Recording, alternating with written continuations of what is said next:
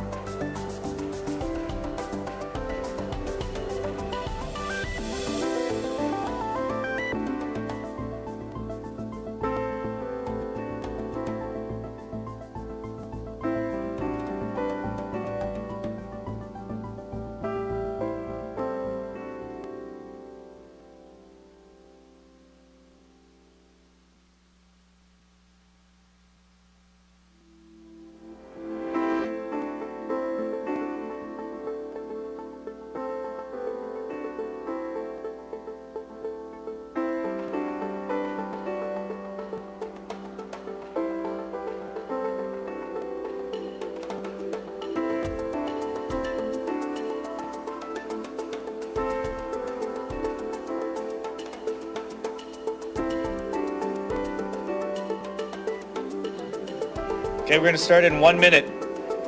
1 minute, please.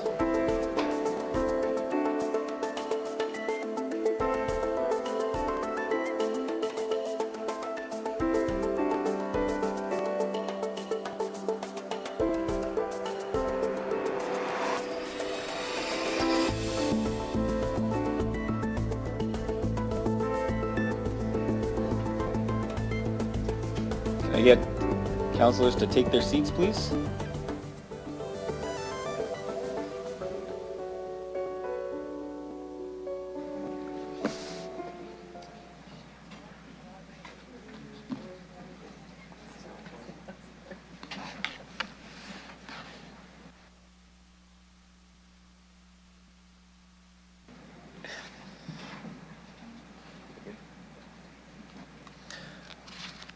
Okay, I will call the meeting to order.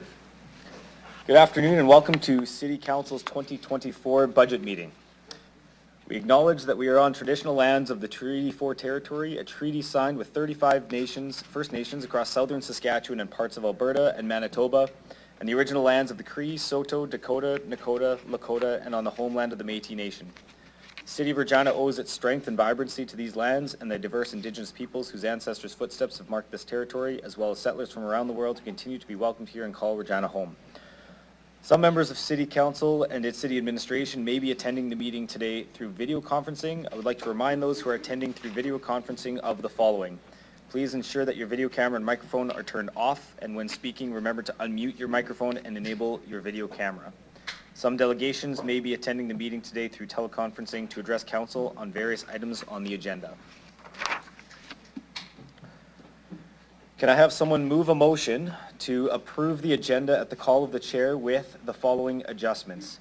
To add communication CP 25-16, Dr. Patricia Kell, National Trust for Canada, and the list of delegations, and withdraw motion MN 24-5, reconsideration of fluoridation of Regina's water supply from the March 17th, 2025 budget meeting agenda, as it will be considered at the May 2nd, 2025 special meeting of council.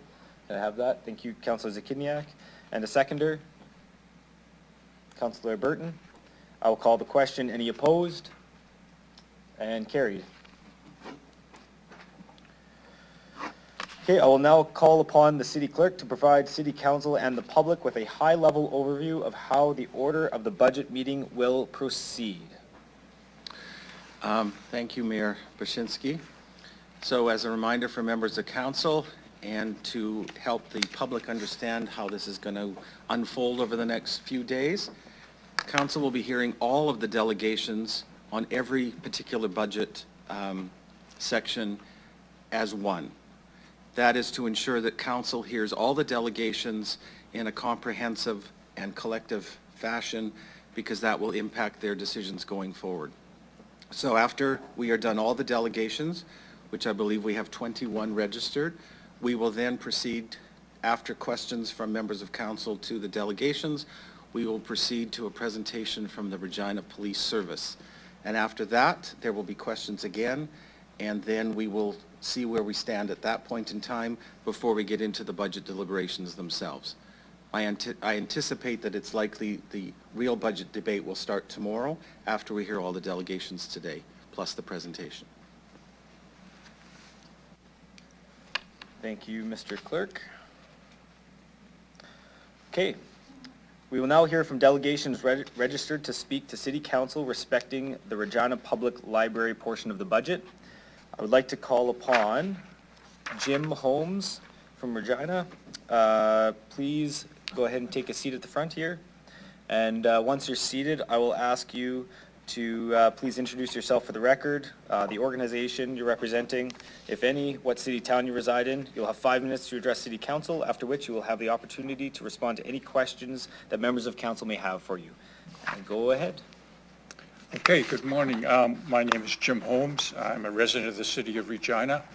I'm just representing myself here. I'm a big lover of libraries and books and old buildings, so I'll leave that as an introduction. I think what I want to do is, I know you guys have got an incredible agenda ahead of you, so I'm not going to read through this whole thing, but I will try and highlight some points. The first thing I want to talk about is the library board says that the current building that was not built to last. And there is no evidence for that statement. There have been a number of architectural studies. They all say basically the same thing, that the building was designed utilizing building technologies that were at that time state-of-the-art. The exterior of the building finishes that were originally used are high quality and durability as expected as a public civic building.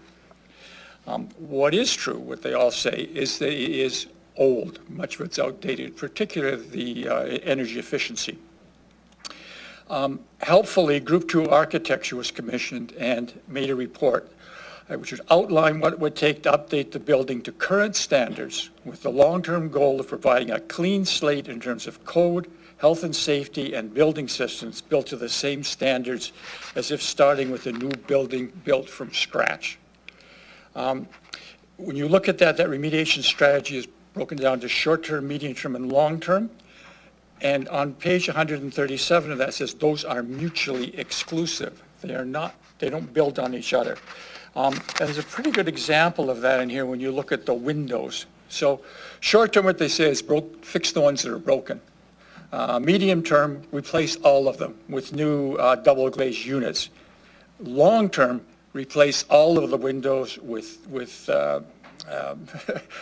replace all the windows with new thermally broken glazing frames, either aluminum or fiberglass, complete with sealed units with new double glazing, low E-coating for higher R value of the entire window. So the key here is that when you're looking at that report, you want to look at the long-term ones. You don't do short-term, then medium-term, then long-term, and add them all up like that's what it's going to cost. There's no point at this point. When you look at that, when you look at the Group 2 estimate, they come out with that long-term cost is about $399 a square foot. That number is important because if you look at Alberta, where they actually built libraries during this time, there were 2 built then. One was one in Calgary, 2018, $244 million for 240,000 square feet, or just over $1,000 per square foot. In Edmonton, 2 years later, 230,000 square feet for a cost of $89 million or $387 a square foot. So you notice that the cost of renovation in Edmonton and in Group 2 are about the same, $1,399, $1,387. So that's the key thing, is that renovation can be economical and the most efficient way to go. The second question is lots of debates about how big the library needs to be. And that's not a simple calculation. But typically, that's expressed as how many square feet do you have per population. and the library names a number that they like, okay? It's Surrey, the ratio is about 0.12 of a square foot per capita. Calgary, 0.17, Edmonton, 0.21, Winnipeg, 0.24, Halifax, 0.25. The current Regina library is about 0.41 per capita, and if we doubled it, or if we added the extra 100,000 square feet, it would go to 0.63. So basically, Regina is bigger than all those other cities that are named.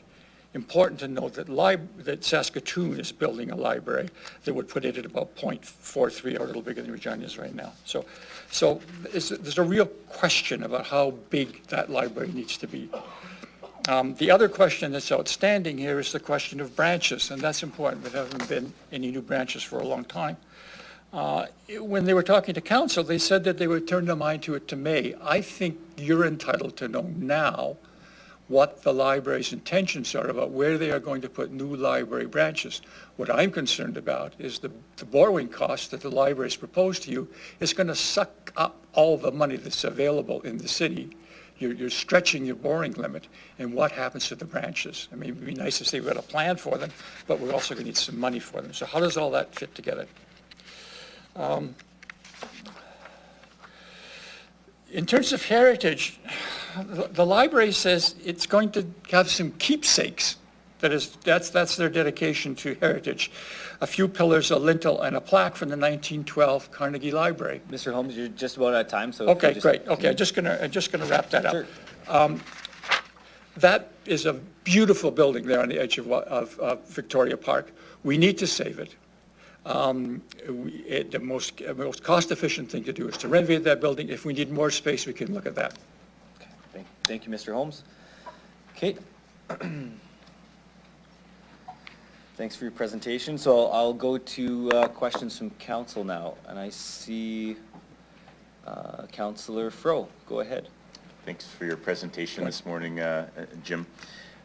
Oftentimes when we assess a project, we weigh things. We have a matrix in terms of how we weigh various things, and that relates to some of the strategic intents we care about. And so when you look at Central Library renewal, understanding your preference in this point, can you let council and through council, the library board, know how you would weigh it in terms of built history and cost and accessibility and some of the other factors, that you and I have spoken about? I think we'd benefit from hearing how you determine what the best solution is if you were looking at various proposals. I guess the first priority would be the library has to meet the needs of the community. So that's, and that can mean a whole lot. That has to be weighed. But the second priority I would put is the heritage. When you look at the library, when it was built in 1962, there were very few buildings in Regina that were 60 years old. Maybe the Anglican Cathedral, certainly the chapel at the Mountie Barracks. Not very many of them were built before the turn of the century. So heritage is now, right? If we lose that building, it's gone. So that's part of it. I mean, there's a whole cultural thing around that Azumi library and his personal story and the contributions he made to Saskatchewan. So to destroy his building is a really serious step to take. Maybe if the building were in fact incapable of renovation, then it would be inevitable to knock it down. But there's no evidence, no architect has ever said that, has ever said that the building it wasn't built fit for the purpose, and no one has said that it cannot be renovated. So I think that would be the first priority. And then we figure out, can we fit everything we need in a renovated building? And if we can't, then where does that expansion take place and how? There is room to the west, is that enough? Lots of other questions. Thank you, Councillor Fro. Councillor Zakiniak, go ahead. Thank you. Thank you for sharing your concerns with us today. What I'm wondering is, I'm sure you're aware that the library board makes the majority of these decisions with us making decisions on their budget and debt financing. On what occasions, if any, have you had the opportunity to share this feedback with the whole library board or management at the library, and can you explain how that went? Or Yes, I mean, I've certainly shared my concerns, and I've been sort of supporting cast for other people making the presentation to the library board. I think what I can say to you is that they listen politely. So there's that. The problem is that the only real surveys I've ever seen, and I don't want to claim any scientific, validity for them, is that most people want that building to stay, okay? And I don't see in anything the library has ever done lately where they ask that question. They certainly say, you want to see the library renewed? And I put my hand up, yeah, absolutely, right? But what does that mean, okay? So that's the question I would have. It seems to me there's a single-minded approach, certainly in the, expression of interest thing, saying, knock this one down and build another one, or find us another old building to renovate that might be better and bigger. I didn't see anything, the expression of interest, saying, give us a proposal to renovate this library and then do what's necessary to meet our needs. Okay, thank you. Okay, thank you, Mr. Holmes. And seeing no other questions, I'll ask you to take your seat back in the gallery. Okay. Thank you. Thank you very much.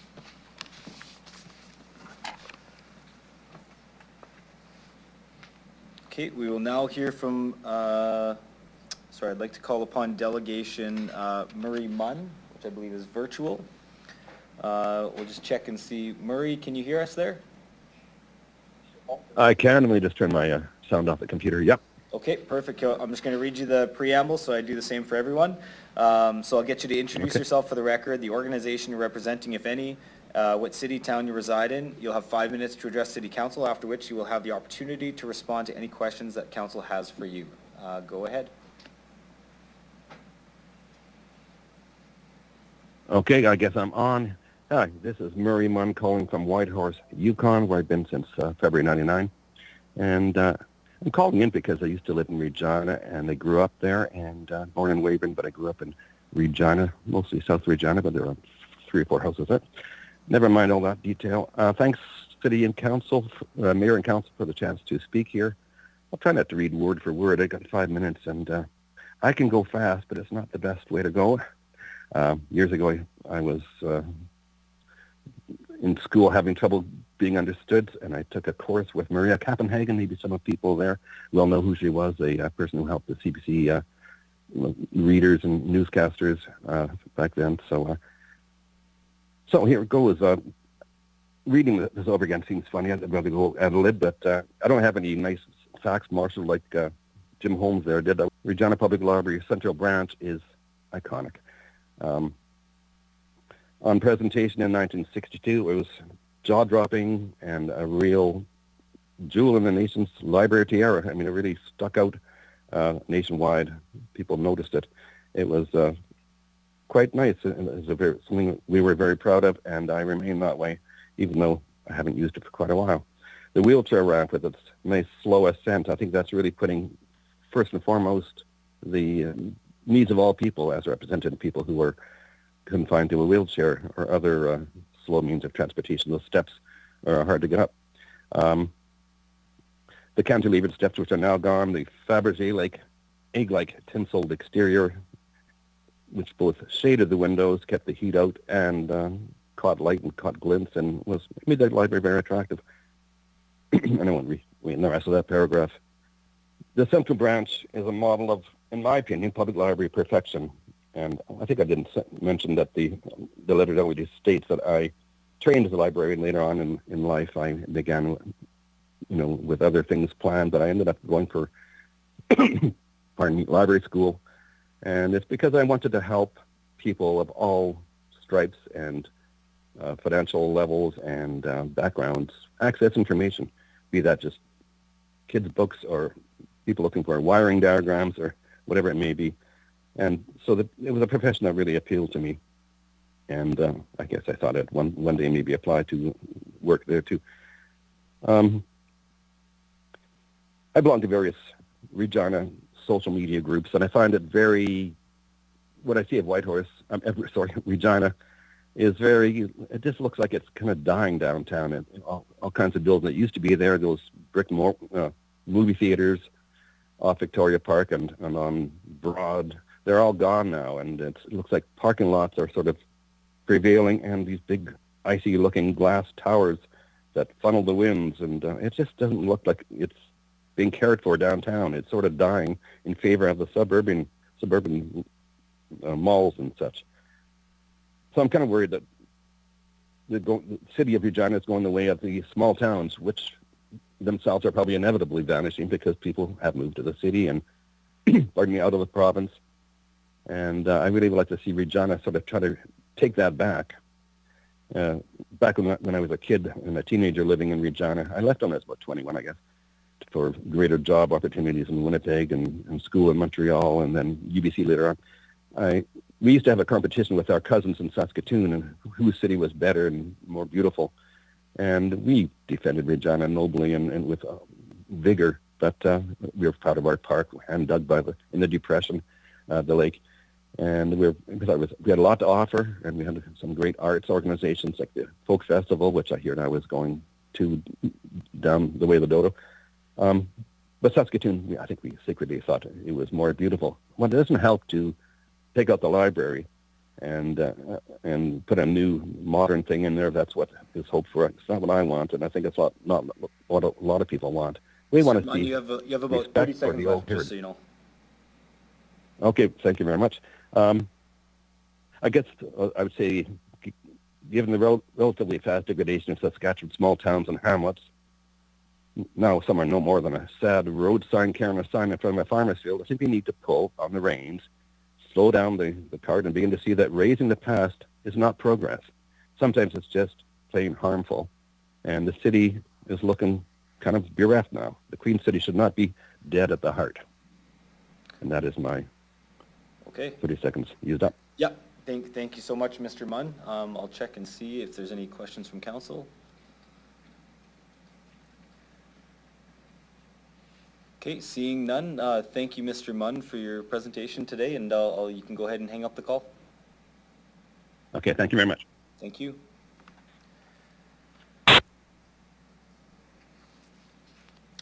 Okay, I'd like to call upon Delegation Joanne Havelock. You can come on up to the front. Oh, sorry, that's virtual as well. Okay, we'll just wait and make sure she's online here. Joanne, can you hear us? Hello? Hello, you can hear us okay? Hear me? Yep, we can hear you. Yep. Okay, so Okay. Joe, I'm just going to read you the preamble the same as everybody else, so I'll get you to introduce yourself for the record, the organization you're representing, if any, what city, town you reside in, and you'll have 5 minutes to address City Council, after which you'll have the opportunity to respond to any questions Council may have for you, so go ahead. Hi, my name is Joanne Havelock. I'm from Regina. I'm representing Friends of the Regina Public Library. Libraries are essential to Regina's community. The resources and programs provided by the excellent staff are a great benefit. Under Section 22 of the Public Libraries Act, Council can approve all or part of a mill rate. Section 24 regarding acquiring a site or building or erecting a library building, Council can provide the sum or any portion of that sum requested. So Council does not have to approve all requests. The RPL is asking for a 4.85% increase in its mill rate for managing and operating the library this year. The RPL's long-term planning for current library branches and services to new and underserved areas should have started before making expensive plans for Central Library. We question how will the taxpayers of Regina be able to afford both. The RPL board now says it is open to all options for Central Library if they are presented by developers.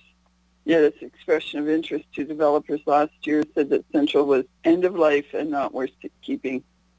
This message should change to support an upgrade of Central, plus additional stories and or a tower in the west, importantly in the upcoming request for qualifications for developers and requests for proposals. Council should not approve the separate mill rate increase of 5.5% each year over the next 5 years for Central, since so far it means demolition and replacement. Council cannot tell the library what to do, but it can indicate it would be more likely to support the 5.5% if, one, the RPL agrees to the sensible solution of a renovation in addition to the RPL saves some of the 5.5% for future branch development. The July motion of giving a loan for 92 to 119 million will not be part of the vote this week, but in future, Council should tell RPL that those funds will depend on having an overall strategy for all city areas and the preferable option of renovating and adding to Central. Central is a heritage building legally protected under the Victoria Park Heritage Conservation District bylaw under the Provincial Property Act, Heritage Property Act. The Mackenzie Gallery exhibit helped us understand that the wonders of the designs by Regina architect Kiyoshi Izumi, the first known Japanese-Canadian architect. Recently, the National Trust for Canada, an independent charity empowering community to save and renew heritage places, has written Council to urge Regina to retain and refurbish Central. Council should remind the RPL that it has a moral and legal duty to follow the spirit of the Conservation District bylaw. Architectural reports commissioned by RPL say Central is well built and suitable for renovation. Demolition would lead to a huge loss of embodied energy. Renovating would cost less than demolition and replacement. Even with adding on additional stories, still less. Recently, research located a 1993 study by Arnott, Kelly, Connor, and Associates Limited, architects, engineers, planners. Gordon Arnott was one of the original architects of Central. This report contains architectural drawings for adding a third story on top and a 6-story west tower, showing it is possible and could be cost effective. Over the years, the RPL has not upgraded electrical boiler and other systems and now claims the building is the risk. This is demolition by neglect. The rough estimates for upgrades appear to be considerably exaggerated. The public should have input now on the real needs for a downtown library. Central is already a hub. Ms. Havelock, you have about 30 seconds left. Okay, that's great. The RPL has issued vague descriptions of what its customers want, so-called customers, not patrons, based on surveys slanted towards the new building and never asked if people agreed to the destruction of the current building. The RPL says the doubling of Regina's population necessitates the doubling of Central, but since '62, an extensive network of branches has been added, already more than doubling the system-wide footage. I'd like to reiterate our overall support of library services and the value to Regina community. Thank you. Thank you, Ms. Havelock. I'll look to see if there's any questions. I see Councillor Zakiniak. Go ahead. Thank you. Thank you for being here. What I can recall from last term is a commitment from the library board to engage in a more regular way with Friends of the Library. And so I'm curious of your perception of whether or not that has been occurring through the chair. Yeah, through the chair, I would say I haven't seen any difference. They have their meetings with their agendas, and it's very difficult to even get on the agenda to report to the library board. They do answer emails that we do send in, but there's been no public meetings. There's been no invitation to meet with them. Thank you. And my concern is more the public meetings that they're not having. Okay. Thank you, Ms. Havelock. Seeing no further questions, I'll thank you for your presentation today, and you can go ahead and hang up the call. Okay, thank you for the opportunity. Thank We you. look forward to further dialogue. Thanks very much. Okay, I would like to now call upon delegations Jeff Barber, Marge Gavigan, Curtis Smith, and Mitchell Colbeck. Please come on up to the delegation bar. Once you get up there, you can please introduce yourself for the record, the organization you're representing, city you reside in, and you'll have 5 minutes to address City Council, after which you will have the opportunity to respond to any questions that members of council may have for you.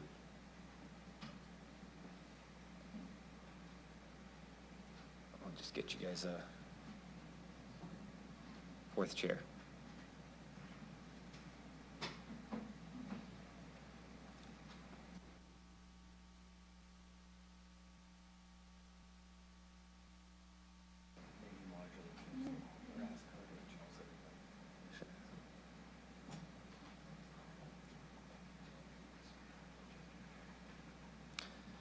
Maybe Marge will probably get you to start and introduce everybody. Okay. Good morning and thank you. My name is Marge Gavigan. I'm the chair of the board for Regina Public Library and a resident of Regina.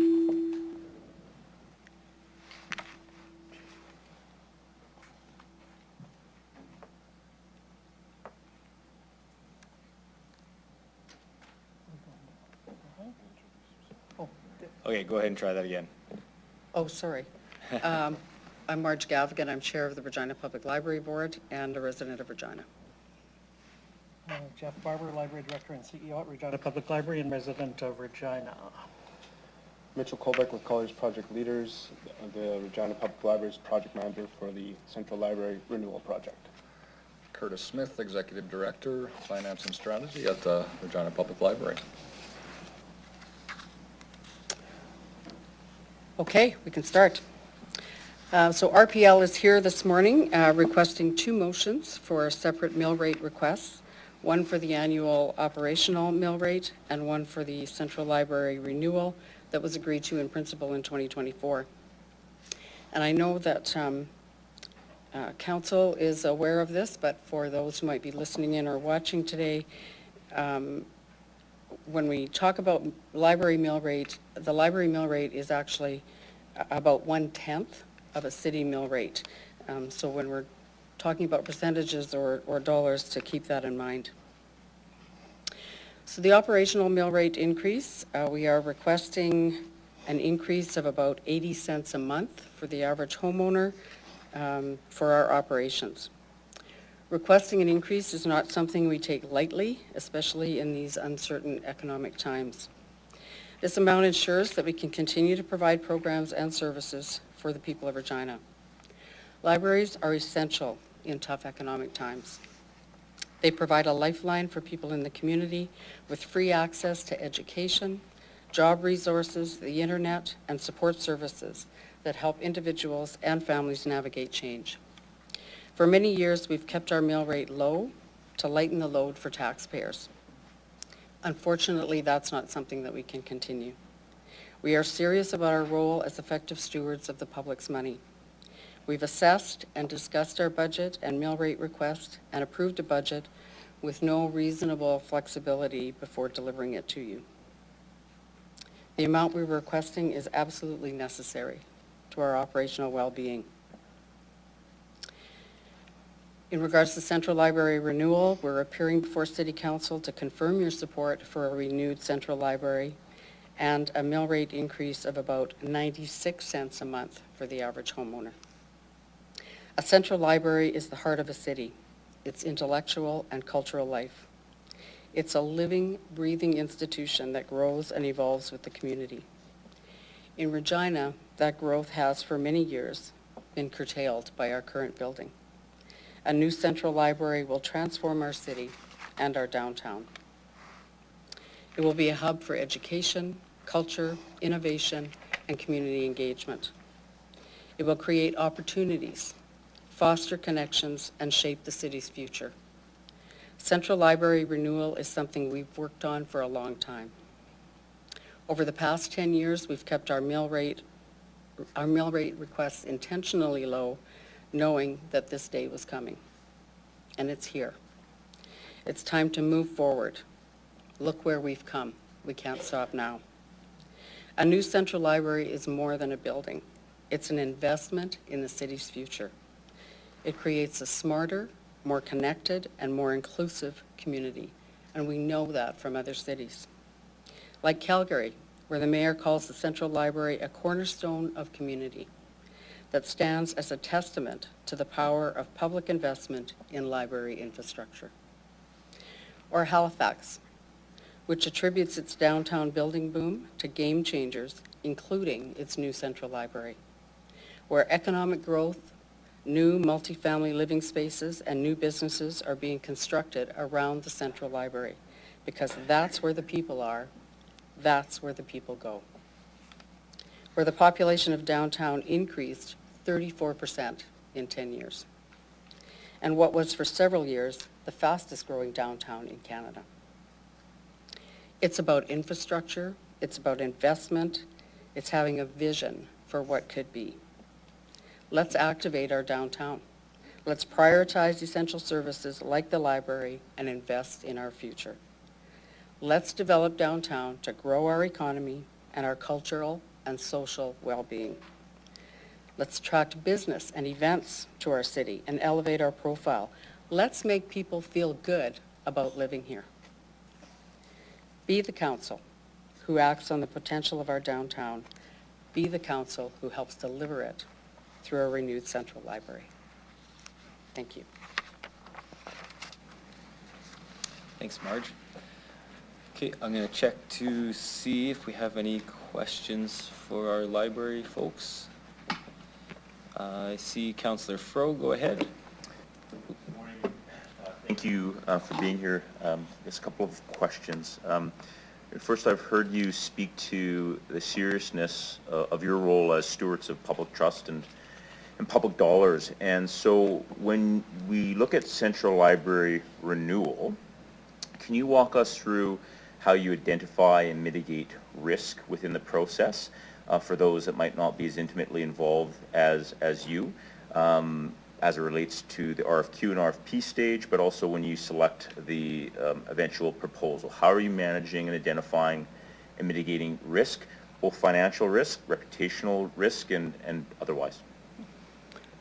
Can I speak to it just from a board perspective, first of all, because we're ultimately responsible, and then Mitch will be able to answer that question more fully. But I do want to say from a board perspective that we do have discussions all the time. I mean, the risk of what's happening, both with the current building and what could happen with a renewed library, we talk about on a regular basis at our strategic planning committee meetings. It's not something that we take lightly, and I can assure you that as new risks come up, we talk about them and discuss them and figure out what it is that we are going to do. Lots of times that's turned over to administration to deal with, or to the owner's representative. But for the individual parts, Councillor Fro, I'm going to turn it to Mitch. Yes, thanks, Marge. Through the chair, to answer your question there, Councillor, there's several areas that we do to make sure that we're managing risk throughout the project. Our number one risk mitigation strategy is the process that we've put in place. Sorry, can everyone hear me okay? No? I'll speak up a little bit more. There we go now. Okay. Sorry, through the chair, to answer your question. My job, why I've been retained by RPL, is to manage risk throughout the life of this project. My role is to ensure that at the end of this project, we've successfully measured its outcomes, that we have a successful project. Going back to what our objectives are for this project is a good way to ensure, are we advancing it in a financially reasonable manner. So we're looking at responding to community priorities, enhancing RPL's programs and services, improving quality of life for all, support economic growth, and then financial efficiency in the solution that we have, looking from a net present value, a life cycle cost perspective of the solution. But when we look at mitigating risks, it's really about the process that we have from a procurement. We are advancing with our technical advisor, our legal advisor, our financial advisor, our fairness advisor. We've had a great team on board here to help mitigate the risks as we advance. and that will be best answered through the procurement process. So you mentioned the RFQ process and the RFP process. The two-stage procurement process will allow us to ensure that we first have qualified developers that are engaged with us that are able to deliver a project of this magnitude. Secondly, that they have the financial capacity to ensure that they're able to deliver on this project. So we want to make sure that we're working with a partner that is able to provide us an appropriate solution. And then second, through the RFP process, a strict evaluation criteria to align with what our project success metrics are. It will be critical to managing risks. Thanks. Understanding that there's folks in the community that have some concern about the mill rate, but also to Marge's context on what a mill rate sort of reduction means. Am I correct in understanding that a 1% mill rate reduction equates to about 17 cents a month for the average homeowner, but perhaps a $250,000 reduction to the library? And if so, walk us through some of the implications of what a reduction to your request might look like as it relates to service to the community, please. Sure. Yeah, so through the mayor, great question, Councillor. So you're absolutely correct. So a 1% reduction in that mill rate is 17 cents per month for the average taxpayer, and $268,000 lost for the library if that was reduced. And that is a significant amount for us, right? So that equates to things like 3 to 5 FTEs in that amount. That's almost our entire budget for delivering programs that benefit many citizens of Regina. With any reduction, there's always risk to service reductions. There's risk to being able to maintain our facilities, which ultimately impacts service. So I think those are just a few examples of some of the risks. And I think maybe just to add one more point, you know, one of the reasons our mill rate may appear higher than in the past is, you know, as Ms. Gavigan said, is we've had an average mill rate of about 2% over the last decade, and the Saskatoon Library is around 4%, the City of Regina is around 4%. So the more you make those reductions in the past, it's very difficult to make future reductions without impact. So hopefully that helps. Thank you. Last question. We've heard today and over the last several months from supporters of the library that claim a renovation and restoration of the existing facility maybe hasn't been given its fair due. So as it relates to the RFQ and RFP process, can you walk us and the public through how you're considering the existing central library renewal and refurbishment as an option? And what, if anything, have we changed in our process, given what we've heard from the community and their interest maybe being more proactively engaged? So how are we responding to those questions and criticisms with our existing process, and are we open to changing our process at all, given what we've heard today and over the last several months? Thank you. Process. Yeah, through the chair, regarding the process, I'll bring us back to the first question you asked about how do we know if we're successful? So we know that we're successful if we've met our scope objectives of the project, right? So that's our functional program, that's our space requirements, and also our quality objectives. That's our number one success criteria. Other success criteria includes the engagement with public through this process, the engagement with city administration and city council, as well as ultimate success metrics being the outcomes of the number of visits that we want the new central library to have. So regarding the solutions there, when we're going through this procurement process, we require a developer, a partner that is able to meet that criteria. So one of those questions specifically is about the renovation of the existing space. The existing space is about half of what we would need for a successful new library. Originally, our metric was 150,000 square foot was required for programming and services. That was compromised down to 125,000 square feet last year through the process with City Council. So the solution that a developer would need to provide would need to meet that space requirement, those space and quality objectives that we have. So a renovation of the existing facility is not out of the question, but it must then be supplemented to meet the overall needs of that facility. Thank you, Councillor Fro. Councillor Zakiniak, go ahead. Thank you.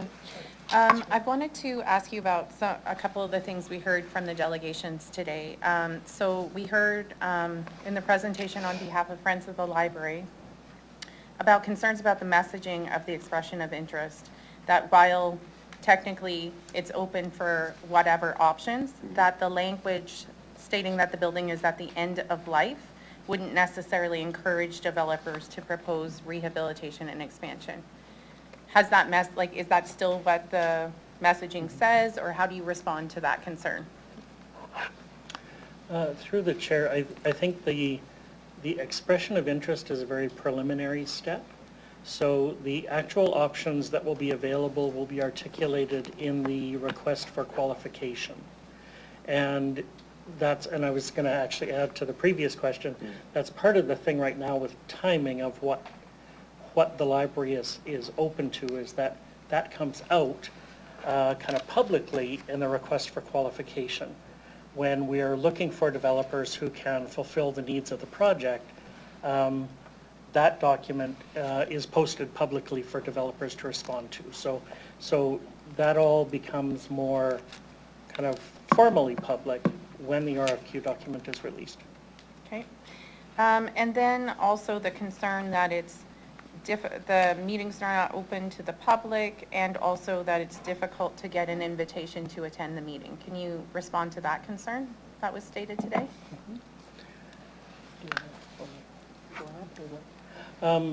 The RPL board meetings every second month on every fourth Tuesday are open to the public. Okay. And I would have to say I do not remember the last one that did not have a delegate from Friends of RPL at it. It's been a while. So they are typically present. I think in terms of that engagement, we do not invite. We are holding a public meeting, and the public is welcome to come. Okay. And then part of your presentation talked about intentionally keeping previous mill rate requests low. So just trying to understand, when you have the chart, and it talks about from 2016 to 2024, and this one is the highest mill rate request in that chart, wouldn't it, like, knowing that this dedicated mill rate increase was coming this year, what would be the rationale to keep those ones low and then come with a higher one this year when you already have the dedicated? I can maybe start with the numbers, and if others want to add something else, feel free. I think the answer to that question through the mayor is, I previously said we've made significant reductions, and it is more difficult to make those reductions, right? So I'll maybe give a couple examples of what we did in that 2024 budget. We reduced our software costs in the budget.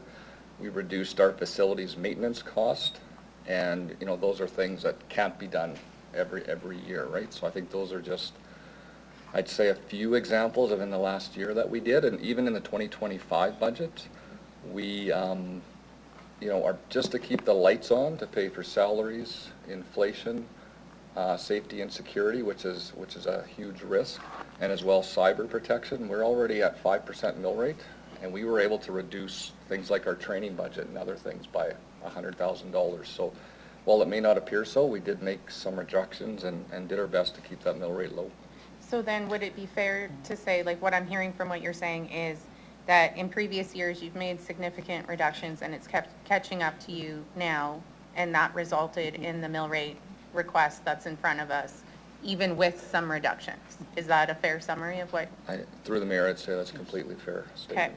And I would, sorry, Councillor, I would just add, in terms of the approach behind that question, that has been, and if you look at, I would say the difference, for example, between Saskatoon and Regina over the years, it has been an intentional approach of the boards to handle, knowing that Central Library is coming, they've both been handling it differently.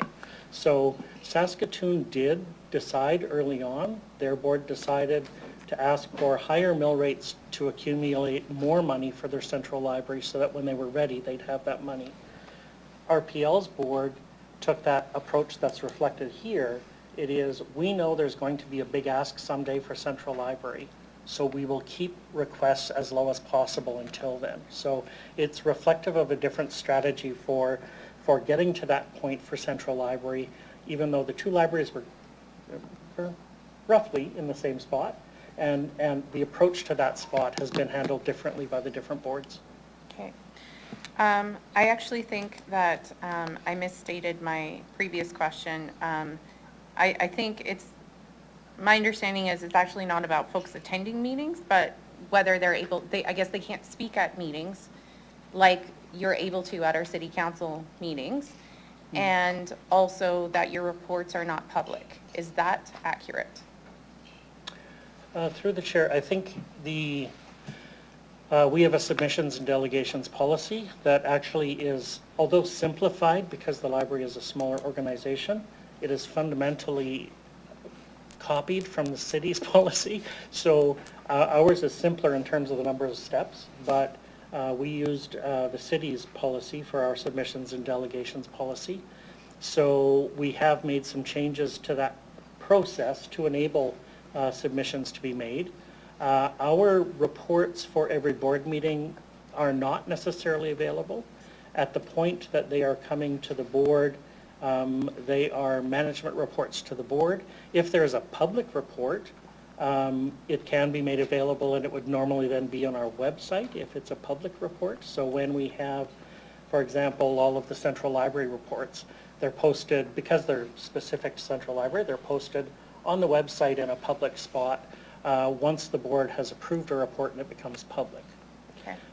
Am I remembering accurately that there was a commitment to continue to engage with Friends of the Public Library, and whether or not this is something that you're committed to continuing to engage with that group and anyone else in the public who would like to meaningfully give feedback? Is that accurate?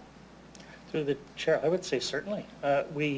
We are, and as I think Joanne mentioned, we certainly do receive periodic emails with questions, and we respond to those. But yes, certainly welcome from anyone in the public. The Friends of RPL are not officially aligned with the library, so anyone from the public is able to do that. Okay, just a couple more. How much do you currently have in your reserves for the Central Library renewal? Yeah, I can take that. So we currently have approximately $20 million, which obviously helps reduce the debt requirement from the city. 20 million, okay.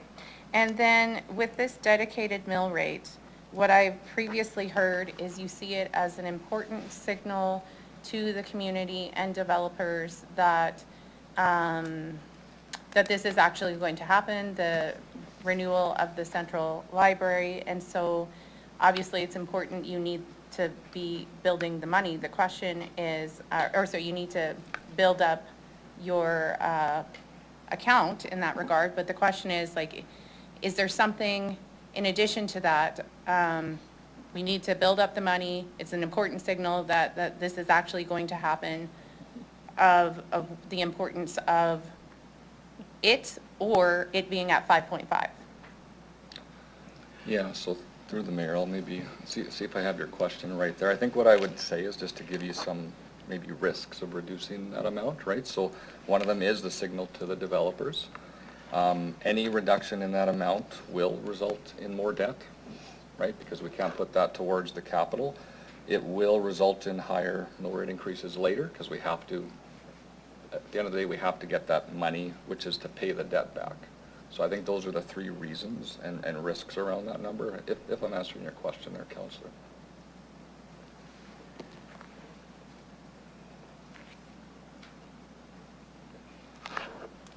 Yeah, I think I'm good. Thank you. Thank you. I'll move on to Councillor Burton. Go ahead. Thank you.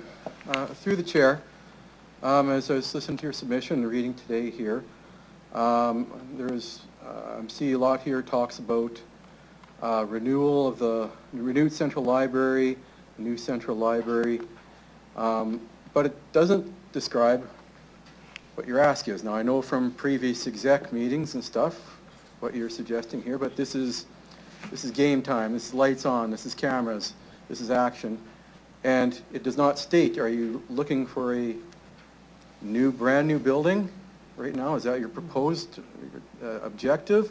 Are you looking to refresh the existing one? Right now I feel in this forum here, which is people, this is what they're going to be tuning in for, I don't think this articulates what you're actually after. So I was wondering if you could add to that to expressly state what your objectives are, or maybe in a priority of outcomes that you think would be what you're after. Through the chair, I'll start and then maybe turn over to Mitch. A part of the reason for that is the process itself, and that in going out to a request for qualification and then a request for proposal, it is intended to be a very open process. And in that, what we have done is we'll be articulating 7 possibilities for what that is, whether it is restoration and expansion, whether it is renovation of an existing space that the library can work in.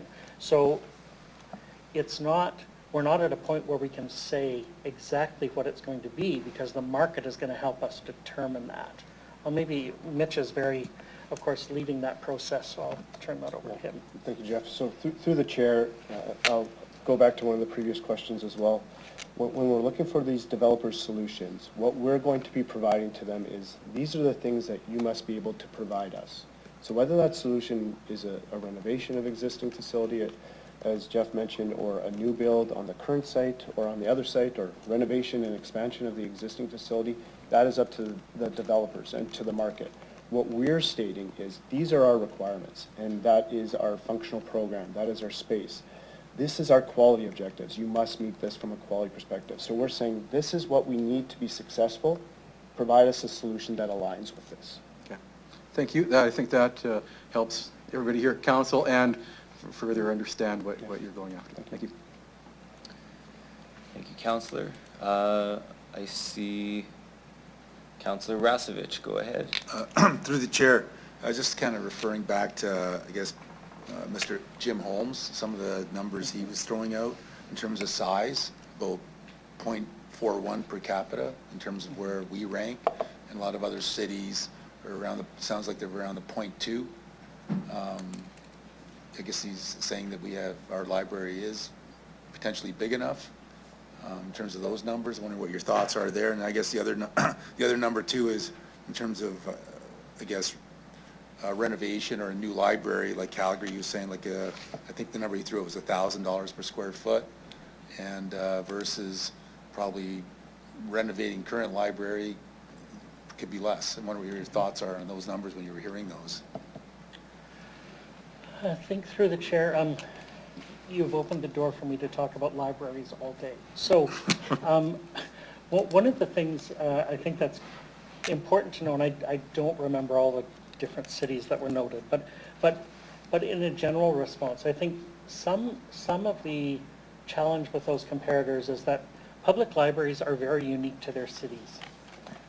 We have, of course, we talked about Halifax. Well, Halifax is a great library. As a central library, it's a little on the small side for the population of the city. It's also, though, in a city where some people have to take a boat to downtown. So that they are built in a different way, and that their central library is perhaps a different size than a 450,000 person city might normally indicate, is reasonable. A place like Surrey, where Surrey, BC is a municipal consolidation of multiple municipalities that, until this central library went in, had no downtown at all, because it was a bunch of little towns pulled together. So this central library was one of their first moves to create a downtown along with their city hall.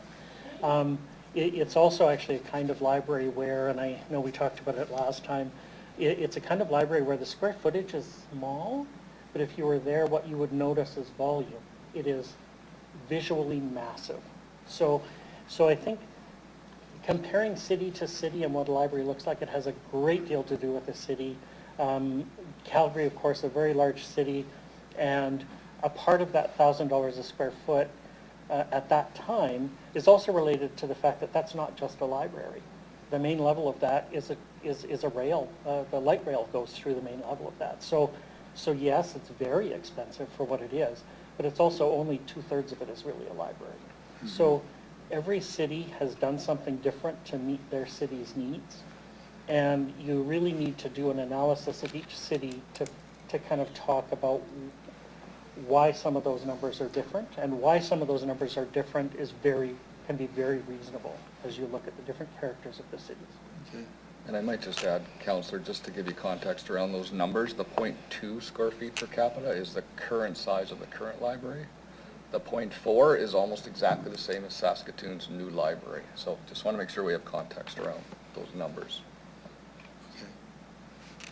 I guess one more question, this through the chair is, I know I've been, not that I go to the Central Library a lot here, but just a few times that I've been there, you know, I think, you know, we have an art gallery in this current library. I think you mentioned that there's only 2 libraries in Canada or something like that that have an actual art gallery in their central library, you know, and I think to the left when we walk in, there was another big room that's just had a couple tables in it and et cetera. So I guess my thinking is, you know, if you guys thought about, you know, maybe if, depending whatever programs you have, can you use, seems like, can you reorganize space, I guess, even if there was a renovation and et cetera?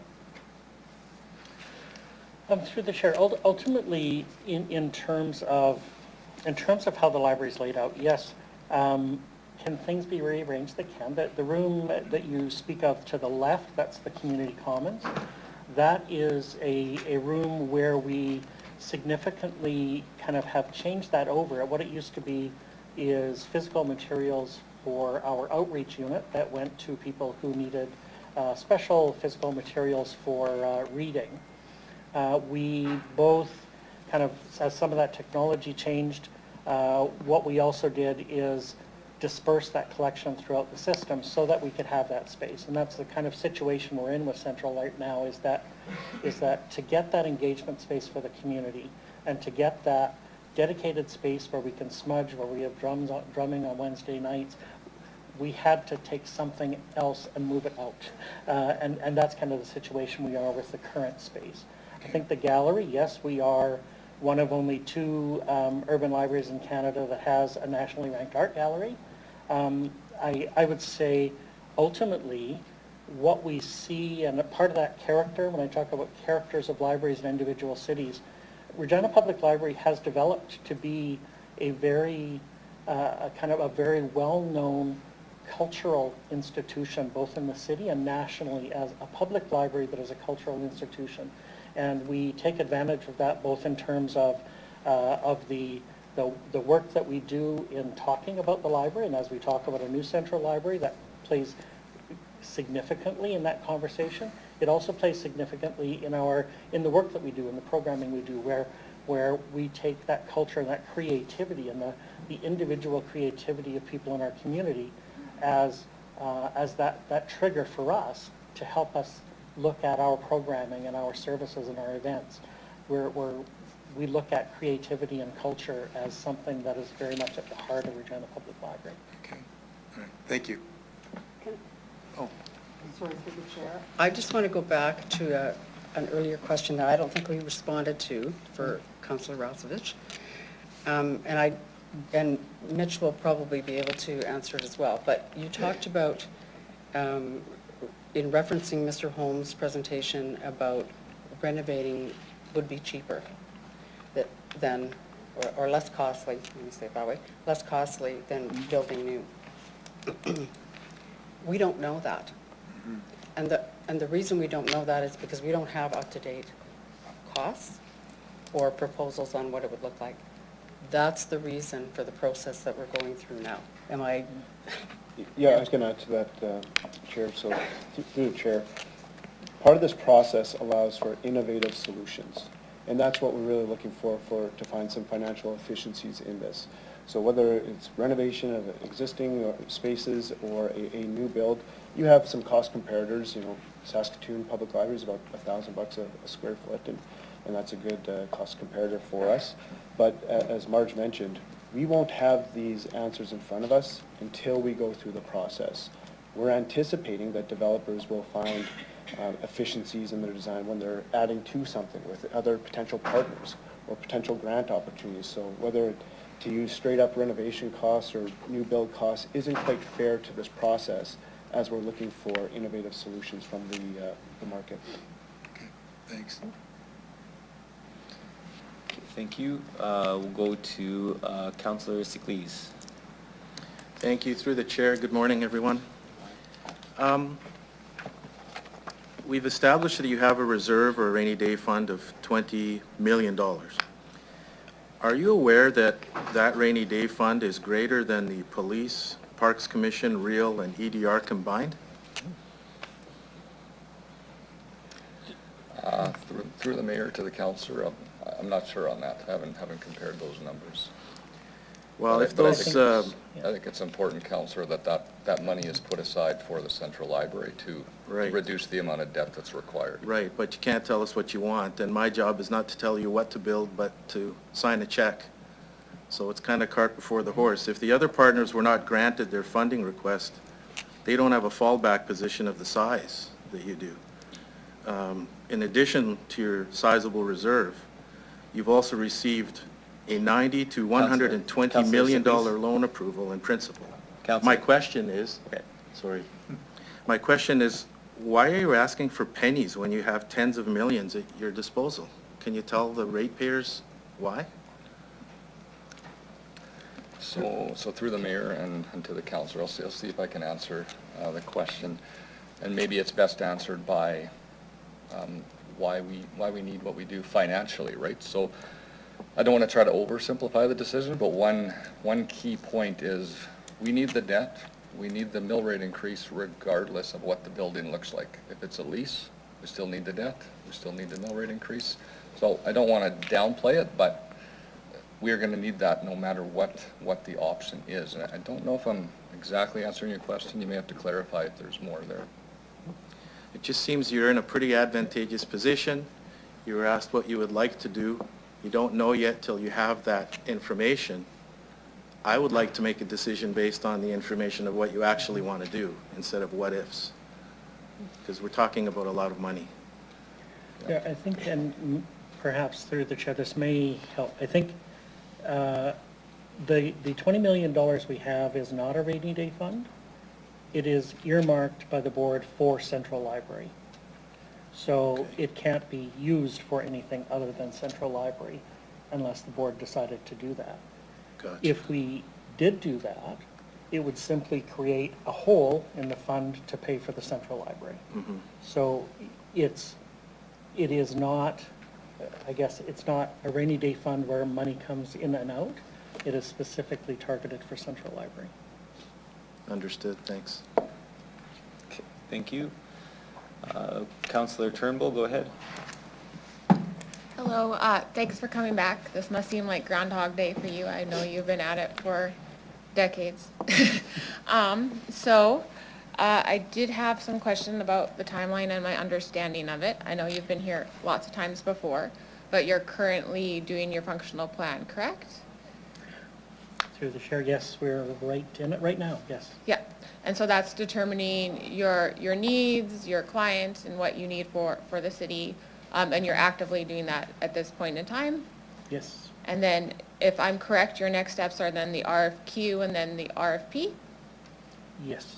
And then you expect that to actually sort of come up with some sort of suggestions, sort of closer to December, November? Perhaps I'll leave the timing to Mitch. Through the chair, I appreciate the question on the timeline. So as you mentioned, our critical path right now is the functional program and all our owner statement of requirements. Those are the documents that we need to provide the market with sufficient information to allow them to adequately provide a response. So those are the critical path that allows us to get to the RFP. As far as when we anticipate the end proposals, we're still on track based on our original schedule from last September, around December or January for when those proposals are anticipated to be received and evaluated. So if my assumption is correct, that would put your actual proposal for pathway would be closer to our next budget cycle, not this budget cycle now. So, because our next budget cycle is December. So we're back at this in December. Yes.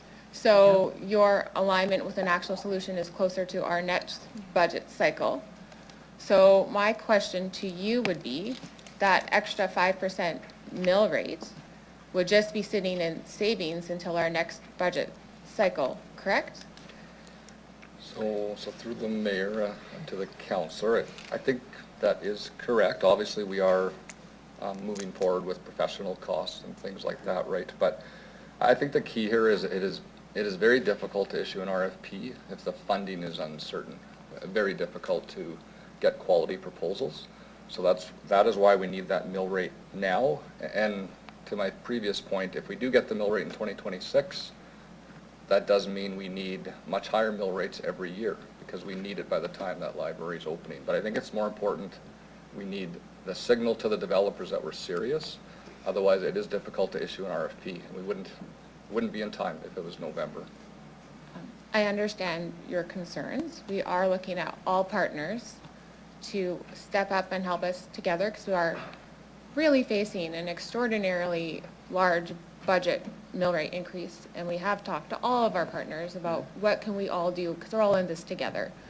And so we do have the expectation that every single one, everywhere, is doing their best and to come with a little bit there. So I'm just seeing that maybe this 5%, which isn't needed until next budget Council, cycle. do you have a question there?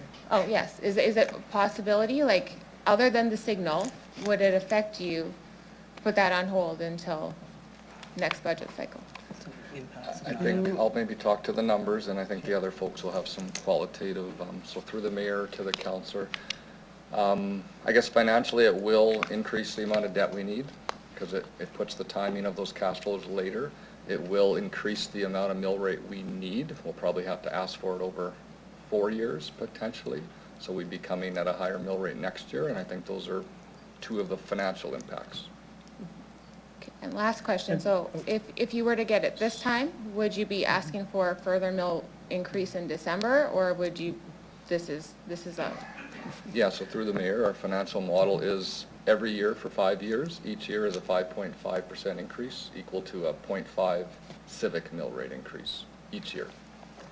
And that aside from the remodeling of the financials that would need to be done, it would be, as Curtis said, it would put us in a position of, I would say, sitting here next December saying, we still need the confirmation now of this funding in order to go to market. Because if we continue with our current schedule with an RFQ in the spring, RFP, getting ready for next December and January, we have from our market sounding heard resoundingly that developers want to know that the city is committed. If we don't have a mill rate this year that shows the city is committed, I don't know who is going to respond to an RFP. Okay. And then I guess just which is more, I guess, a priority to your group, the operational mill rate or the dedicated central library mill rate? Like, is there? Well, through the chair, they're both a priority, Councillor. Obviously, I mean, you've heard what would happen if we don't get the mill rate increase for operations. It could mean fewer people working for the library. It could mean a reduction in programs and services. So that's the impact for that. If we don't get the 5.5% mill rate increase for the central library renewal, then that impacts that project. It probably delays it yet another year. And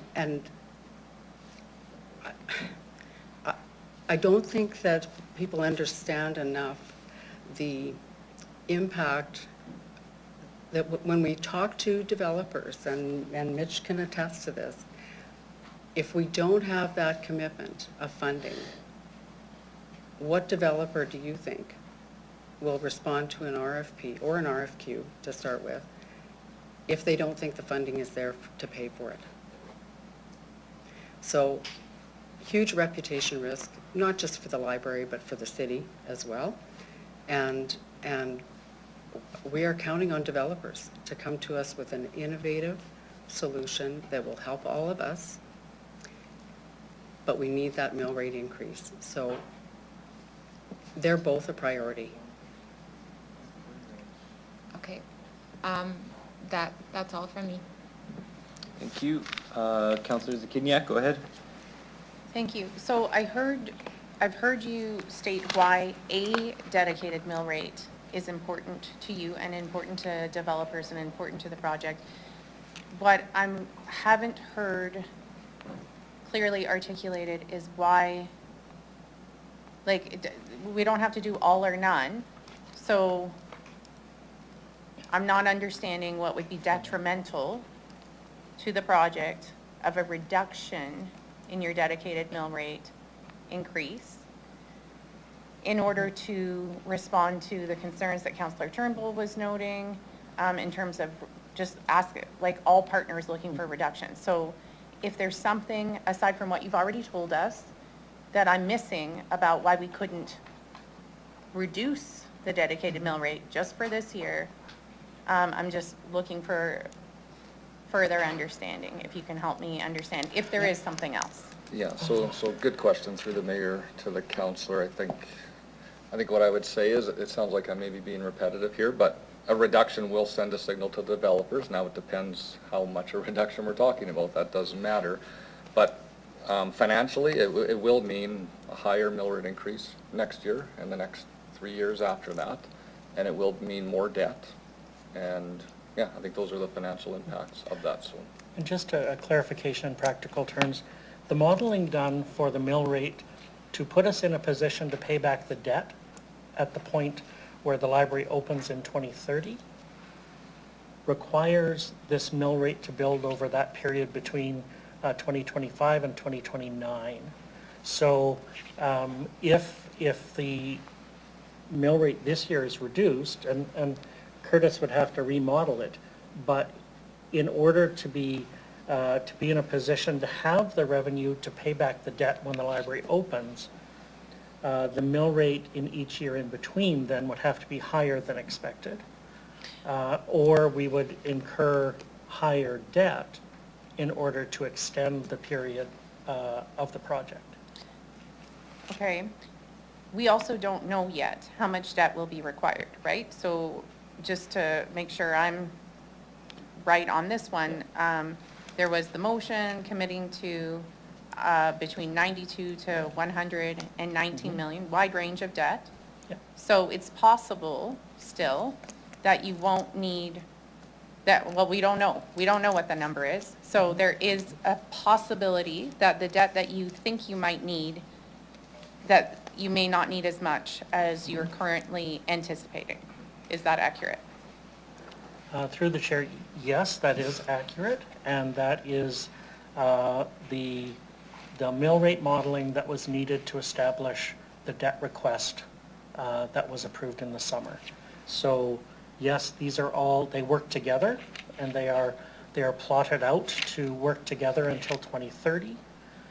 We committed at that time then to, yes, come back to council once we had those proposals at the end of the RFP process to talk to council about, so here they are, this is where we actually are, and that, yes, it would get finalized at that time. In the meantime, yes, we're requesting the 5.5%, and if ultimately we don't need that, then yes, next year, I guess around this time, that would be a conversation. Thanks. Thank you. Councillor Fro, go ahead. Thank you. Through the chair, my question actually relates a little bit more to reputational risk. Wondering, given that the last council did approve this in principle, in that Central Library renewal has been approved, the board has approved the process. My question to you is, what does this do to the library and the broader community reputationally if City Council continues to sort of litigate, reconsider, and adjust what a previous council has sent a signal to the community that they've already approved? Through the chair, Can I just, if I may, through the chair,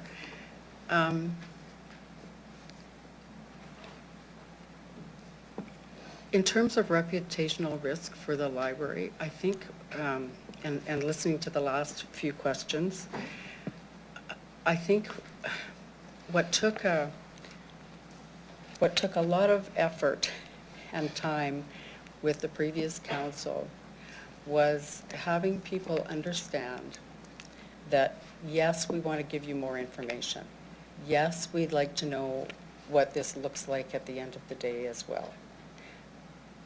And in order to do that, we want to be good public stewards and issue an RFP to get that information. But we can't issue the RFP unless the developers know that the money is there, that there's a commitment to the money. So it's always been a bit of a, well, we don't want to issue you that commitment of money until we know what it is that you want to build. So it's been a bit of a back and forth kind of thing. And we heard, I mean, Mitch can reinforce that we heard from developers in the expression of interest that if there is not the commitment of funding from the city, nobody's going to respond. So in terms of a reputational risk, Councillor, and to be honest, the library, not this council, but the library and city has been through this before. And it's not a fun experience, quite frankly, for anybody. So we'd like to avoid that and mitigate that if we can do that this time. The other thing that I'm going to say is nobody here today is going to tell you what we're going to do if you reduce that mill rate request in these budget deliberations, because that's a decision of the board. And so whatever information, whatever decision you make, will go back to the board, and then we'll proceed accordingly. So if it's a reduction and it means that we have to move to Plan B, I can't tell you what that would be, but the board will be discussing, do we try to continue with an RFP when we may not get quality proposals? Do we delay the project yet again, where it's going to cost us more down the road, and we're back here every second day to talk to you about money?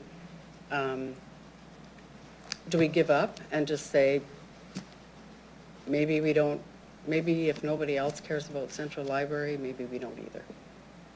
So I'm just throwing out there, there's options, and the board will look at those options, but a lot of work has been put into working the process this way, at the request, I might add, of the city, to get through this process.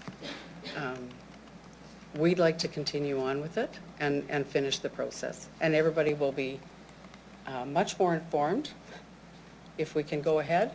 And I think everybody will be much happier with the end result at the end of the day. Okay, thank you. Councillor Turnbull, go ahead. Hi, just another clarification. So for the RFP responses, you indicated in your past meetings with us that you are going to pay the proponents for their work, correct? Yeah, through the chair, yes, there would be an honorarium through the RFP process. And if I can provide maybe some clarity on why that would be required to further answer your question, is that okay? Well, I'm just saying that wouldn't the payment, this is a question. Okay. Wouldn't the payment for the RFQ get you the industry response as they are being paid for the work to respond? Now, through the chair, there's a good clarification there. The honorarium would only occur during the RFP stage. Yes. So this ensures that we have those qualified proponents that are able to provide an adequate solution based on their previous history and their financial capacity to deliver a project of this nature. Why the honorarium is required is fundamentally about the process of getting there, where we are asking for developers to provide us more of a solution based on, here are our needs, provide us a solution to do that, and there's a significant amount of effort to provide that. To the chair, I agree with the honorarium. I just thinking that that might help answer the other question on why would industry respond, and my assumption, and maybe would they not want to respond to get paid for the work? Yeah, so I can add some further clarification. We certainly want to avoid a situation where there's an unqualified proponent that is chasing an honorarium, if you will. And the RFQ process will mitigate that risk. However, the amount of effort that goes into these proposals will not be fully covered by an honorarium. The honorarium amount is half to a third of the level of effort needed from a proponent to go into this. So if the way a developer is going to approach this situation, they'll make a financial decision based on the potential outcomes and the honorarium versus it. Based on 3 to 4 proponents on there, you can understand I have a likelihood of X percentage to advance it with this work, and the honorarium will help off-cost some of that. But what will prevent that situation is if there's no further commitment that this project will be advancing through the dedicated mill rate, there's that lack of confidence and no commitment that from the city that the developer will be able to advance. So that the honorarium will not cover that amount if this project is unable to advance. Maybe Jeff, you have something to add to that? Okay, and then I guess my last question, since we are coming to everyone, there's a little bit of reputational risk to our council to give everyone the full ask, like to treat different service providers differently from each other, because everyone here and who's presented to us has a good service. So I've just... Do you have a question, Councillor? Yes. Okay. So I guess the only question is if there was anywhere you would like to have, where you would be hurt the least with a cut, where would it be if in your opinion? And that's my last time asking that question, I guess. Through the chair, I'll repeat the response that I have already given. They're both a priority. The Regina Public Library Board and administration, our budgets are pretty close to the bone. Always have been. We don't present budgets where we think if you're going to cut something, then here's where we can cut it. We present a budget that we believe is realistic and reasonable, and so that's what we've done for both of these mill rate requests. And nobody here has the authority to say, here's where we could take less, because that has to be a decision of the board. So I think you have to make the decision first, and then the board will take that and deal with it. Thank you. I appreciate your time, and I feel how frustrating this is for you. Okay. Thank you. Councillor Mancinelli, go ahead. Thank you. Just reflecting on your comments, you mentioned about how developers watch for council's reaction to this. It puts either belief or disbelief into what's going to happen. Pretty much summarizes what you're saying there. Council's decisions really influence the outcomes by people's belief in what's going to happen. Is that correct? Yeah. Development in downtowns stalled. We have a higher tax burden on the residents than on commercial compared to other municipalities. The city doesn't build many buildings in a downtown for any kind of an asset. A library for a central location is one of the few decisions we can make. Did you say this would cost about 16 cents a month for the average homeowner? Is that correct? I think it's 17. Through the chair, 1% for the library is about 17 cents a month for the average homeowner. Okay.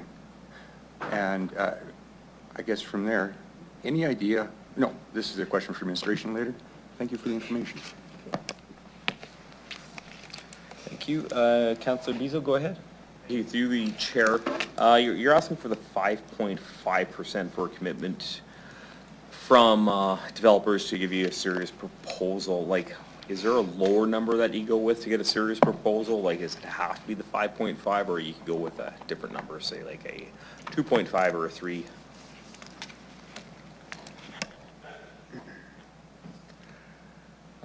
I can try that. So through the mayor, I think that's a very difficult question to answer, right? Obviously, 0 won't work. It's some number in between. It'd be very hard for me to give that number, I'd say. Through the chair, I maybe would ask Mitch. Mitch worked on the process to do market sounding on the expressions of interest and has kind of worked with developers more directly in that conversation. Yeah, through the chair, what we heard back from the market was a resounding that there needs to be a commitment that this project is going to be advanced, that they are willing to commit to the level of effort required for this. I think this project is 15 years in the making right now, and as we went through the market sounding process, there was many developers that said that won't be advancing. You know, we need city's commitment. Without city's commitment, we're unconfident.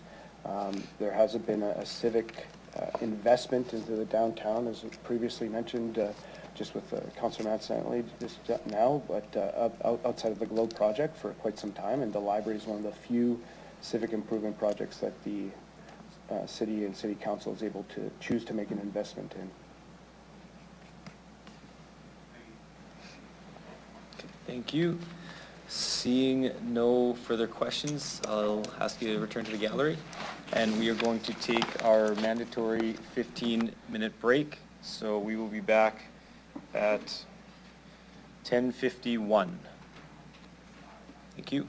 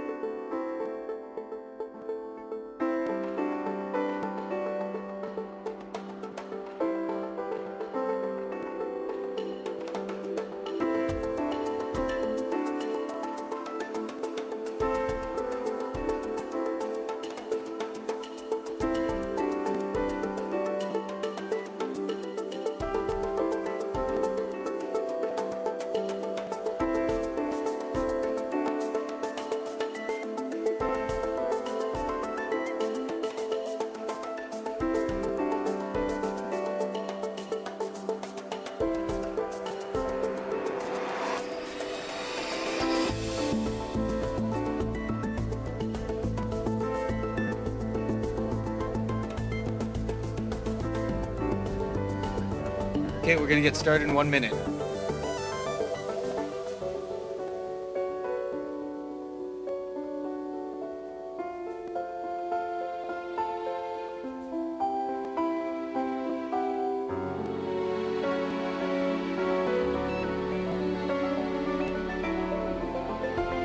I'll ask everybody to take their seats, please.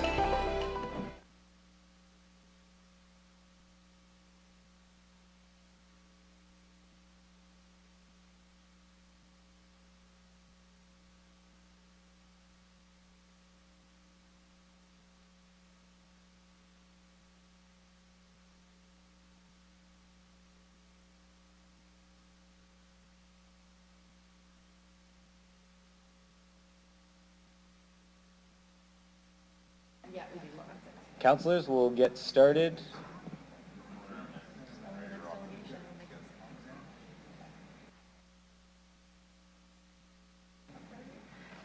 Okay, I'll call the meeting back to order. So we will now hear from delegations registered to speak to the general operating and capital budget. So first, I would like to call upon delegation Dylan Morin. Please come on up to the front.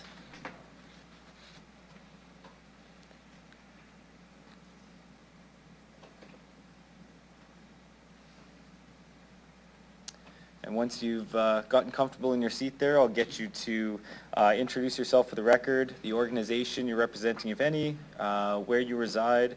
You'll have 5 minutes to address the City Council, after which you will have the opportunity to respond to any questions that council members may have. Go ahead. Okay, good morning. My name is Joanne Munn, and I represent the Accessibility Advisory Committee and the Regina Transit Coalition. So my talk will be on 2 parts. One, transit and paratransit, and the other part, the folk festival, which I submitted in my delegation. First off, transit and paratransit. I've came a number of years to speak, and I would like to see an increase in both transit and paratransit for Sundays. As of now, it goes, transit and paratransit ends Sunday nights at 7 p.m.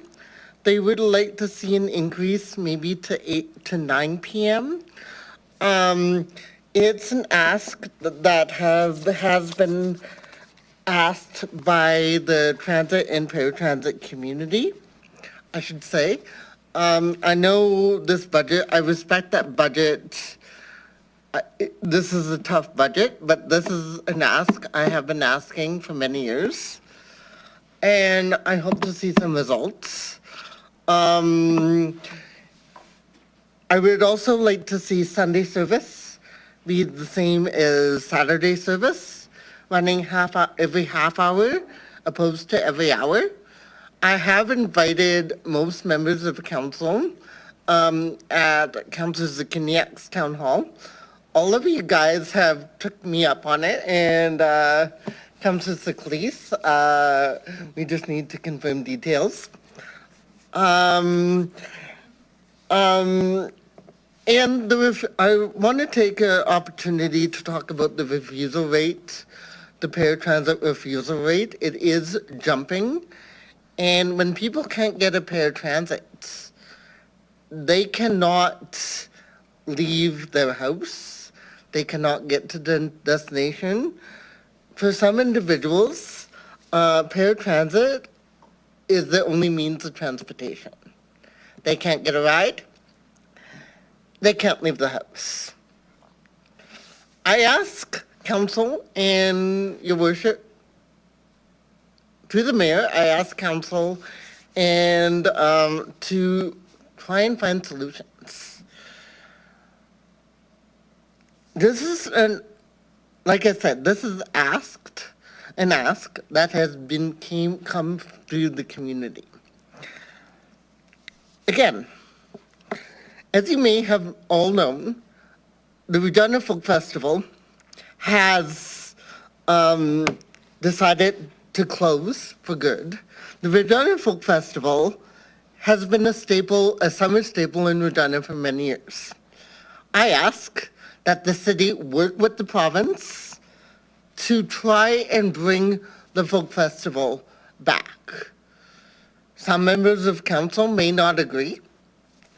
I also think when it comes to transit and paratransit, the city needs to work with all levels of government to see that there is no refusal rate to transit and paratransit. I also know that an increased budget to taxis for paratransit would also help the refusal rate. I also teach individuals that experience disability how to ride the city transit through the travel training program. And I'm open to questions and suggestions. Thank you. Excellent. Thanks, Dylan. And I'll look for questions for you. Councillor Mancinelli, go ahead. Thank you. Thanks for the submission, Dylan. Your ask for Sunday service, you're quite involved in transit within our city. Yes. Being an ambassador, could you describe to me who needs the Sunday service and why it's so important? What are some of the things people need to get to, and why does it? People with disabilities and people that that work on a Sunday, that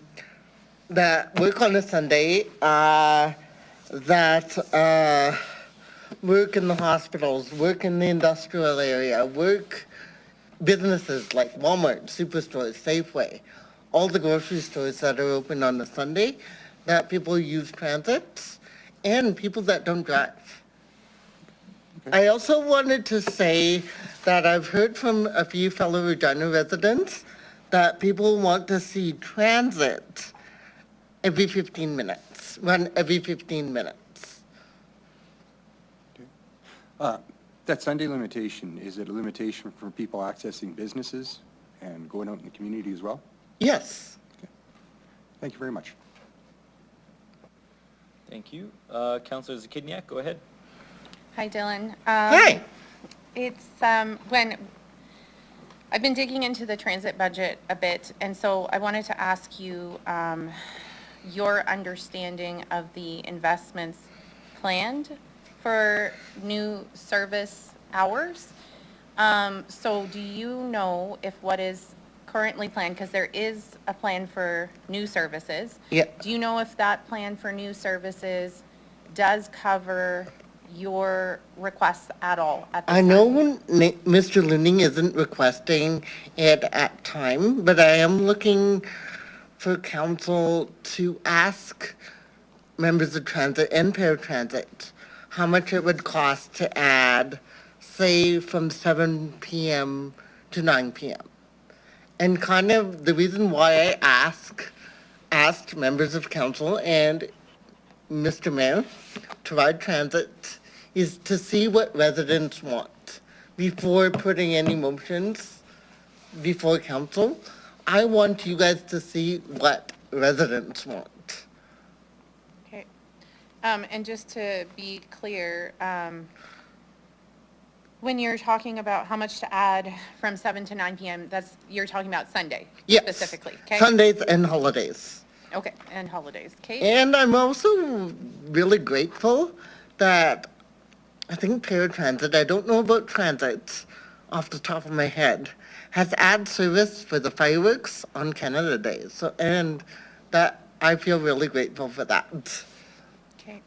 And then in terms of the paratransit refusal rate, the solution from administration in this budget has to do with the scheduling software. Have you heard about that Yes, solution? Ms. Griffin has told me about that, yes. So do you think that, I don't know if you have an opinion. That could also be a step. Yeah, okay. But I know when certain individuals are refused and can't go and rely on paratransit because they can't afford to pay for a taxi, which I also am looking to see as taxi subsidy start for low-income individuals. It really better service could increase more independence, and for individuals that can't afford to take a taxi, to be involved in their community. Okay. Okay, thank you. That's all I have. Thank you. Councillor Bezo, go ahead. Thank you very much to the chair. Dylan, thank you very much for coming today. Yep. Thank you for the phone call yesterday. I want to talk to you specifically about refusal rate.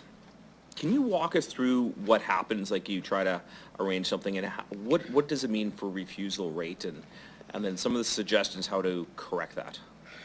Well, another suggestion is all party, like I told everybody, all levels of government need to communicate.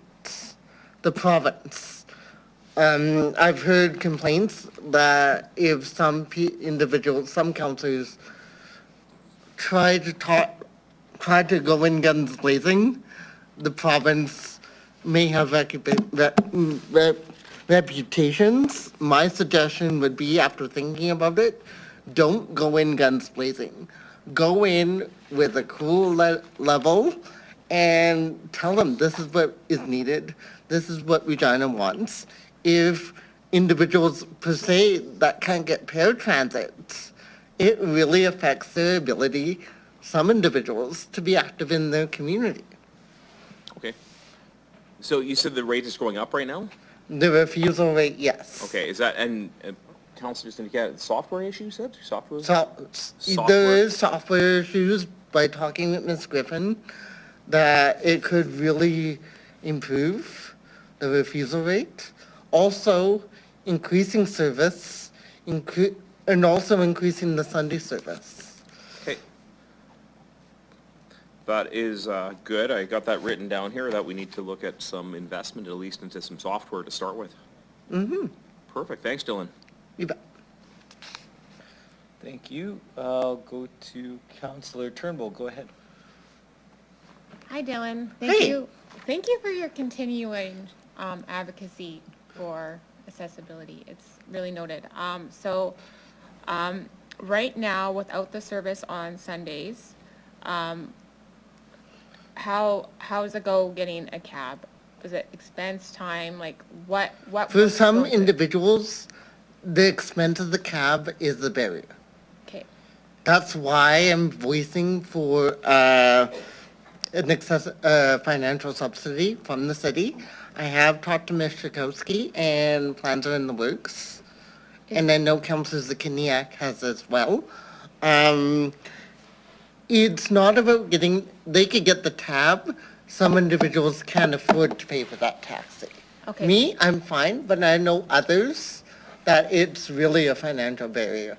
Okay, and not being able to have paratransit on Sundays, do you think that could prohibit someone from going to their job on a Sunday?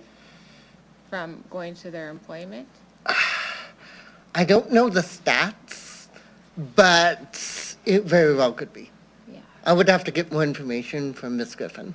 And who in your best opinion uses paratransit? Like, what are the large demographics of paratransit? Well, individuals with disabilities, seniors.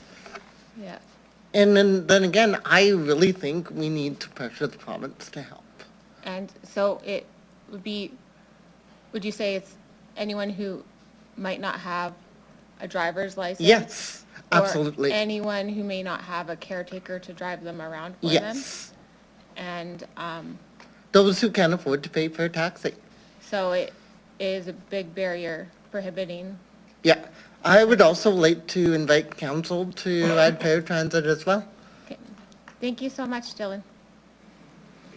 Thank you. Councillor Burton, go ahead.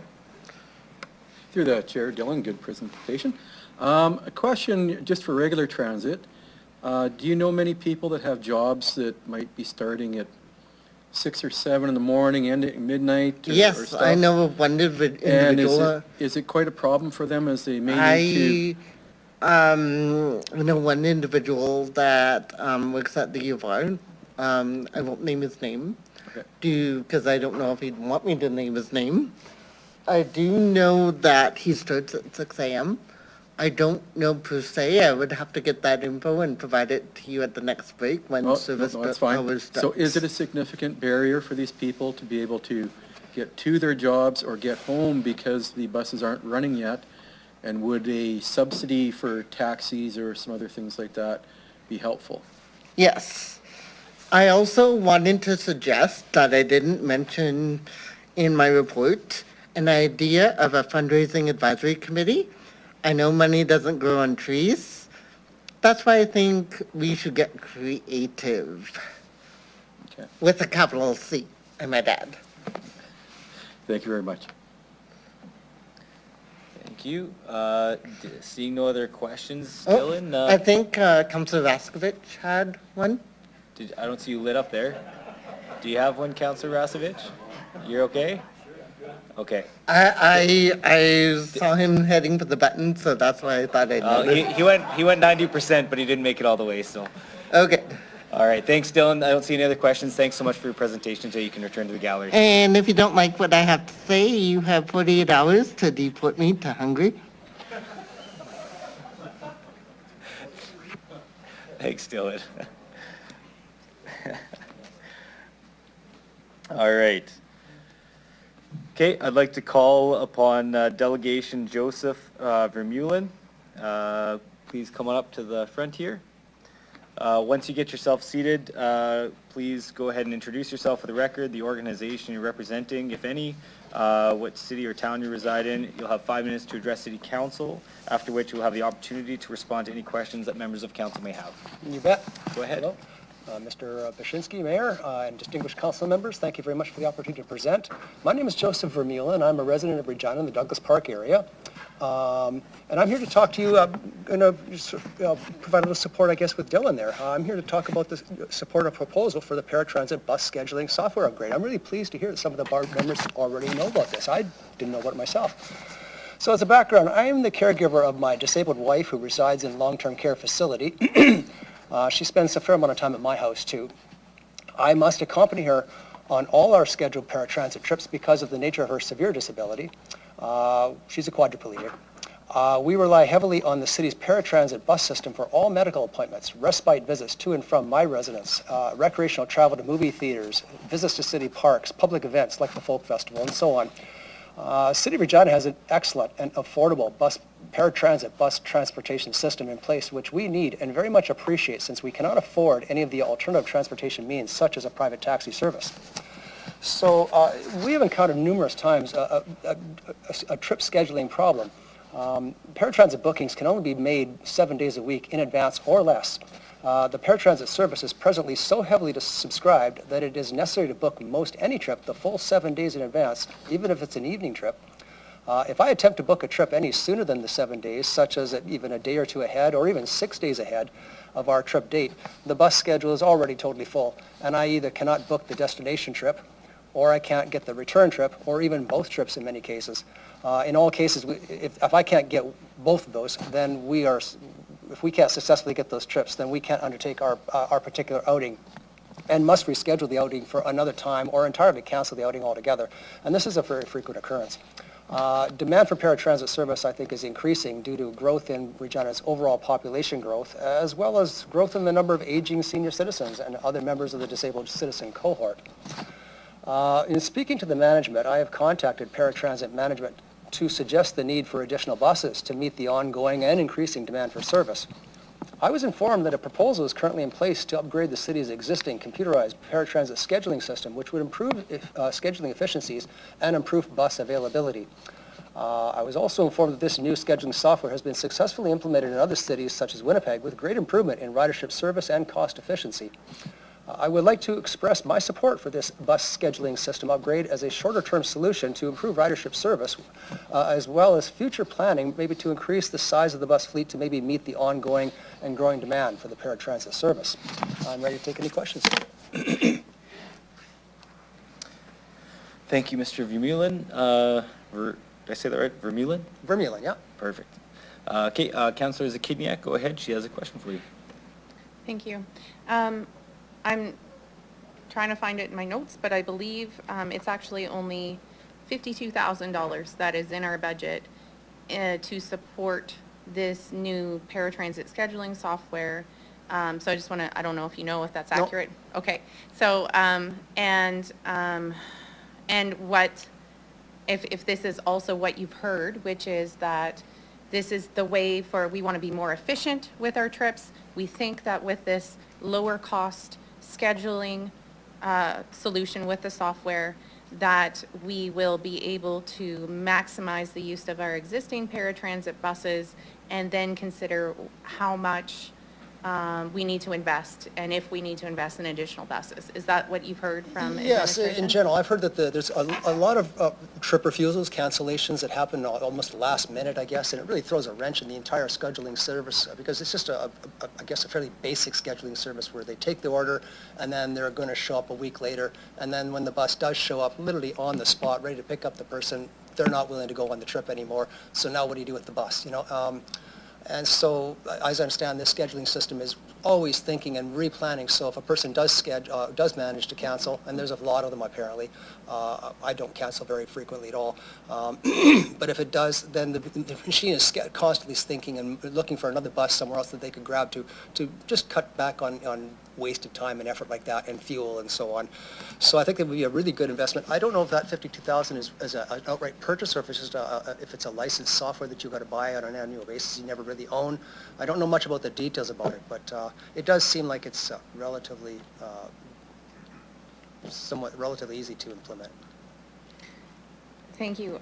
Yeah, I will confirm that number with administration. Thank you for your time. That's all I have. Thank you. I'll go to Councillor Turnbull. Go ahead. Hi, thank you for being here and bringing light to this. You mentioned that you go use paratransit for all the medical appointments with your wife, and that you have to book 7 days in advance. It's true. So are all your medical appointments 7 days in advance made, or do you have some more urgently? The appointment I would have maybe an appointment 2 or 3 months down the line, but I can't book that paratransit until 7 days before that date of that appointment. So, like, I can't book something 2 weeks ahead or a month ahead. You can't do that. You know, it's only a week and or less. But if I miss the opportunity, if I forget to book that on that 7 days, or that week before my appointment, or the thing we want to do, go to a movie theater or something like that, if I forget or don't book that thing, I'm in danger of not getting that trip at all because it's just so heavily subscribed. And it's quite frequent that happens. So what do you do in case of like a daily lab requirement or a medical thing that just pops up? Are you able to book that day or the day in advance, or is it always 7 on days? occasion, I think I've had the opportunity to book on the day, yes, but it's most of the time, in my experience, booking on the day is pretty dicey, getting there and back. You might get the destination trip, you might get the return trip, but they can't do both, and so now we have to get a cab, and they're just out of our price range, so we're stuck. So we all know that doctors run on time all the time. Yeah. So how does that affect you? Does that make a medical appointment take a full day versus a couple hours, or how does that affect your life logistically? Well, try that again. I just want to understand your question. Well, just logistically, you're kind of planning your life around transit and these medical appointments. So would you say that if paratransit was easier to book, you'd maybe get more of your time back? Like, are you taking a full day? No, not at all. I'm thinking I would just get the trip. Yeah. I can't get the trip sometimes, and then I have to reschedule the doctor appointments for another time when I may very well be able to get the trip, you know. And it's not always doctor appointments. A lot of it is evening stuff. Me taking her back to the nursing home, for example, in the evening. We're going to a show here at the Regina Public Library, downtown, Central Branch. Or the Folk Festival. When the Folk Festival was on, they have their headline acts, you know, on Sunday night. And to Dylan's point, they want to park the bus by 7 o'clock at night. That means we have to be on the bus at 6:30 to go back home, because when we can't see any of the evening stuff, you know, it's things like that happen, you know. But yeah, just to get to an appointment, we just need to have the availability, and the scheduling is such that they're just so oversubscribed. I'm not even sure that the scheduling service would actually stop that. You know, there may not be enough buses on the road anymore anyway as it is right now, just because of the population increase and boomers getting older and so on and becoming more disabled. I think that's a factor here as well, you know. It's not just a scheduling thing. I mean, it may just be a bus availability issue, you know. Okay. Too many patrons. And do you ever use the taxi service? it's too much out of our range. If it's $40, $45, $50 to cross the city, my wife's across town to the nursing home, so that's out of the question for us at all. I have to use the paratransit for that. And there's no other way. I can't put her in a car or anything like that at all. It's the only way. Like Dylan says, if you don't have that, you're staying in the house. Thank you so much. To you and Dylan, I'll be asking administration about this. All right, thank you so much. Thank you. Go to Councillor Flores. Go ahead. Thank you. Thank you for that presentation. Through the chair, I want to build a little bit more of some of the questions that Councillor Turnbull asked, because it seems like it's kind of all interconnected, right? Like people like yourself who have medical appointments and other things, you are part of those people's schedule as well. So if you have something that's unreliable, in your experience, how would you say that impacts other people who are part of your day-to-day life if an appointment has to be changed or scheduled due to the paratransit scheduling? Oh, well, certainly there's a spin-off effect. If I'm looking to get this trip of some sort, for a particular day and then can't get it done, now I have to reschedule or make new plans, that affects the overall daily experience of my life and interaction with my work and other people that I work with, and do things with, kids and stuff, So would you say that making an investment to improve this would positively impact other people in your network as well because of how this impacts all of the interactions? Yes. All right. Thank you. That's all for me. Thank you. Councillor Rasevich, go ahead. Through the chair, I guess you mentioned earlier, I thought I heard you right about when people don't cancel, or what if they cancel too late. Yeah. That seems to be it's an issue too, is what I'm told by management, yeah. Yeah, that's what you're told by management? Mm-hmm. That's kind of creating a big issue and everything, It is creating, it throws a monkey into the whole wrench, of the system, the workings of the system. So the software, I'm assuming that's what this software is all about, hopefully. I think so, yeah. But it's also probably educating some of the other people, hey, if you're going to cancel, give some notice and cancel. Well, at least put a notice out, maybe some sort of a flyer or notice of some kind, but also maybe there should be an incentive for them to book or cancel earlier too, so that we're not wasting the time and the money of the system, because it's a very good system. I'm super happy with it. I feel blessed that it's such a great system. It's very much needed. I think it's run really well by both management and the drivers, the bookers. They're all great, Hey, so you tell me, because, hey, I've never taken paratransit, right? I mean, hey, my mom's in a senior home. She has a bus at her senior home that takes her to a shuttle that'll take her to different events. And again, we're all new, so I was reading that paratransit recovers 9%. So 91% of the cost of paratransit is covered by the city or wherever. I'm just kind of curious, do you think that some people with paratransit, because if we had extra money, we could maybe get a couple more buses, through maybe people paying just a little bit more. I'm just asking. I don't know. In your mind, do you think, is that possible? Well, I don't know. I mean, I would imagine a bus is $250,000 just for a single bus. I would just speculating, but it's going to be big. I don't know. Yeah. I mean, a car these days is a $70,000 investment now. So a big truck like that is probably going to be quite a bit of money. The rates right now are very, very reasonable. What are the rates? I think it's $275. We could probably ask that one for admin. They can probably highlight all the details there. But they're okay. But they're good. Sounds good. Perfect. I want to hear. Okay, seeing no other questions, thank you very much for your presentation, Mr. Vermeulen. Okay, thanks so much. Go ahead and head back to the gallery. Thank you.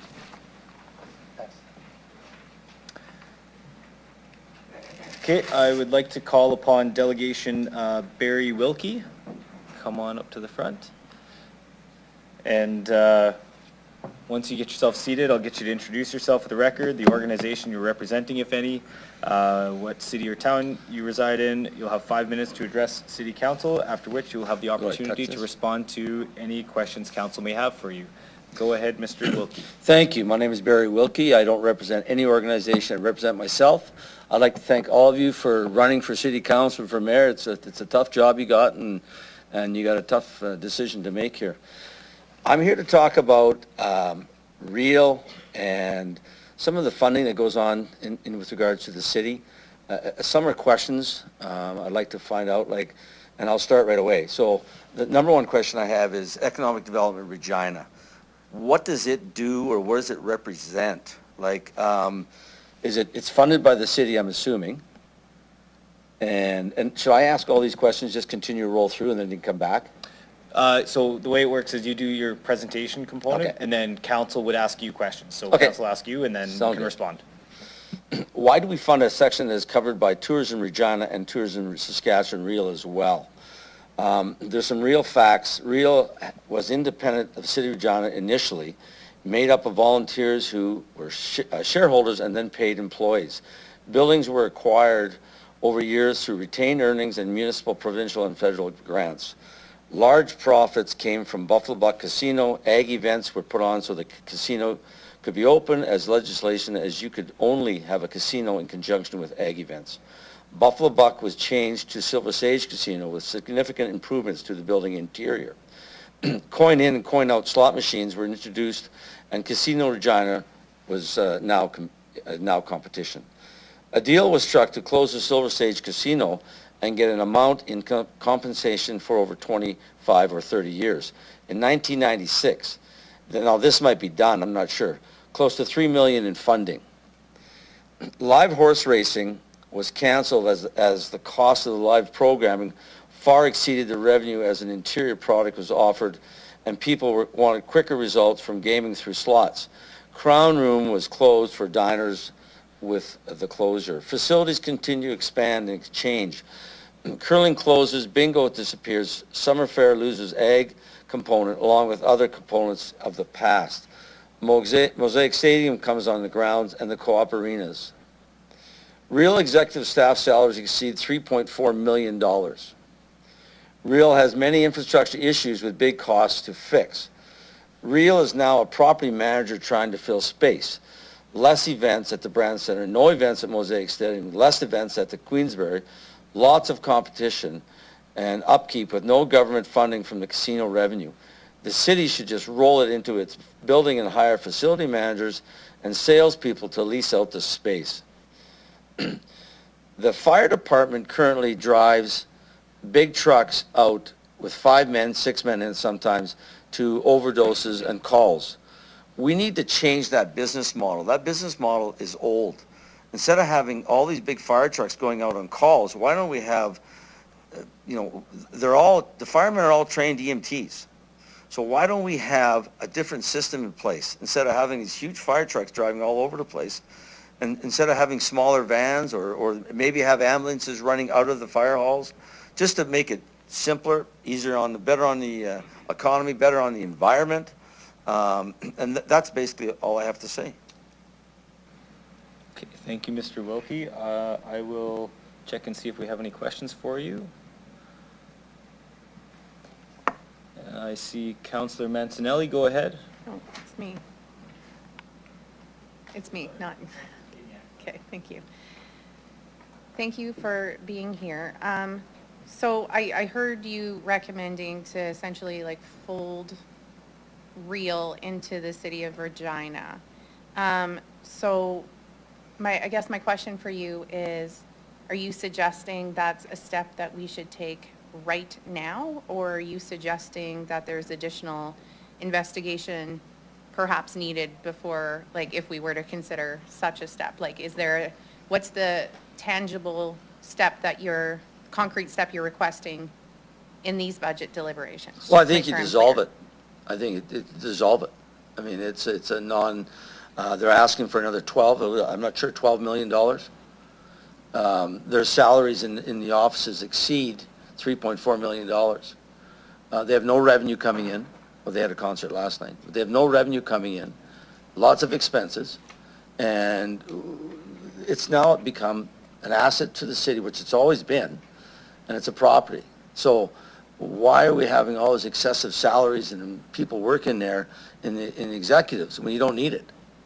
You have buildings that need to be rented out, and that's what it is. It's now a land lease. It's no longer usable as the way it sits. And you're continuing to depend, every year you're going to have to pump more and more and more money into this facility, which is fine. They've let the infrastructure fail so badly there that now that's why they're asking for all this money all the time. Cut all the salaries, fix the facilities. Okay. Thank you. Thank you. Councillor Burton, go ahead. Thank you. Through the chair, You described about the infrastructure costs that are big to fix. What would be the impact, in your opinion, to lose the facilities at Real for the cities of Regina here? It depends, like, are you talking about the rinks, or are you talking about The whole facility, the pickleball? Well, I don't think it's a huge, I mean, it's gonna be used, like, the city itself is gonna take over all these buildings. The buildings become an asset. So now the asset is to be rented out. Do you need to pay someone $275,000 as CEO to manage the hockey rink? Like, we have to start being fundamentally sound in when we spend our money on. And it'll not affect, the old way it was years ago, it was volunteers running the exhibition grounds. And they had one rink, right? Now there's a lot more rinks. Why do we need all this upper level of management executives running all these facilities when it's a hockey rink?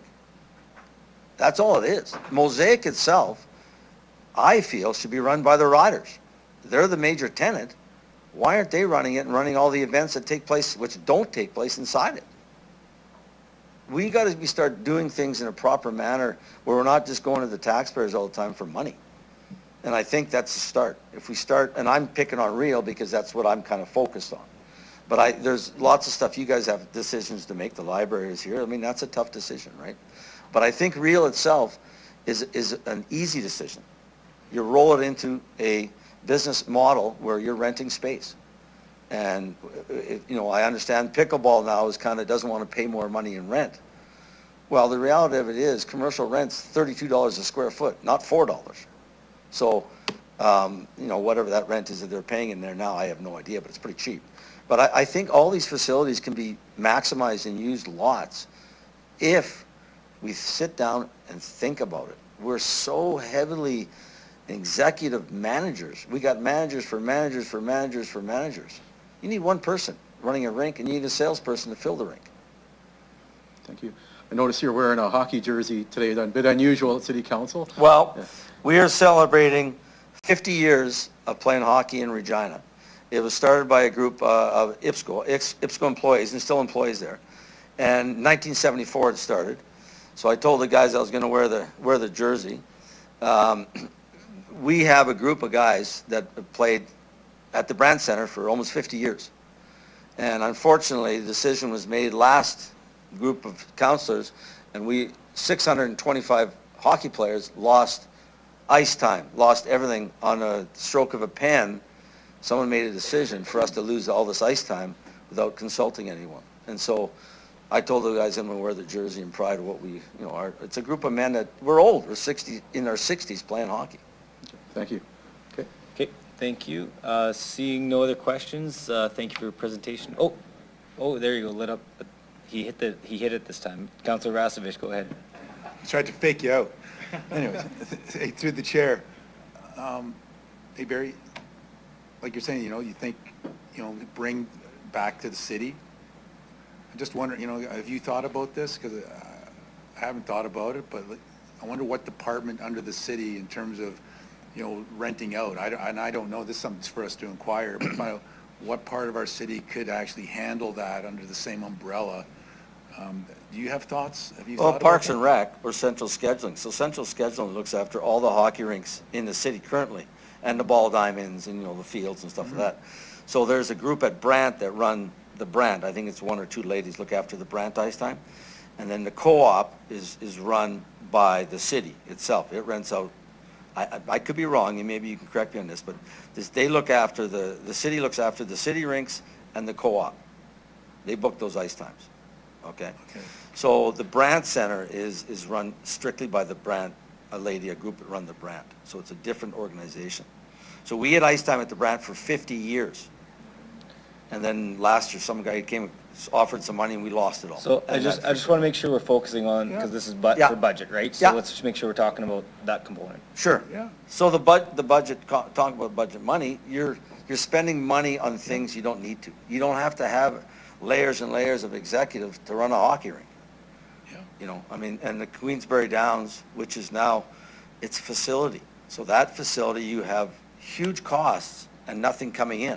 Everyone going to work every day, but there's no business. So, those are all things that I think it needs to be really addressed. instead of just throwing money at stuff, we need to address what we're doing with the money. Thanks. Thanks, Barry. Yeah, you bet. Okay, I'll double check one more time. That's right. I don't see anybody lit up, so thank you, Mr. Wilkie. Thank you Appreciate very your much. presentation Have a tonight. great day, you guys. Okay, I will now call upon delegation Andre Nogue. You can correct my pronunciation. Once you are seated, I will get you to introduce yourself for the record, the organization you're representing, if any, what city or town you reside in, and you'll have 5 minutes to address City Council, after which you'll have the opportunity to respond to any questions that Council may have for you. Thank you, Your Worship, councillors. My name is Andre Nogue, and with me, Richard Marcotte. We both live in Regina, and we represent the Age-Friendly Regina Steering Committee. We're not here today to speak for or against any one of the items in the budget, but we're here to express our concerns, serious concerns, about what is not contained in the budget. Some of you might recall the commitment the City Council made by unanimous decision in April 2021 to partner with the Age-Friendly Regina Committee to make of Regina an age-friendly community. That meant working together through the lens of older adults towards the development of a community where spaces, policies, programs, and services are acceptable to all citizens. Cooperation followed in many forms. Participation in focus and discussion groups, reviewing various master plans, for instance, the Transit Master Plan, working together to develop an age-friendly checklist to assist managers, program, and policy developers in their work.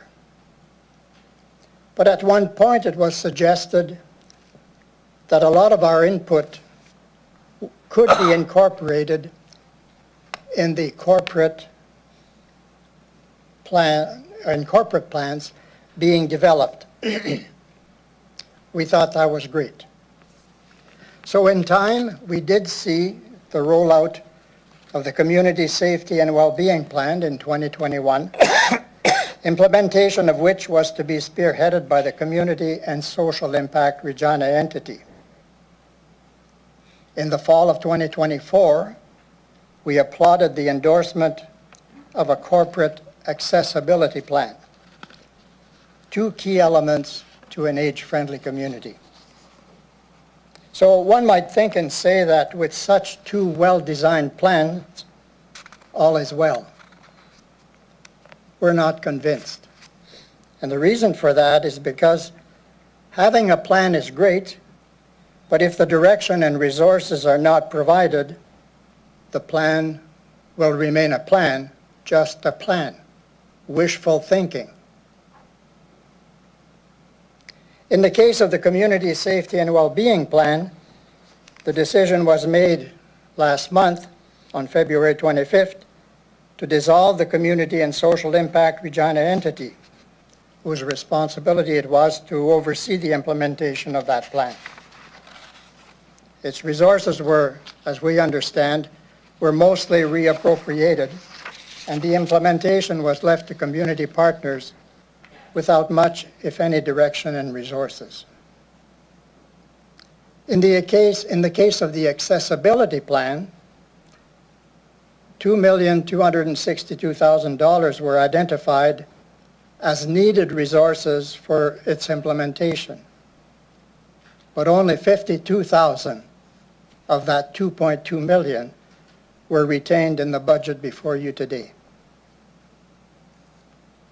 The 4 years of cooperation between Age-Friendly Regina and the city has led us to believe that progress was being made, and it has.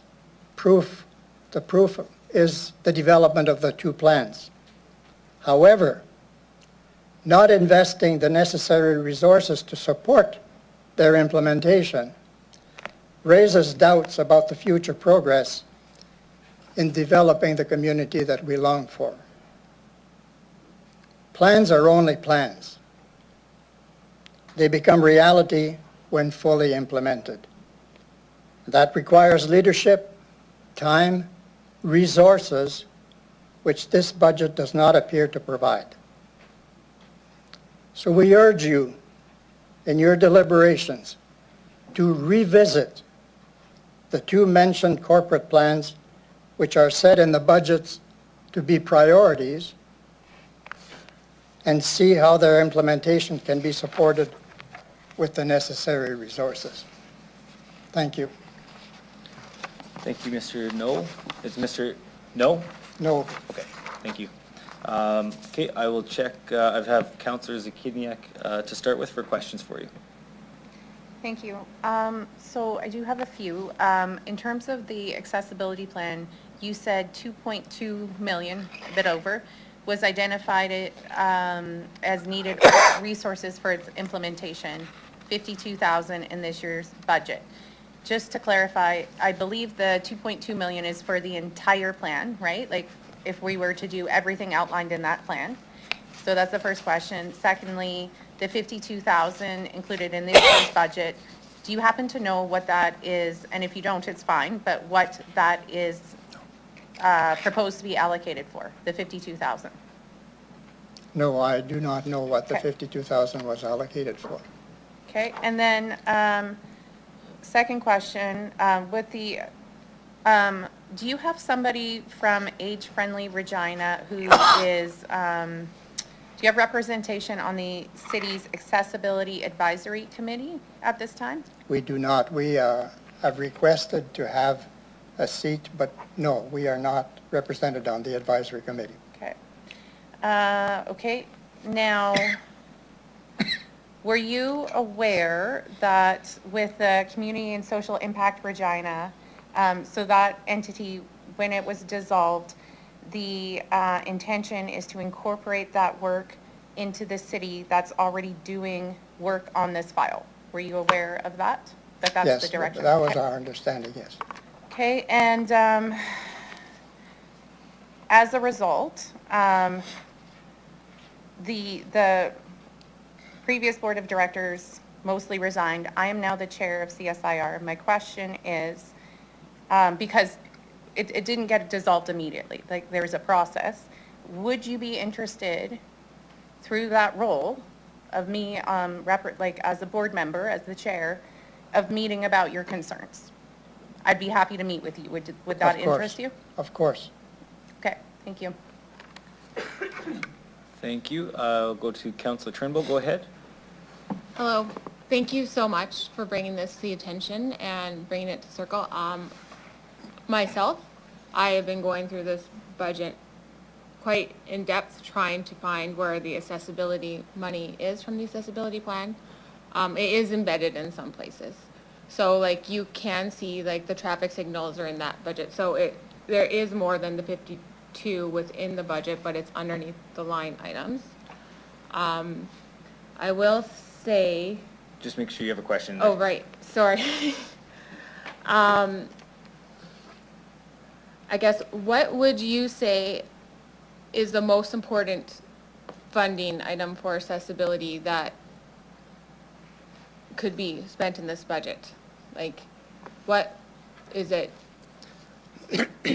Like, where would you? Well, accessibility in a community like a city involves so many facets. Yes. You know, you're talking about spaces, buildings, parks, programs, services, communications. A lot was talked about this morning about transit, transportation. It's difficult for us to say where would we put the priority, but this is a new plan, the accessibility plan, adopted in 2024. Does the community even know that the city has adopted an accessibility plan? I don't think so. So I would say there should at least be monies to inform the community that the city is going down that route. monies to inform the community about the progress that's made. So engagement, communications, of course, we wouldn't be wanting to be the ones picking, do you work on the accessibility of the sidewalks, or do the people have enough time to walk across the street, all those signals. We wouldn't want to be prioritizing those. But at the very least, there should be monies to keep engaging with the community and improve the communications with the community about the commitment made and the progress made, when progress is made. Because there is progress being made, but nobody knows about it. Yeah. So would you agree that action is better than talking, and we should be putting more of this funding back into the budget? Like, for example, J1276, the facility accessibility improvements, like bringing the budget back to the 500 we get yearly, but this year's only 175. Would you agree to bringing it back to previous year's levels? I didn't get the question. Oh, sorry, it was a specific budget question. Just to maintain the level of accessibility spending we've had in previous years, do you agree that we should maintain it and not cut it? Well, on the accessibility plan, there was no, because the plan we used. No, but there are different line items. But you agree that we should be really putting our money where our mouth is, like. Correct. Yeah, like honoring our commitments to the accessibility plan. Correct. Yeah. Thank you so much. I very much agree with you, and I will be addressing that this week. Thank you. Thank you. I'll go to Councillor Burton. Go ahead. Thank you. Through the chair, could you describe where I know it's not going to be exact age, but age-friendly Regina, who do you represent? Do you represent people retired, 65, people that are 40 and have, getting to that point where their kids are out the door and they want to get back being active? What demographic do you represent? We don't use a specific number. We basically, as I said in my address to council, through the lens of older adults. How one defines older adults, some say 55 and over, some say 65 and over. We don't use a specific age. We just say that through the eyes of older adults, we are trying to influence the decision makers, the service providers, to ensure that the community is an age-friendly one, meaning that regardless of age, because what you do for the senior, you're doing for the young mother.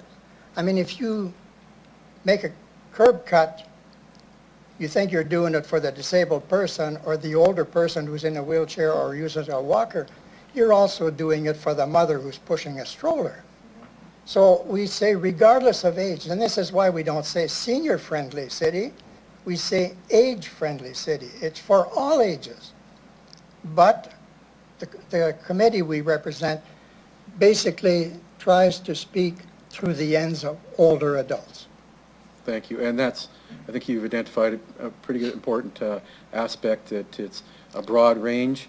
There's a lot of children's programming out there, but the facilities and the options, and that's where the question for you is that, are there specific facilities or programs that you particularly want to see identified, focused on, or is it just the whole broad across the spectrum to make sure that it's available for everybody at all ages that are adults, basically?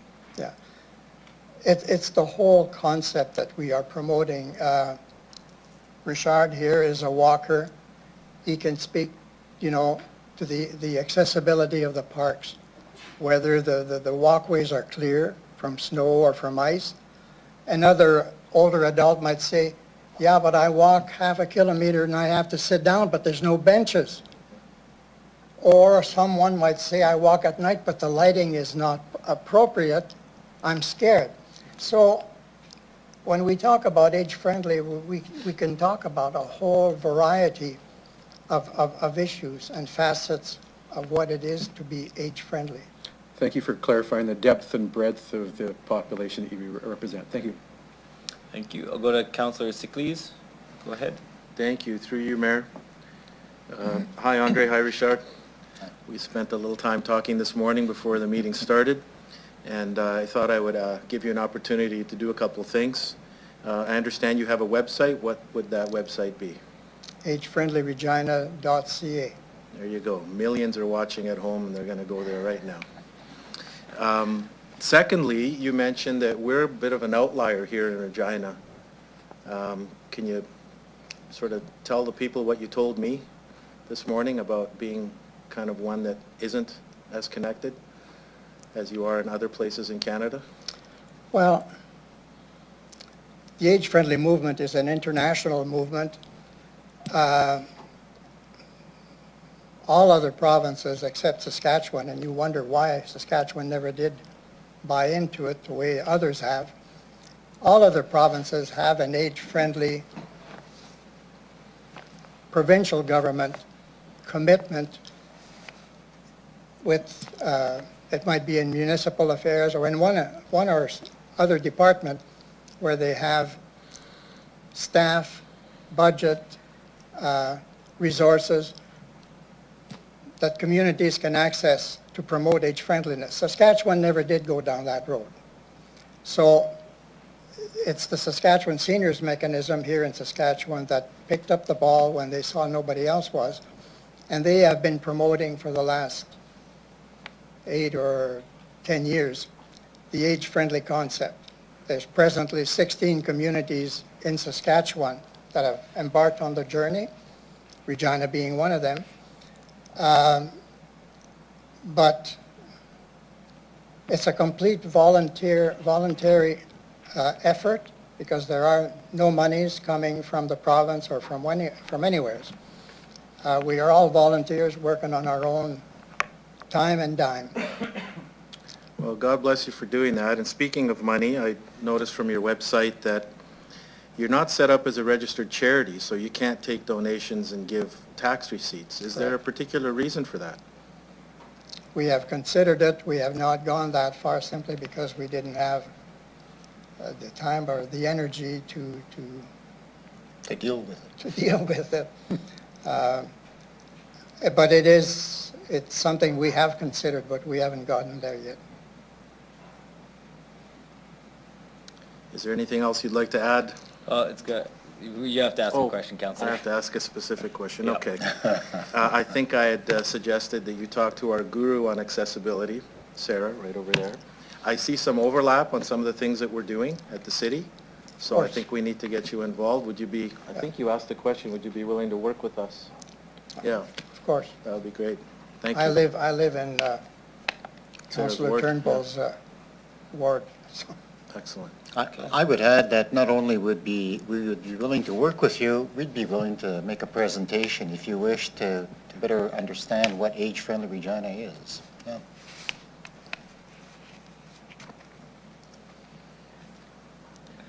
Thank you. Councillor Turnbull, go ahead. If you are willing, I would definitely like to work with you and meet with you and present and see what we can do with the accessibility committee. Feel like there's a lot of common ground here and we have a lot to work with. And if you are willing to, I would like more input on even these budget items later on, if you're willing. Very much so. Thank you. Okay. One example that I might add, for instance, we have a representative of the city on our committee, like we have a representative from Health Authority, from the Center on Aging at the university, but our contact with the city, our committee member, asked us if on the next meeting, which is this Thursday, if we cannot have somebody make a presentation to us about the progress being made on the aquatic facility to get our feedback, because we had participated in the review of the aquatic facilities plan a couple of years ago. But now we will have an opportunity to, provide input into that project So you are meeting with them on Thursday? on Thursday. Wonderful. Are you aware they have the 3D things for you to see and touch So, too? so let's make sure we're keeping it on Okay. budget topic. Okay, thank you. We'll talk again. Thank you. And seeing no other questions, Mr. No, I'll thank you for your presentation today and ask you to return to the gallery. Thank you. Thank you.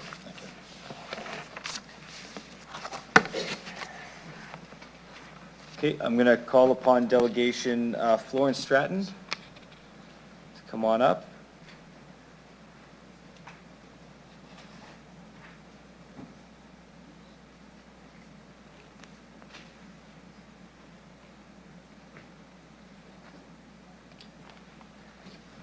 Ms. Stratton, I will, once you're settled, I'll get you to please introduce yourself for the record, the organization you're representing, if any, what city or town you reside in. You'll have 5 minutes to address City Council, after which you'll have the opportunity to respond to any questions that members of Council may have for you. Go ahead, Ms. Stratton. Thank you. My name is Florence Stratton, and I'm speaking on behalf of End Poverty Regina. Regina's 2025 proposed budget calls for a mill rate increase of 8.5%, which would be the largest increase in the last 10 years. However, I'm not here to grumble about this proposed property tax increase. Indeed, I am happy to pay taxes as long as they're being spent on the common good. In other words, I have no objection to paying higher taxes, providing the money is being used to enhance the well-being of all members of the Regina community. As we are all aware, Regina is experiencing a houselessness crisis.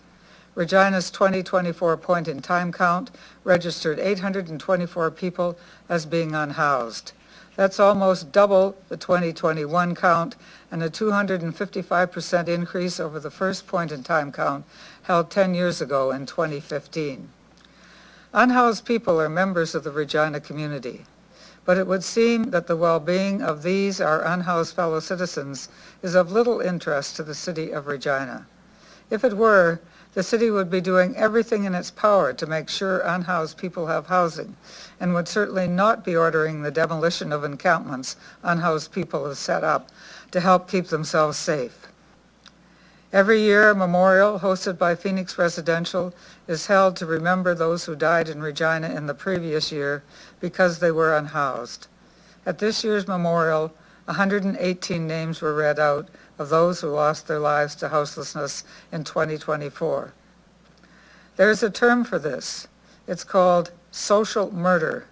That is, the death of vulnerable members of a society that occurs when those in authority knowingly endorse and maintain harmful public policies. Who is unhoused in Regina? According to Regina's 2024 point-in-time count, Indigenous people make up 75% of Regina's unhoused population, despite comprising only 10% of the city's population. This is what systemic racism looks like. According to that same report, 36% of Regina's unhoused population also have mobility challenges, while 54% have mental health conditions. This is what ableism looks like. We might also ask who is housed in Regina. Anyone born with both white and middle-class privilege is almost 100% certain to have a roof over their head. Even those who have addictions are very likely to be housed.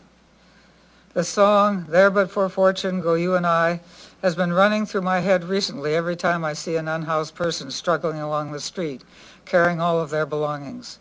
What if I had not been born with white middle-class privilege? We must stop committing social murder.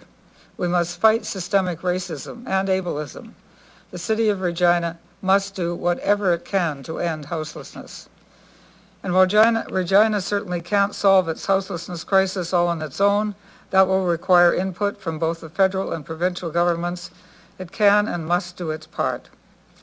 The 2025 proposed budget makes occasional reference to such things as the housing incentive policy and funding for affordable housing developments.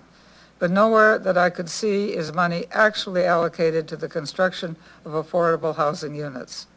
They are what are needed to end houselessness. I hope the allocation is actually there in the budget and I missed it, but in case not, this is what I am asking. that the City of Regina 2025 budget be revised so as to include an allocation of $20 million to the construction of affordable housing units. Let's make Regina a better place for everyone who lives here. Thank you. Thank you, Ms. Stratton. I will check for questions from councillors. And I have Councillor Fro first. Go ahead, Councillor Fro. Through the chair, Florence, thank you for your presentation. You used the term systemic racism, and you spoke about the need for housing and harm reduction funding. But I wonder if you might, given your knowledge on the subject, given that some of these harm reductions are symptoms of a broader societal failure, speak to some of the policy solutions that you think are required and the budget implications of those policy solutions, given that we're talking budget today. Well, in my view, it's affordable housing that is needed. I mean, if I were in house, which, as I said, is very unlikely, I've got white middle-class privilege. If I were in house, I would be addicted very soon to kill the pain. I mean, some people talk as if addictions were the cause of houselessness. It's very often, I would think, the reverse, that houselessness is the cause of addiction, to kill the pain. You must have all seen people out there carrying all their belongings, even in summer it wouldn't be nice, but in this kind of weather, the other day I was sitting in the Cornwall Centre waiting for a bus, and a man was sitting beside me and he was going through his belongings, and we got to chatting, and he said, I can't feel my fingers, so I can't find anything in my bag. His fingers all had frostbite, and he was on his way to Carmichael that night. I mean, it's awful. It's awful what we're doing to people.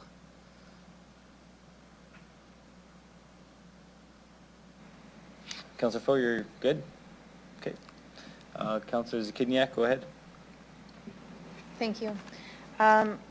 So can you elaborate a bit on your comment about privilege and the I guess you're talking about the impact that your privilege has that can lead to houselessness, and you also mentioned about even if you're a privileged person with an addiction, then you're likely to be housed.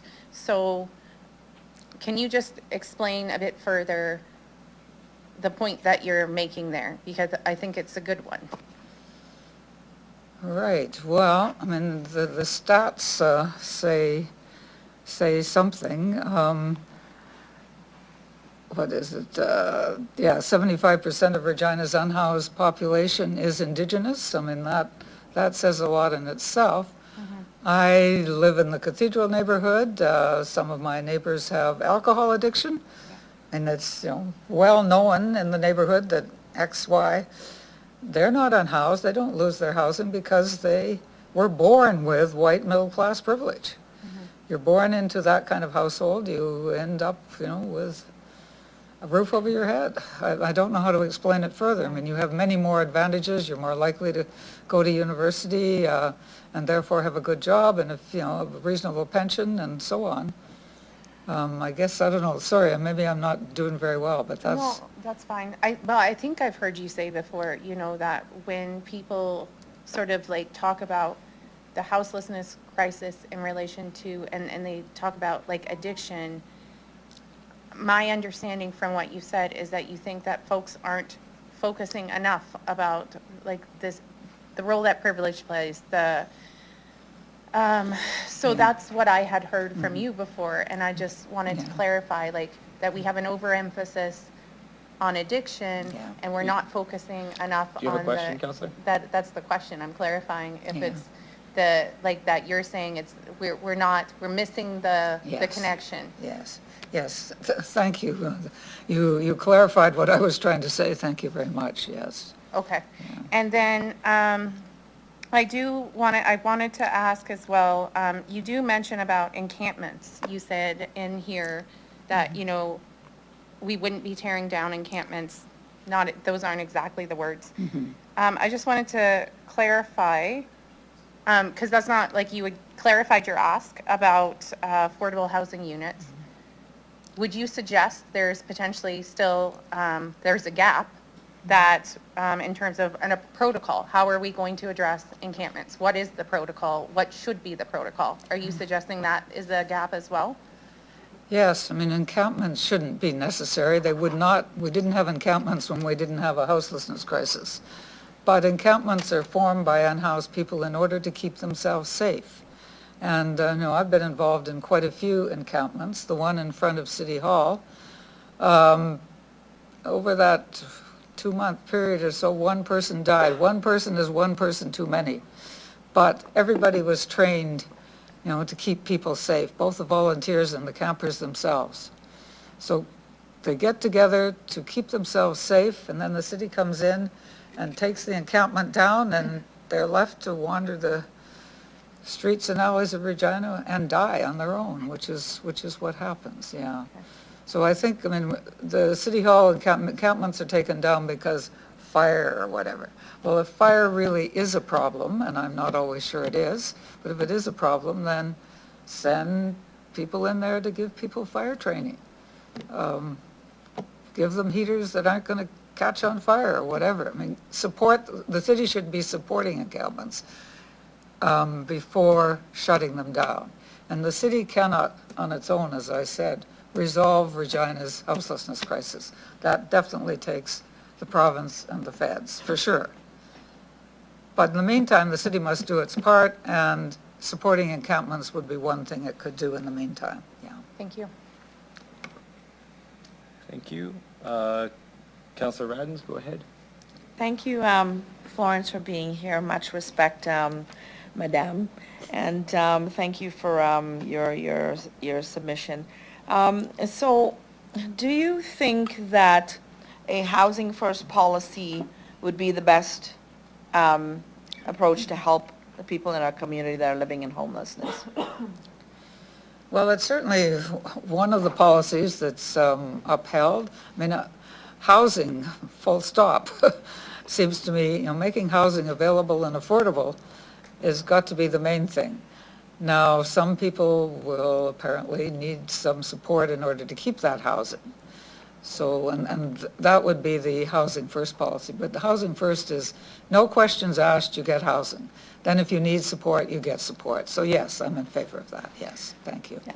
And also, you had also mentioned that it is important for all three levels of government to work together to help the most vulnerable in our community.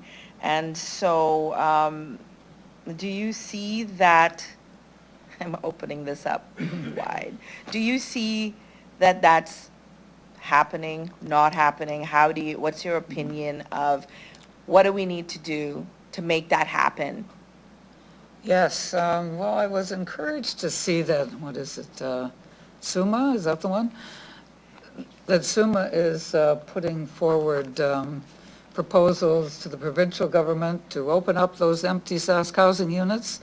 I can't believe we've got 500 empty Sask housing units in the midst of a crisis, but I think, if Regina could take the lead on that and really put the pressure on. Pressure also needs to be put on the provincial government to raise the income assistance rates, the SIS and SES rates, because if you're on SIS and SED, unless you've got some other support, you're not going to be able to pay rent. That's just not possible. In terms of the federal government, some of us are just now trying to get a federal campaign going so that every municipality in this country that has a homelessness crisis will start putting pressure on the federal government to reinstitute its building of low-cost, low-rent units throughout the country. Up until the 1980s, they were building 20,000 units across the country every year. It started to fade away. In 1993, it was cut off altogether, and that's when the real crisis started. So we need, pressure on all levels. And Poverty Regina is also, in addition to SUMA, trying to put pressure on the provincial government. So pressure on all levels, and I don't know if anybody here knows people in other cities who'd be willing to put pressure on the federal government to get the low-cost housing built again. That would be great. Thanks, Florence. I did have one more question, but I think you've answered. Okay. what I was going to ask. Thank you. Okay, thank you. And seeing no other questions, I'll thank you, Ms. Stratton, for your presentation today. You can return to the gallery. Thank you.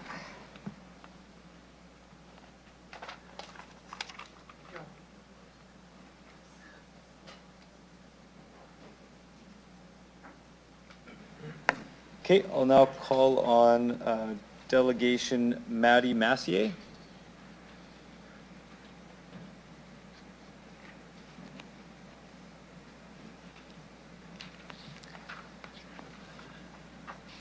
Ms. Massier, I'll get you to introduce yourself for the record, the organization you're representing, if any, what city or town you reside in. You'll have 5 minutes to address City Council, after which you will have the opportunity to respond to any questions members may have. Feel free to start when you're ready. Sweet. So my name is Maddie Massier. I'm representing the Hawk Principal today, a community service co-op based here in Regina, Saskatchewan. I'm also a resident of Regina. As Florence said, the city of Regina is facing an increase fourfold in houselessness. Ending houselessness must be a priority this budget. And I know we're all here using a lot of big words, big talk. We made this morning just saying we urge profit over people. I know we're in a budget talk, but like grassroots organizations, people on the streets, like Florence was saying, community members are constantly helping each other where we're seeing governments falling and not helping us out. Grassroots organizations like ourselves, like TLC Pantry, the Thompson Food Collective, U of R Students for Justice for Palestinian Group, Warm Welcome Coalition, Good Trouble Network, YQR, and Heritage Homies, among others, provide essential services to those in needs. We're dedicated to offering community meals, free markets, children's sports, arts and crafts, connection, and much more. We need to focus on sustainable change from the ground up, and that means engaging with those directly infected to ensure that solutions are relevant and effective. I've been sitting for way too long. I've been up since like 5 in the morning, and it's just, it's interesting to sit here and watch us talk about even like the public library and all the things and real.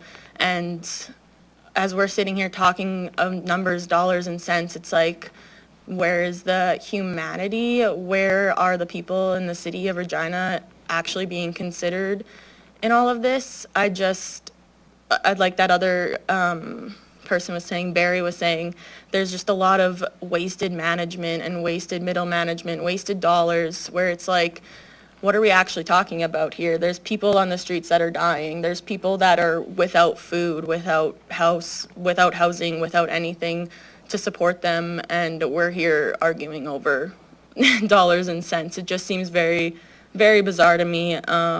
We need to advocate more for fundamental rights for everyone, so that includes housing, clean restrooms, nutritious food, and compassionate care.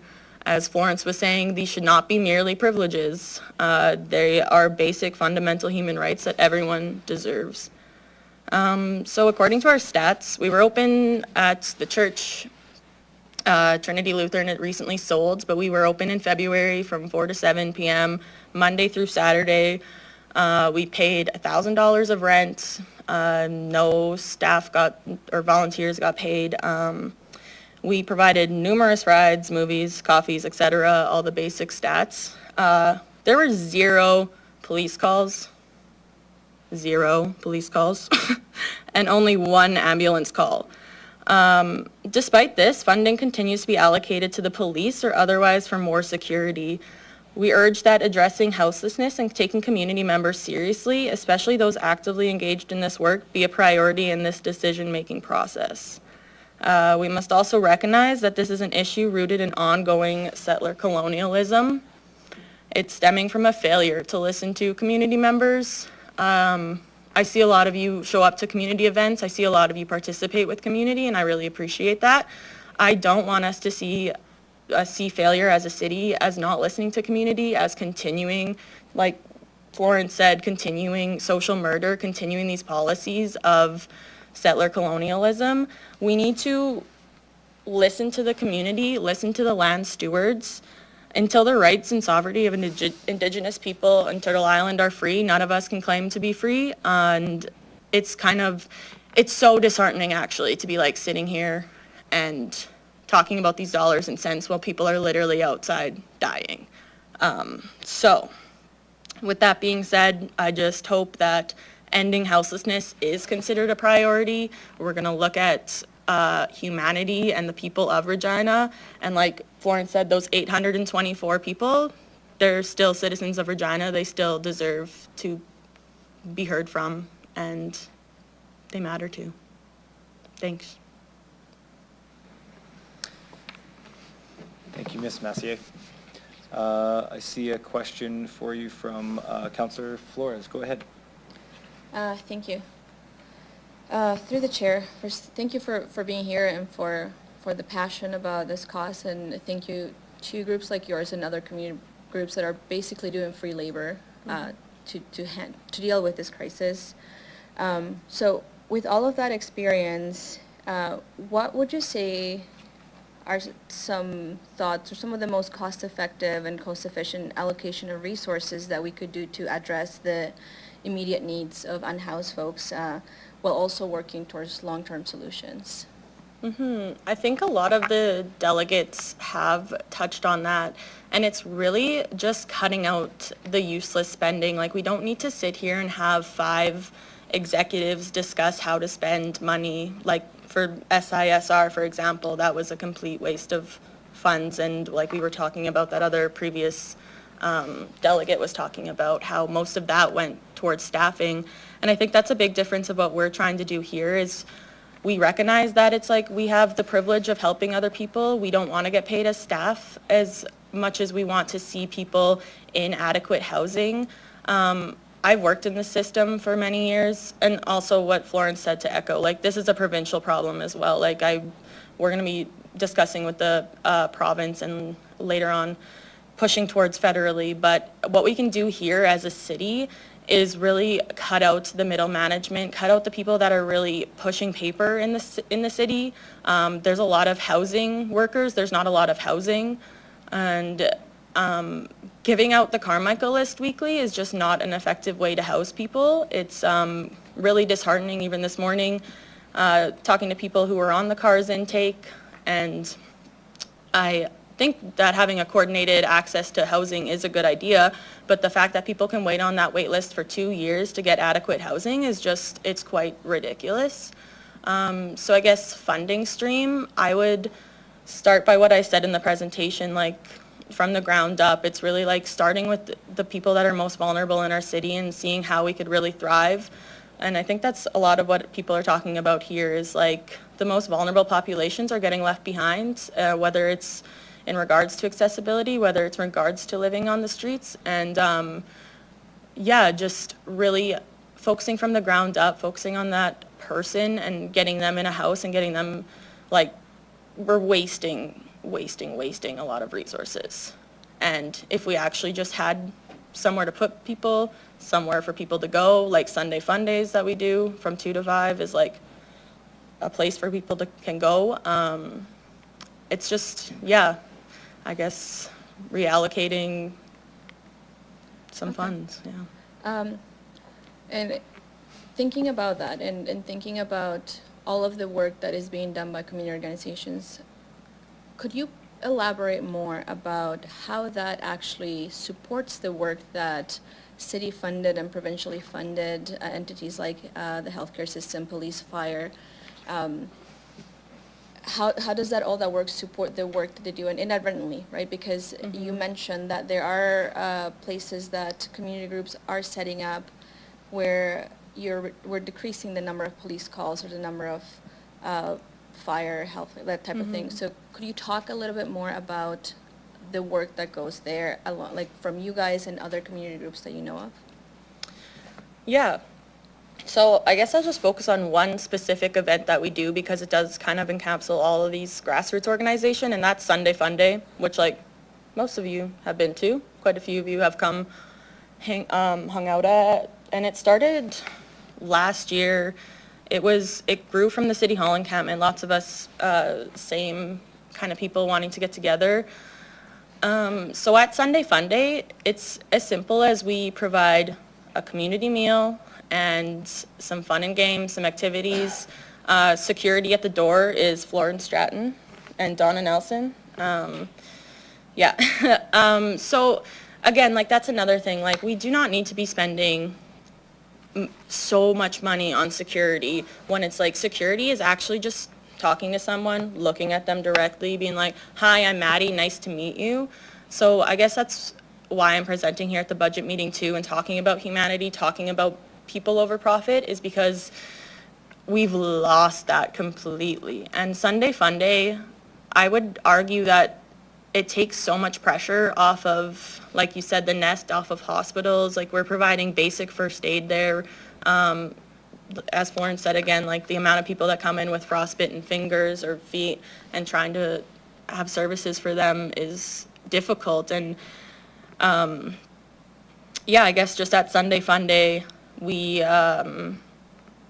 it's just providing people basic needs and seeing how they can thrive from there. And from there, it really comes to like connection and education and advocacy. And I think that's a big part of why I'm here today too, is to like advocate for those people that cannot necessarily speak for themselves right now. And I would be so intimidated if I were first time speaking here, even still am. But I just think it's really important for us to like see humanity in each other, and it ultimately saves money to like love each other. Love wins way more times than coming in hot, coming in with armed officers, coming in with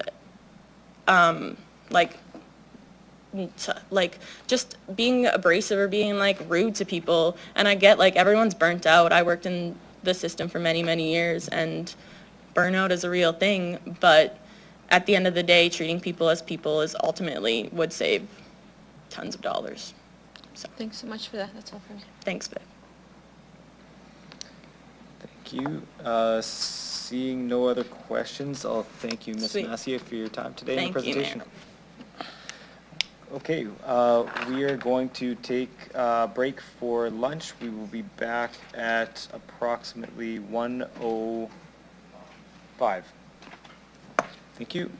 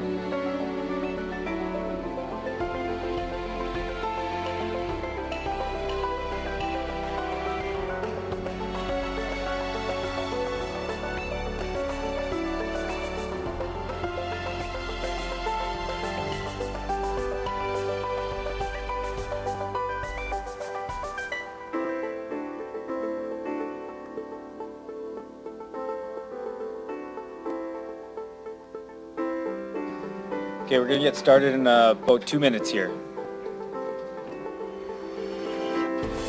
Maybe one.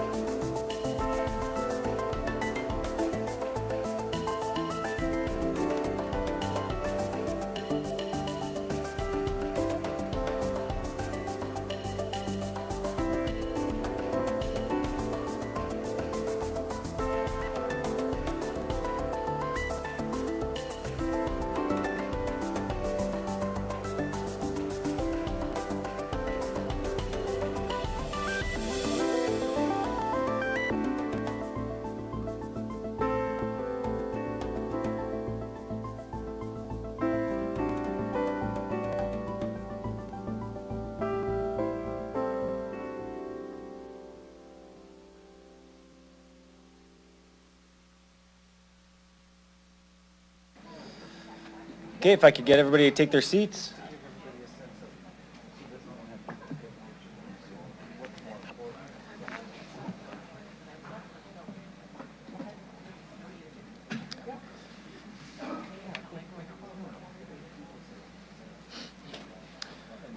Okay, I'll call the meeting back to order. So back to our delegations. So I would like to call upon delegation Letitia Oystrick. Come on down to the delegate table.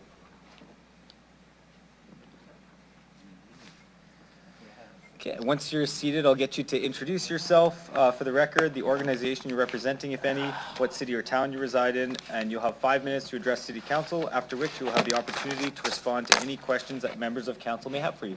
Thank you. Go ahead when you're ready. Good afternoon, everyone. My name is Letitia Oystrick. I'm here to represent myself and the taxpayers and the 500, as a taxpayer, and the 500 plus who voted for me in the past municipal election. I was a city employee for 15 years, from 2008 to 2023. I am here today to speak on how we can do better with taxpayers' money, a bit of accountability and transparency. Mr. Humphreys, who is a part of the auditing committee, had indicated many times for many years that he feels the city is top-heavy with directors, managers, coordinators, and supervisors, and now I'd like to add deputy managers. He is not wrong. Mr. Humphreys has also stated that some city departments are significantly overstaffed and equipped. To use these access resources, the department established arbitrary service levels to justify operations of little or no value. Many times the services provided are excessive, invasive, and in some cases destructive, as departments employ more worker initiatives simply to keep access staff busy or not so busy. At a time when the administration is requesting close to 15% tax increase, common sense would suggest the focus should be on reviewing and prioritizing existing service levels, providing oversight on how services are being delivered, and ensuring staff and equipment levels are appropriate. Let me give you some information I found online and I was involved in. I was a part of the Indigenous Relations and Community Wellbeing Department, created in 2023 by Mayor Masters and directed by the city manager. In that year, there was only 9 of us with no budget to do anything. We didn't even know what our mandate was. A director was hired to do whatever Mayor Masters wanted her to do. So any money we did spend was a deficit spend because we didn't even have a budget approved by council. But our wages altogether were $899,000. Now skip ahead 2 years, and that department now has 17 with wages of $1.5 million. This is on the low end, as I don't have 2024-25 employee salaries. So I calculated it from the 2023 employee salaries found online, a difference of 8 new staff and $633,000 increase. Let's check another department under the city manager. How about the city manager's chief of staff? This position started out with 1 chief of staff and 6 employees under her for a total of $981,000 in 2023. Ma'am, can we just try and keep it a high-level budget so we're not picking individual folks? Okay. Thank you. Again, 2 years later, 2025, that department, under the city manager and chief of staff, had 25 staff with the total salary in that department of 2.6.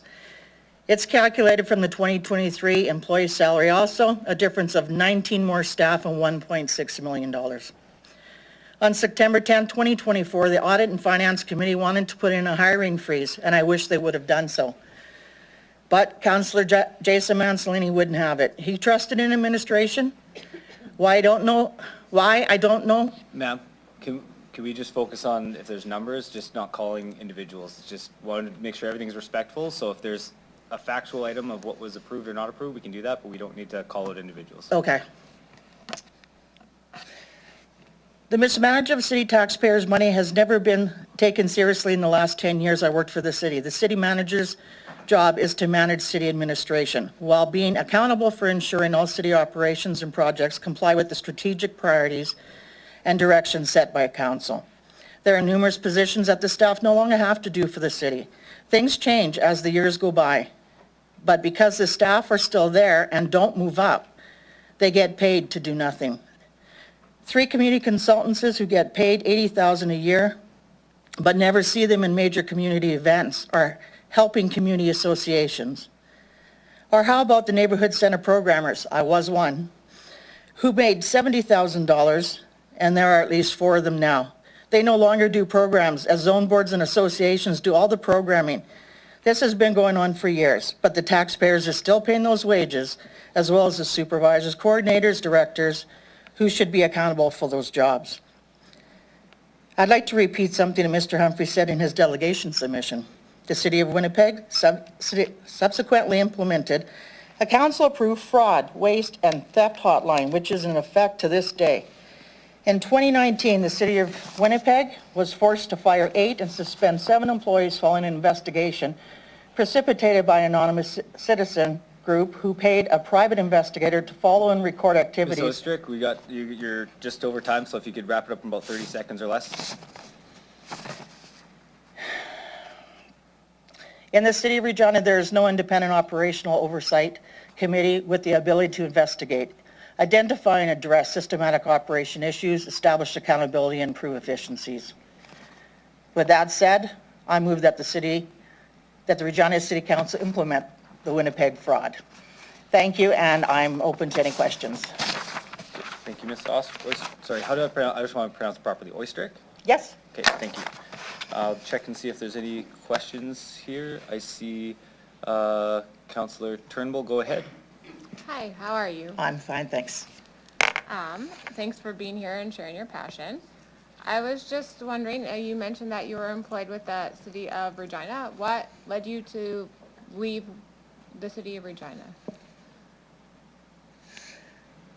That's a hard question. Sorry, can I just, I'd like to stick to budget questions. Oh, so that's okay. not really budget questions. Oh, so I'm sorry. do you have a budget related question, Councillor Turnbull? I'm just going to say that I am going to look at these budget numbers that you called out, and I will look at them personally and wanted to give you the reassurance of that.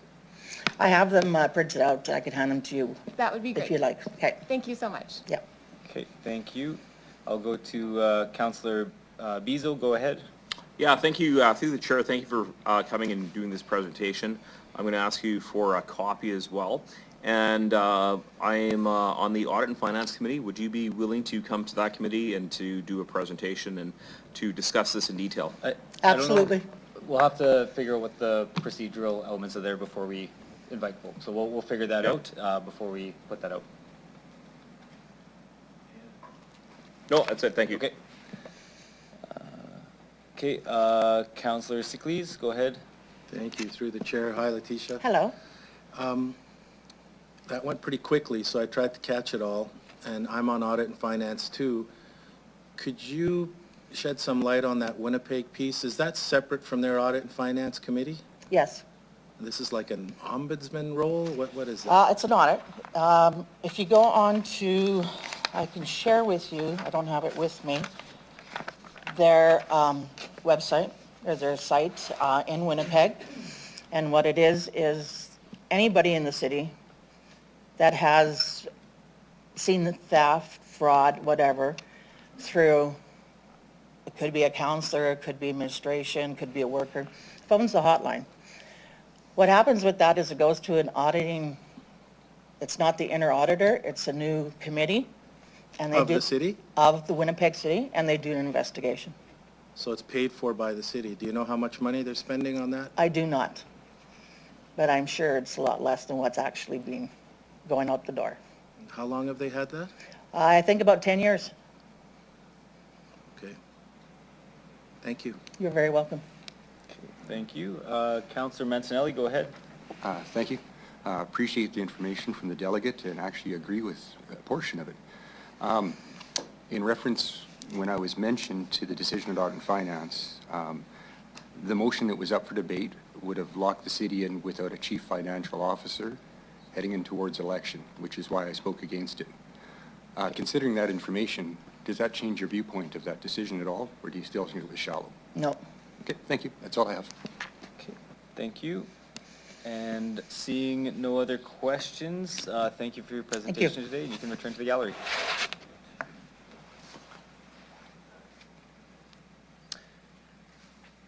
Okay, next I'd like to call upon Linda Schofield to the delegation table.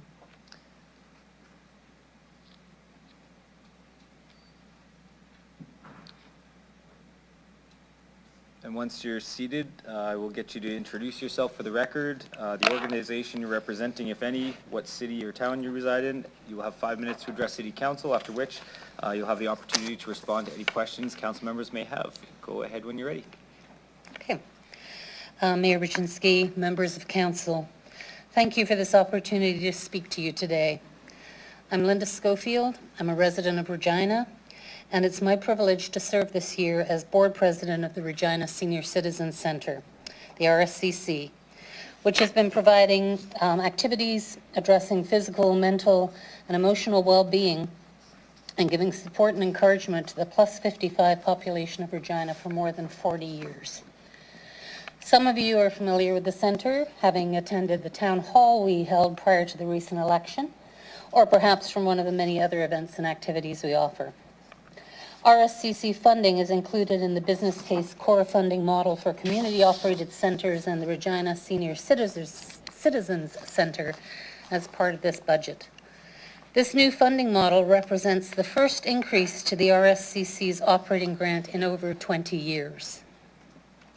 Everyone here knows how costs have increased over those 20 years, so it will be no surprise that this increase in funding is crucial to the ongoing operation of the RSCC at current levels and to increase services to accommodate the steadily growing population of 55-plus city residents.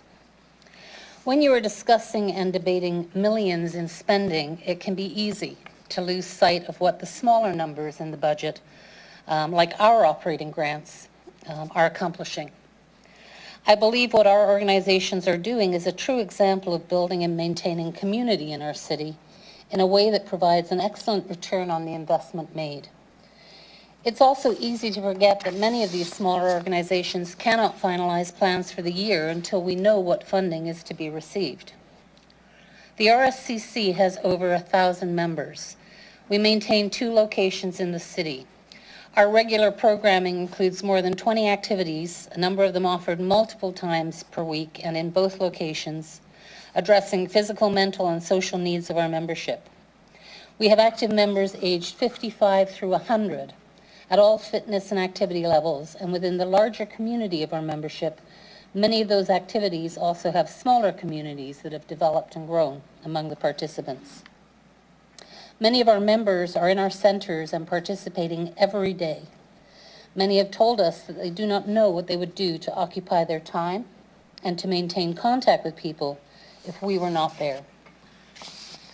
On any day of the week, you will find people of all ages within that 40-year membership range playing bridge, cribbage, pickleball, pool, snooker, chair yoga, line dancing, tai chi, quilting, pottery, disc golf, and it goes on and on.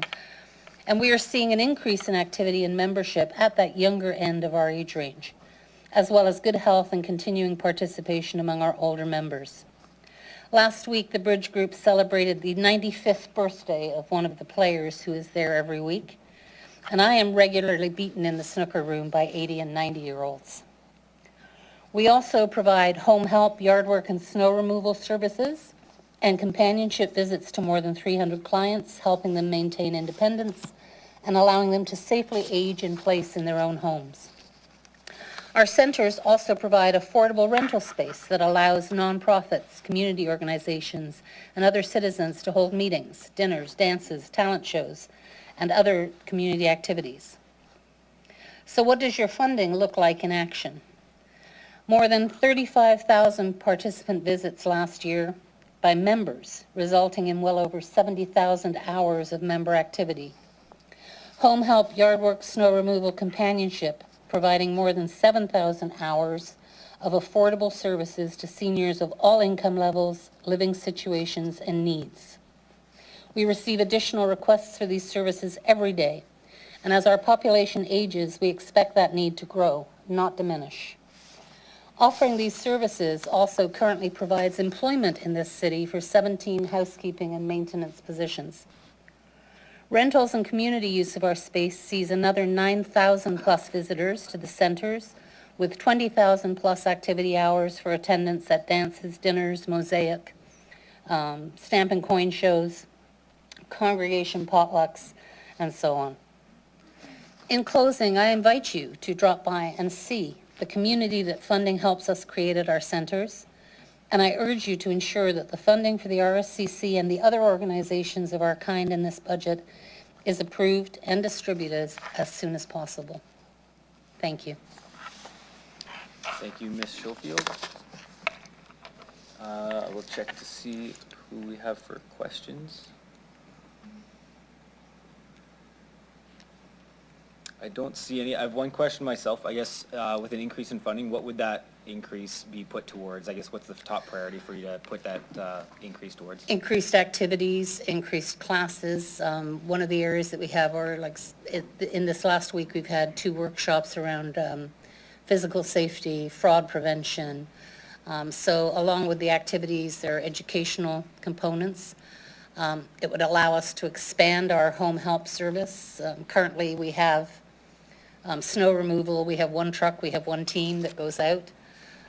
We could easily have 3 teams if we had 3 trucks out there today clearing snow and providing services. So an increase in funding right now, this increase kind of brings us to that break-even point.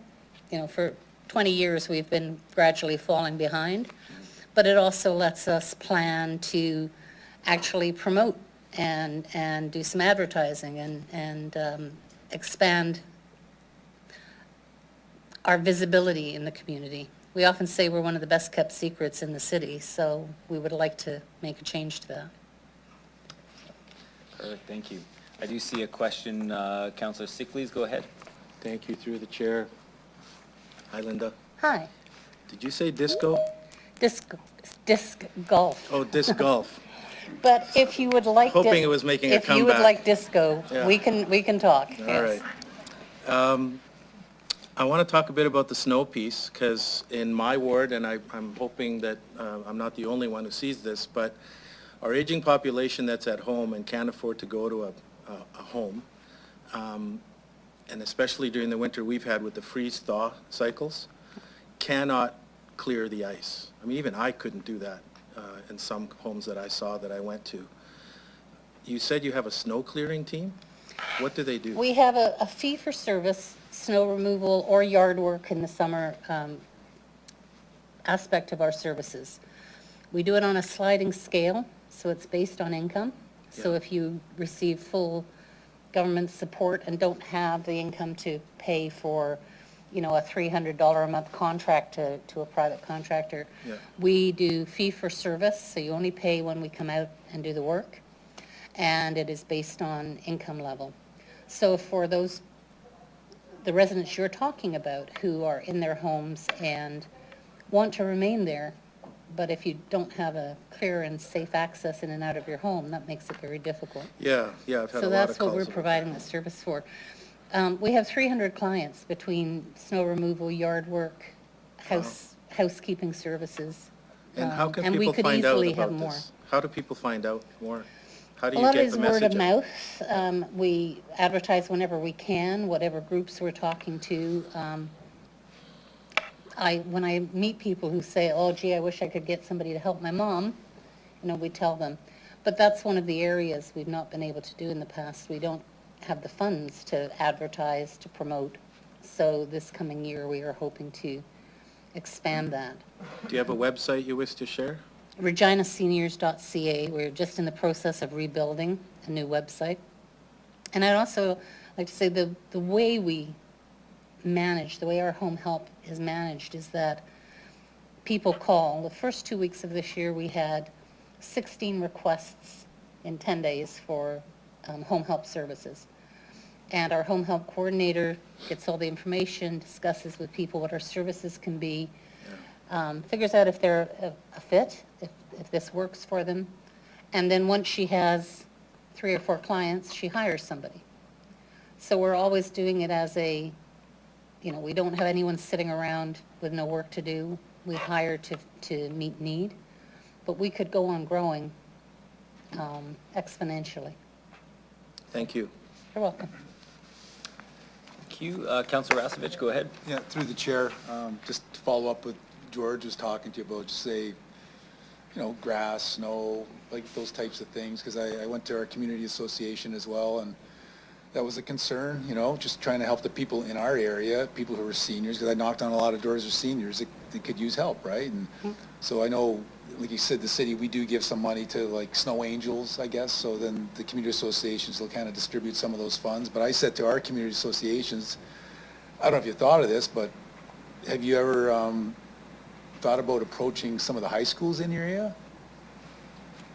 Well, we've had these discussions. Community hours. We've had these discussions among ourselves, but we're not doing what we do to compete with private business. I mean, they have their place, right? Yeah. And we're not competing with Snow Angels, which is specifically a volunteer-driven activity. There's certainly plenty of work for everybody to do. But yes, I mean, we would certainly look at if we could expand and if we had the equipment and so on, why couldn't you hire students to do some of these things after hours and so on? So yes, it's certainly on our radar that's an option. I just thought community hours, right? I mean, a lot of times that's part of the curriculum and et cetera, and I know I'm working with Woodmore Park and Hillsdale about, getting the students, anyways, just an idea for the counselor in your area. Well, to be honest with you, our area is the whole city, because we service the seniors of the whole city. I believe our counselor is right over there. Flores. But yes, we serve the whole city. Well, give me an email if you want some help. You may be coming and serving dinner in a couple of days. So. There you go.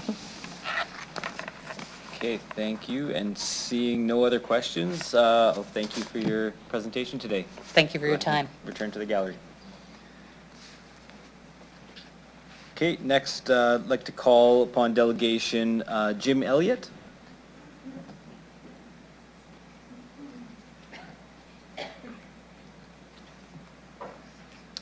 Once you're settled there, I'll get you to introduce yourself for the record, the organization you're representing, city, town you reside in, and then you'll have 5 minutes to address City Council, after which we'll have an opportunity to respond to any questions from Council. Go ahead whenever you're ready. Okay, thank you, Mayor and members of Council. My name is Jim Elliott, and I've been in front of this council, or in this council chamber, probably over the last 20 years of budget deliberations, and so I've been attempting as best I can to encourage you to develop a sustainable future. And as far as I'm aware, this is the first year that the administration of this city has actually acknowledged that we're not sustainable in the current path that we're going on. And some parts of it have been identified in the past, but I don't think in a holistic sense the city itself. Although the first step of an addict is to state that they are an addict is important, the next steps are crucial to becoming a recovering addict, and in our case to work towards long-term sustainability. This should mean that we start moving away from unsustainable practices and supporting those sustainable ones that will move us in that direction. One thing that quickly comes to mind is the idea of free transit and paratransit. That's started to move in that direction, but I believe it should go to the fullest extent. And in the short term, that clearly will help those that are low-income individuals, but I think in the long term, it actually could save you millions of dollars in repairs to the roads. Another one that comes to mind as well that was talked about here is housing. I think we have a clear need to put everybody in a house, and I look at what we have. We have probably close to 200 empty lots in this city that could be both providing taxes to you, which would probably amount to $250,000, and yet as well, solve some of the housing problems in this city. Within the context of general questions, I think we need to reduce the demand on our water because of course that's increasing our utility bills as well as our electricity bills. And up till recently, 25% of the carbon load of this city was purely to pump water around the city. But we need to do more than that. We need to be looking at utilizing our precipitation, our solar and our wind much more aggressively. One thing that was pointed out to me last year is we actually get enough rainfall in this city to actually provide on average enough water for everybody in this city. So we don't even need Buffalo Pound Lake if we were to fully utilize the water that we get from the sky. Also, rather than growing our own food, we tend to pave it over with concrete and asphalt. So again, reducing our capacity to feed ourselves.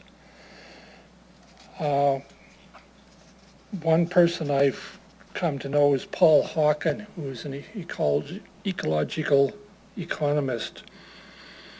And his idea of sustainable development or being sustainable is to in fact try to balance on the edge of a knife. On one side is destroying the planet, on the other side is restoring it. And I think in most cases, most of us would agree that we're probably just cutting ourselves and bleeding all over that knife, when in fact we could be going much further towards being sustainable and in the long term also replacing a lot of our costs with services within the city. We also could be building our own homes. We could be looking at active transportation rather than automobiles. We could be feeding ourselves as well, and again, much of that would be in the area of increasing employment in the city as well. And I guess you have about 30 seconds, just so you know. Thank you. I guess what I'm saying is we need to be a lot bolder than we are. We need to be marshaling a lot more resources there, but we also do need to bring that social and just lens into the comments as well. I'll just make one final comment, and there was an error in one of my presentations on page 13. I was referring to Transit Bus 8 when in fact it's Transit Bus 10. So with that and with all of the information I've got, I'm quite happy to answer any questions. Thank you, Mr. Elliott. I will check to see if we have any questions from folks.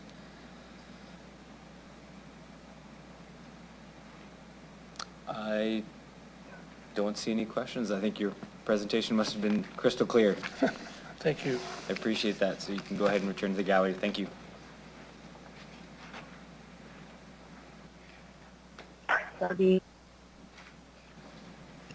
Okay, so next we will call upon Delegation Terry Sleva We'll just check to see. Terry, are you on the line? You can hear us? Yes, I can. Thank you, Mayor Chad. Okay, great. So just for the record, I'll get you to introduce yourself, the organization you're representing, if any, what city or town you are from. You'll have 5 minutes to address City Council, after which you'll have the opportunity to respond to any questions Council may have for you. So go ahead and start whenever you're ready. Yes, thank you. Thank you. Good afternoon. Mayor Bashinsky, City Council members, and administration. I'm Terry Sleva from Regina, and I'm with the Regina Citizens Public Transit Coalition, and I would like to address our public transit system's funding. The RTS works within the constraints that are provided by City Council, and as such, limited service levels are provided. There are many reasons why the Regina Public Transit should have a higher priority in the budget. What you are investing in public transit brings significant benefits to Regina and the environment. It reduces traffic congestion, making commutes faster and more efficient, while lowering stress levels for drivers and passengers alike. Public transit is also more affordable than owning a car, helping low-income individuals save money on transportation costs. Environmentally, public transit cuts greenhouse gas emissions by reducing the number of single-occupancy vehicles that are on the road. Fewer cars means lower air pollution, leading to improved public health and cleaner urban air. Additionally, well-planned transit systems promote walkable cities, reducing reliance on cars and encouraging healthier lifestyles. Economic benefits include job creation and maintenance and operations. Reliable transit also attracts businesses and boosts local economies by improving access to jobs, education, and services. Investing in public transit enhances mobility, social equity, and sustainability, creating a stronger, more connected, and resilient Regina for the future. Thank you. Any questions? Thank you, Ms. Sleva. I'll check for you. I'm going to check and see if we have any questions here for you. Thanks.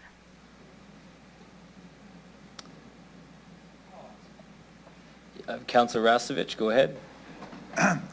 Oh, hey, Terry. Just a question for you. So currently we recover 31% of the cost for transit. Are you aware of that? Yes, I'm aware of that. Okay. Do you think that if we do all the things that you're asking, would people be willing to pay more? Well, you finance highways. You finance roads for the motor traffic. Mm-hmm. I think if public transit was more enhanced, people would be less occupying private vehicles. Transit should be like libraries, or for the fire department, for example. It's a necessity. It's a right. There's a cost for everything. But anyways, thank you. Of course there is. Thank you. Okay, thank you.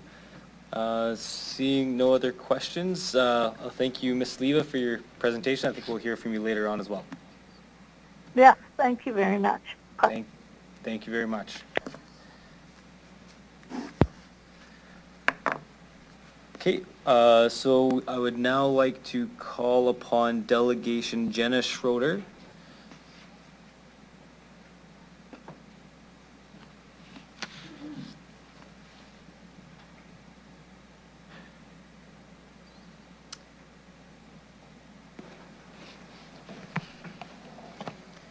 Once you're set up there, I'll get you to introduce yourself for the record, the organization you're representing, city or town you're from. You'll have 5 minutes to address council, after which you'll have the opportunity to respond to any questions they may have. Go ahead whenever you're ready. Perfect. Thank you, Your Worship. Good afternoon, members of council, city officials, and members of the public in the gallery. My name is Jenna Schrader, and I'm the Executive Director of the Provincial Capital Commission based in Regina, Saskatchewan. I'm here today to answer questions about the PCC's 2025 budget request to the City of Regina. And I would also like to acknowledge Councillors Rasevich and Flores as the city's new representatives on the PCC board. Welcome to both of you. My submission in your package is the budget letter PCC submitted following approval of the 2025 and 2026 budget by the PCC board in September of 2024, as well as the presentation I provided to Executive Committee in February 2025. To summarize, PCC is requesting $2.719 million from the City of Regina, which represents 19% of the PCC's total budget of $14.414 million in 2025. This funding will support both capital investments and operations of the PCC. Investing in the PCC keeps Government House and Wascana Centre, two of Regina's national level sites, beautiful, safe, and accessible. PCC's 2025 budget request to the city is a status quo request. The PCC has requested status quo funding from the city for at least 10 years. I'm happy to answer any questions from members of council. Thank you. Thank you, Ms. Schrader. I'll say it right this time. Thank you. Councillor Burton, go ahead. Hi, Ms. Schrader, through the chair. Does the PCC have all the capital required to service the major events that are coming to the provincial, to Wascana Lake, with things like the Canadian Nationals for canoe kayak, for the ICF World Dragon Boat Festival, where significant infrastructure is required to accommodate paddler villages and other infrastructure, whether it be water stations, whether it be shelters, whether it be beer gardens to make some money or stuff like that. Do you have adequate capital in your plan? Thank you for that question. And through the chair, we are working with the groups who are putting on events within the center. I know you referenced one specific event.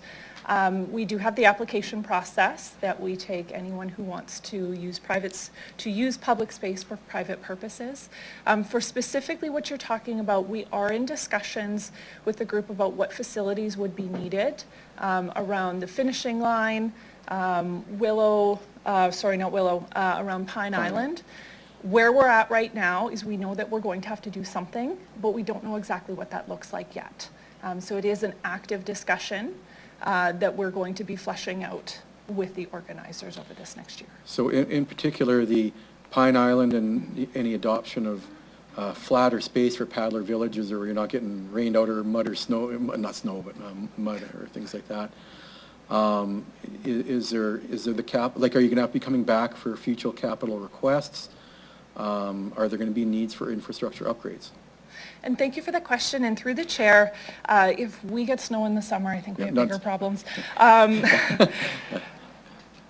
So the process that PCC used for developing our budget is we take everything through the PCC board first. We typically just do it once a year. To the best of my knowledge, PCC has not gone back to funding partners in the middle of the year for additional requests. At least since I've been with the organization for the last 3 years, if there's changes to projects or changes to the scope of projects, we find a way to manage that internally, and we take information or we take decision items to our board on how are we going to realign a budget to deal with what is in front of us now. So what are we deferring? How do we want to accommodate a project right now? I can't say exactly what is going to be happening, but the best answer that I can provide you now is if there's additional work needed, PCC is going to work administratively with the organizers to understand the scope. And then if we do need to take any changes, we would take it to the board, but we would be seeking to do so within our existing allocation first. Okay. Thank you very much. Thank you. Thank you. Seeing no other questions, thank you, Ms. Schrader, for your presentation today. You can return to the gallery. Thank you. Okay, next I would like to call upon delegations Chris Lane and Darren Howden.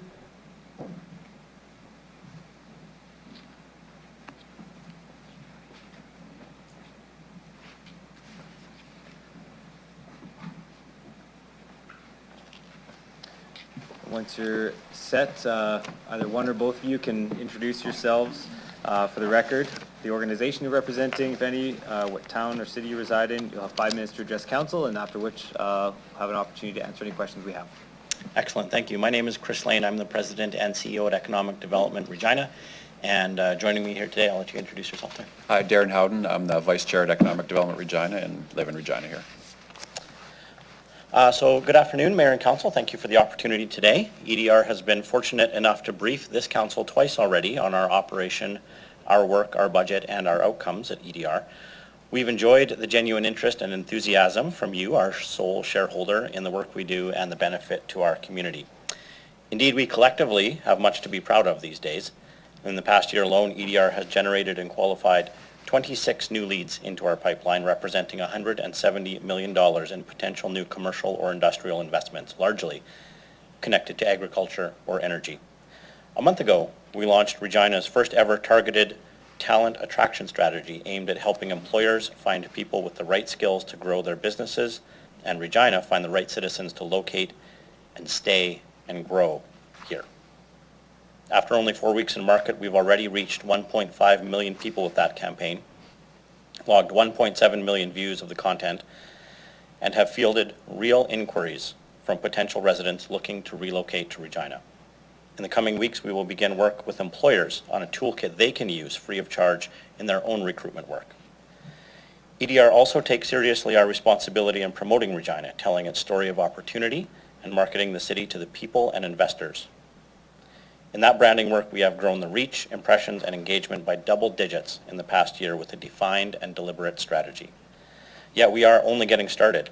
You'll see specific actions and outcomes in our business plan for 2025, such as incubating Regina's next large business event, like Farm Show, happening this week, and launching a new investment attraction incentive program to ensure Regina is at least as competitive as our other prairie cities. In the coming days, we'll announce details of a first ever support program for existing grow and scale businesses already here in Regina. But none of these is guaranteed without strong, stable, and predictable operational funding from the shareholder. EDR's budget request amounts to 0.13% of the admittedly difficult mill rate increase in front of you. And you will rightly be concerned about value for money, as are we. Because the work of economic development becomes more important in uncertain and challenging economic times, not less. Regina's growth is not guaranteed. Its prosperity is not entirely organic. And while the best work of economic development is often long-term and requires patience, it is also the single best avenue we have, dedicated in its entirety to that positive, intentional, deliberate growth that ultimately makes our home a better place to live, work, and invest. Thank you. Thank you. So I'll open it to questions. Councillor Beazle, go ahead. Thank you much to the chair. Hey, Chris, thanks for coming here today. You had a lot of good points about some of the leads that you're working on right now. Overall, what's your landing rate for these leads? How many of these things are you securing for a dollar value? Well, that's through the chair. That's an excellent question. I think I can say with some level of certainty is a strong word in economic development, maybe hopeful optimism that I think we'll have, if we can get 2 to 3 of these leads announced into the next major commitment step this year, I would consider that a pretty serious success in these times. Do you got a dollar value to those 2 or 3? I would say north of $100 million. Okay, thank you. Okay, thank you. I'll go to Councillor Fro. Go ahead. Yeah, thank you to the chair. Thanks for the presentation. Good to see you, Darren. My question is on gear ratio and how you leverage public dollars to secure sort of private dollars and where you direct your efforts into that. So if you could walk us through at a high level the delineation between how you use core funding, how you take that core funding to leverage additional funding outside of the tax base here. Sure, thanks. Through the chair. It's an important part of how EDR operates. The core funding is really dedicated to funding the existence of EDR. So salaries, benefits, hard sunk costs like occupancy, and the cost of running an independent organization. That allows us to build the capacity to then go to other funding partners, other levels of government, private industry, to then invest in programs and specific outcomes that EDR is then able to deliver. So while the funding request in front of you, for example, is about $2 million, EDR operates on about a $3 or $3.2 million operating budget because of what you refer to as the gearing ratio, which is outside investment specific to the deliverables that we are able to be able to program and then ultimately deliver. So I would say right now we have already in 2025 secured about $700,000 of outside investment into EDR to deliver things like support programs for existing entrepreneurs, to deliver things like targeted investment attraction, things like talent attraction through other ministry partners at other levels of government, just as an example. Okay, thank you. Go to Councillor Zakidnia. Go ahead. Thank you. Now, just wanted to, would like for you to respond to the request, the appetite to bring the mill rate down. And so this desire to ask partners, particularly those asking for an increase for a reduced budget ask. And so I guess we'll start with like what would your response be to that? And we can also talk about specific numbers too. So through the chair, just to clarify, you'd like me to provide specific numbers on? I can. No, just first we can start with just your general response to this sort of like appetite for reducing the mill rate, and so EDR's response to what should your response to that sort of like desire. Let's start with that. Okay, through the chair. I would say first and foremost, we understand the difficulty in the mill rate. This is a situation that I think results from successive, probably lower than necessary increases to fund the operation of the city over successive years. EDR specifically, while we acknowledge this, the budget in front of you is an increase from approved funding from last year, it is actually a marginal or not at all increase from what we have through the board endorsed as EDR's budget for the last 3 years.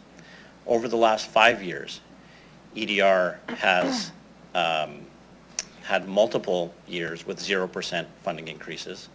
The remaining years collectively, cumulatively, account for 0.73% of the total mill rate increases over those 5 years, well below the pace of inflation. So our response is understandable, understanding the challenge of the current mill rate increase, but also that EDR continues to do its part in responsible financial stewardship. Can you repeat, you said 0.73, so of the years that you've had an increase, over how many years is 0.73? Just repeat that. Through the chair, that was over 5 years. Over 5 years that your budget has increased 0.73? Collectively, cumulatively, if you added it all up, yes.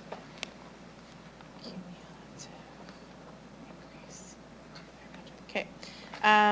Now, okay, understanding what you have asked, or what, like your response, now we can get to some numbers. So what would you say if you were asked to reduce your budget by $200,000?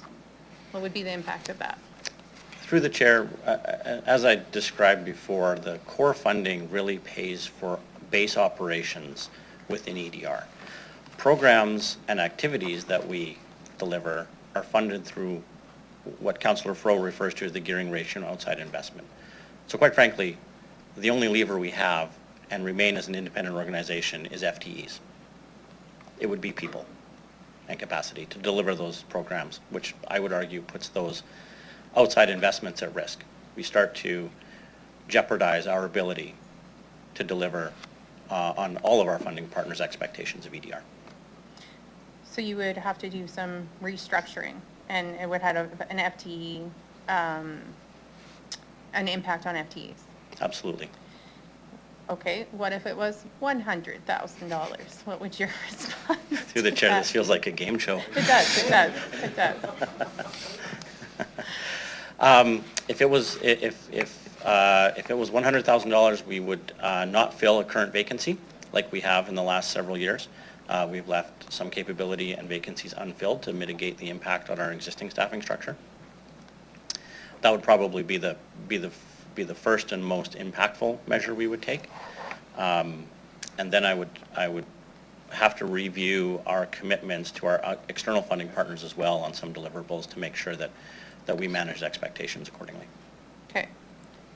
You would not fill the vacancy and review other commitments to other funding partners? Correct. Okay, that's all I have, thanks. Thank you.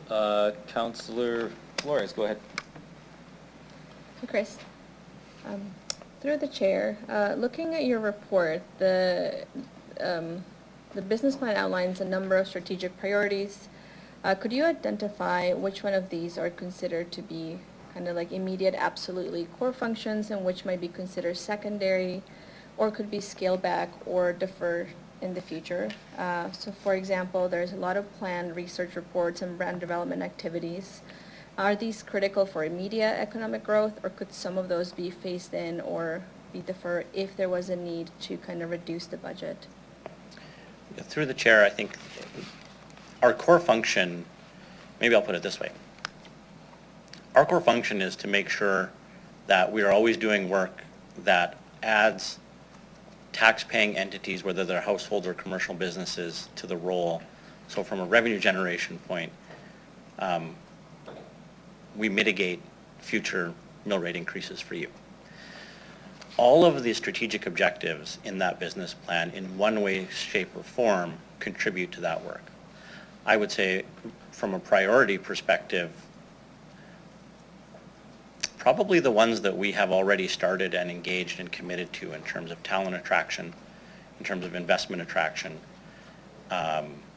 need to be, they have the most immediate and measurable impact in the shortest amount of time. So from a council perspective, those are the ones that you will see the positive impact the soonest, and they're the most tangible.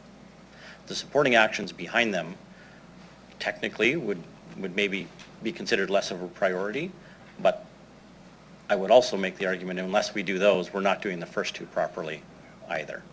So they're all in some way, shape, or form connected to the ultimate deliverable.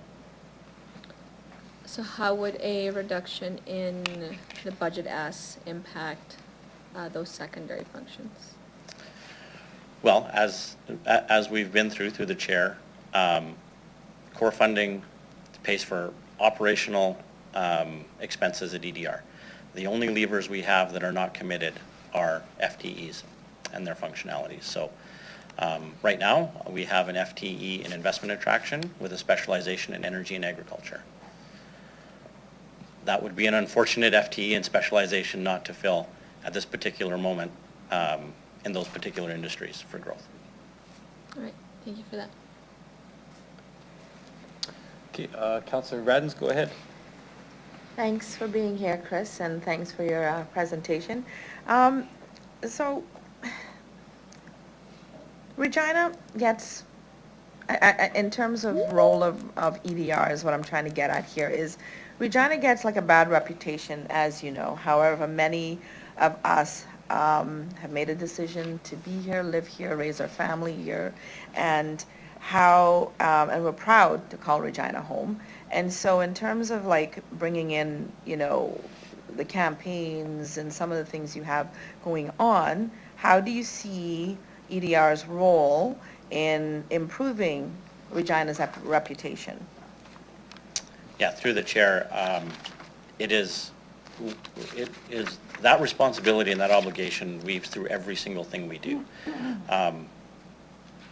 I've said it before in this chamber that Regina has to work harder than other cities sometimes, from a reputational perspective or from a competitive perspective, and any chance we get to tell the true and authentic story about the opportunity here, we take it.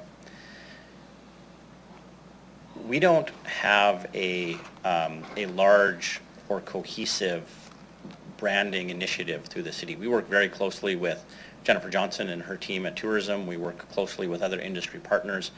We work closely with individual events and entities here in the city to tell that story collectively.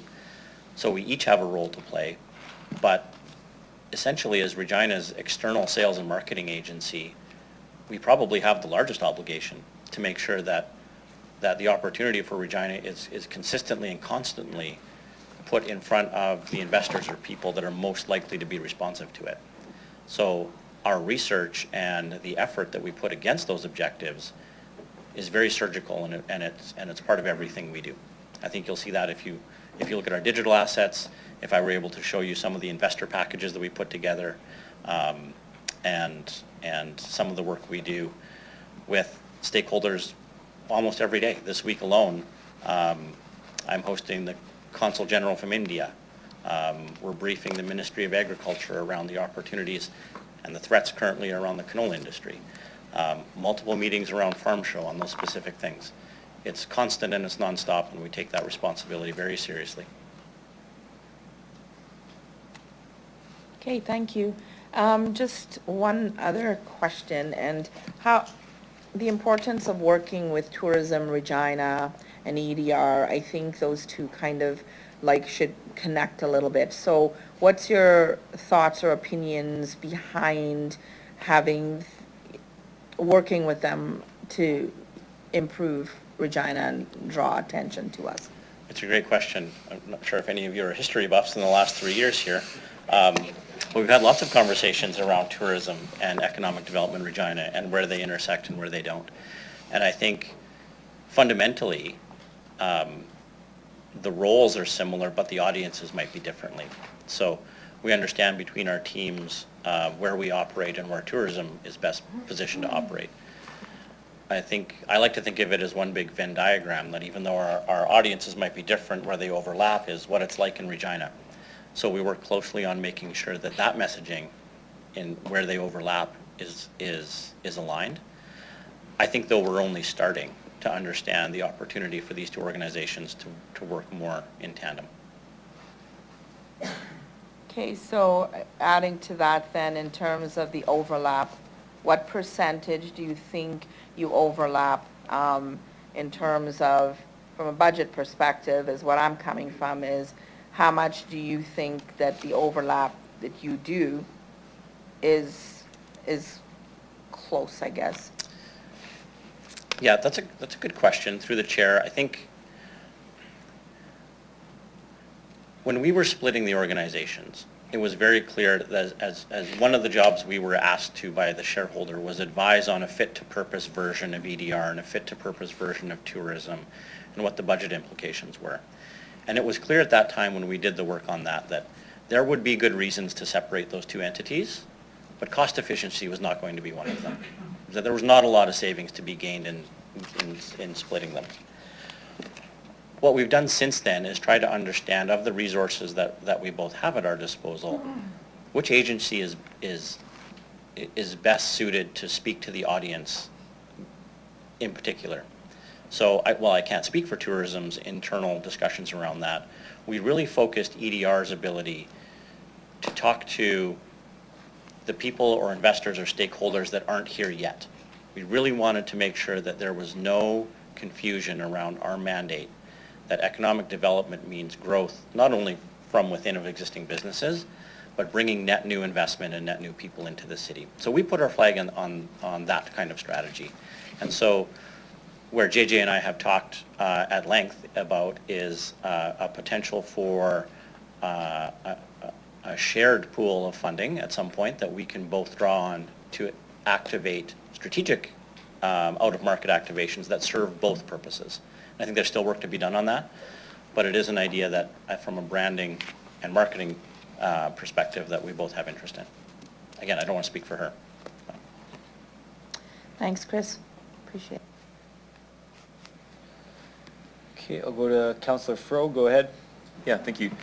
Through the chair, Chris, when looking at other Canadian cities and how they structure their shareholder agreements with their ECDEB organizations, what can you tell us about multi-year funding and your thoughts on the merits of entering into a multi-year funding agreement with the City of Regina, which lays out expectations, but also some certainty as to what your funding looks like as opposed to coming back year over year? Yeah, through the chair, I think that's a really important discussion. I point to our sister city in Saskatoon as having the benefit. Their sort of basic resource ask mirrors ours. The difference is that they will negotiate that on a renewal of a 3 to 4 year funding contract. And so what that allows them to do is be able to make long-term multi-year plans about that resourcing, knowing what it's going to be and knowing that they can go to outside investment partners and make commitments that are maybe 2 or 3 or 4 years down the road in terms of programming. We do that too, but probably with less success because it would require us committing resources from a capacity standpoint of our own that we're never sure that that's what that's going to look like because of this process.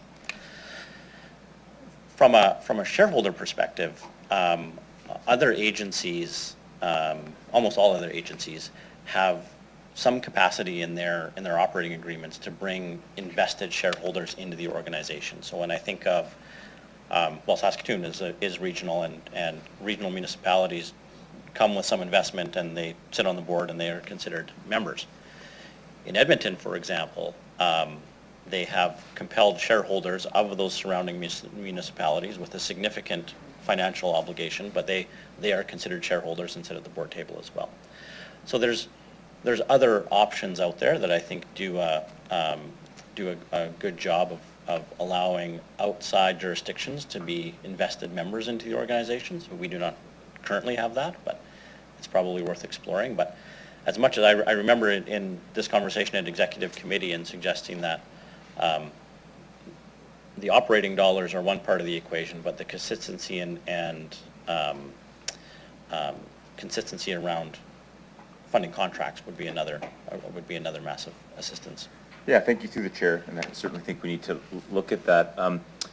Understanding that the city is asked all the time to invest into things that have a broader community benefit, what are your thoughts moving forward on reporting back to the city as it relates to being a municipal corporation, in that the return and how we quantify the return as a municipal corporation if we were able to structure a multi-year funding agreement?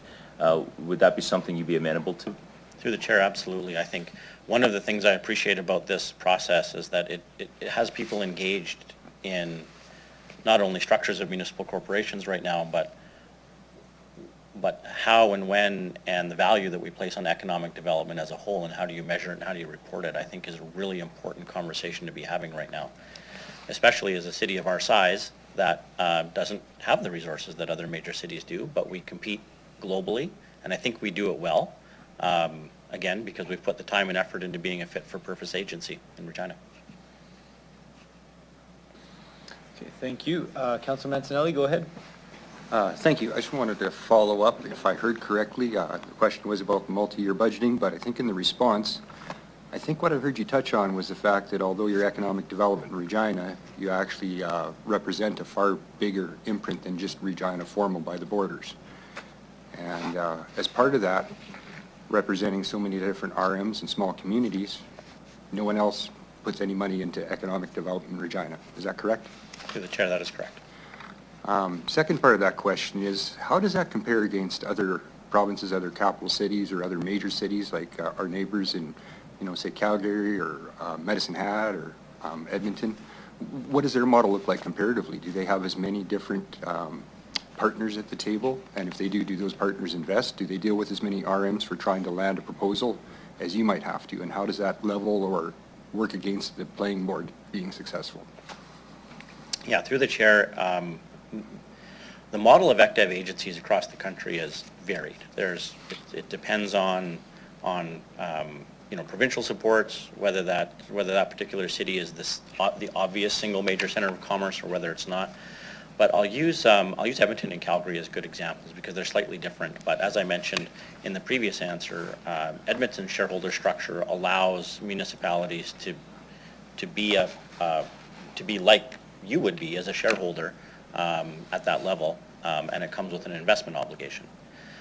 In Calgary's case, it allows investments from other jurisdictions as well, but it really has done a good job of picking specific projects to work with collaboratively with other jurisdictions. I think of the new logistics hub that their version of the GTH that they're building in Calgary. I think of the de Havilland aircraft factory that's happening just outside the city borders, but Calgary ECDEV is very involved in that, so there's obviously partnership in that. I think of what Edmonton's been able to do with the hydrogen hub, which is technically outside that city's border, but involves a lot of investment from other regional partners as well. So there are models around this that encourage that level of collaboration and investment, and then there are others that make it pretty restrictive. I would say we have a restrictive one. Maybe not part of budget talks, but could you provide council with some recommendations that we might be able to work into conversations to find if we can broaden the playing field for success? Through the chair, we'd be happy to do some work on that and present different models in both current and potential. Much appreciated. Thank you. Okay, seeing no further questions, thank you, gentlemen, for your presentation today. You can head back to the gallery. Thank you.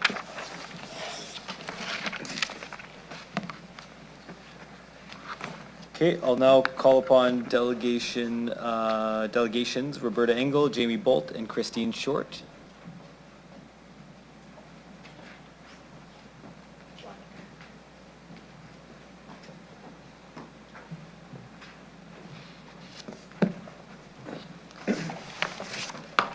Okay, and once you're settled, I'll get you to introduce yourselves. Please tell us which organization you're representing, what city you reside from. You'll have 5 minutes to address council, after which you can answer questions we have for you. Whoever wants to introduce everybody, or you can do one at a time. I'm Jamie Bolt. I'm the chair of the Real Board, and I live in Regina. Good afternoon, everyone. Roberta Engel, acting president and CEO for Real, and I live here in Regina. Hi, Christine Short. I'm the chair of the Audit and Finance Committee, Board of Directors for Real, and I live in Regina. So I'll get started. So good afternoon. As I stated, my name is Roberta Engel. I'm the acting president and CEO for Real. Today I'd like to thank Jamie and Chris, and we also have Mike McNaughton, our vice chair in the board, for allowing me to take on this presentation and deliver it to all of you. Also would like to just take a moment to welcome the mayor and Councillor Cyclist to our board as well. So we are here today to present Real's amended budget ask, which has been determined based on careful consideration of Real's operations, capital requirements, debt requirements, as well as cash flow requirements. We do acknowledge that the amended budget ask is still very significant in nature and value. However, this amount is necessary to allow Real to continue operating and providing our community all the services and events, like the recent Jelly Roll concert last night, that they have come to expect from Real. This ask will also provide our new board to move this organization forward, and I can assure you the new board is very supportive and very committed and takes their fiduciary responsibilities very seriously. They want to ensure that Real is set on a path that is mutually beneficial for the city, the organization, but more importantly, our residents. On February 26th, Real delivered an original budget ask for a total amount of $12.7 million. That 12.7 was 4.2 for operations, 1 million for capital, 2.7 for debt funding, and 4.8 for cash flow. This ask was an increase of 3.5 million, or 38% more than the funding provided in the city by the city in 2024, which was 9.2.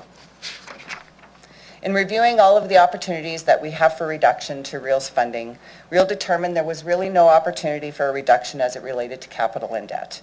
Real has not reduced the capital funding request of 1 million, as this represents a very small percentage of Real's total capital needs and is focused in on safety, required system upgrades, and a contingency to address any emergent needs. The safety of our facilities is important, and as shared when we delivered our original budget ask, the need for capital investment is significantly more than 1 million.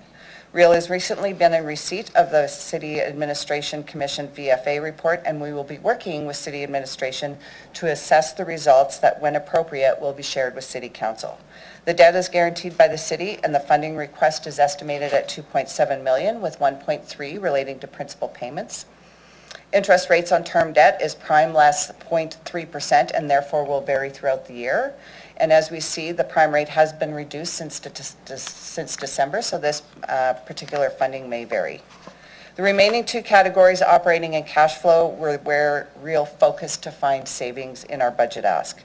We did build an operating budget that focused on revenue growth, building and improving on relationships, implementation of operational efficiencies, and investing in procurement and contract management. All initiatives in line with M&P reports as approved by City Council and a procurement audit report commissioned by the Interim Board of Directors in 2024. Cash flow funding is an estimate and is based on the current operating budget as well as the inflows and outflows for Real's line of businesses. There is always a risk around forecasted cash flow, as it is next to impossible to predict emergency repairs, a cancellation of an event, uncollectible customer accounts, and with the recent trade tariffs being imposed, the impact of cost of operations. Real is reducing the operating funding ask by $400,000 and the cash flow funding ask by $800,000 for a total of 1.2 million, or almost 10% of the original ask. The original request was based on a budget that built on a foundation of realism, transparency, and a goal to avoid returning to City Council for additional cash flow. This revised reduction does increase financial risk due to economic uncertainties, potential cost increases, and recent developments affecting previously submitted operating budget. However, the reduction in operational funding may cause will also potentially to the cash flow.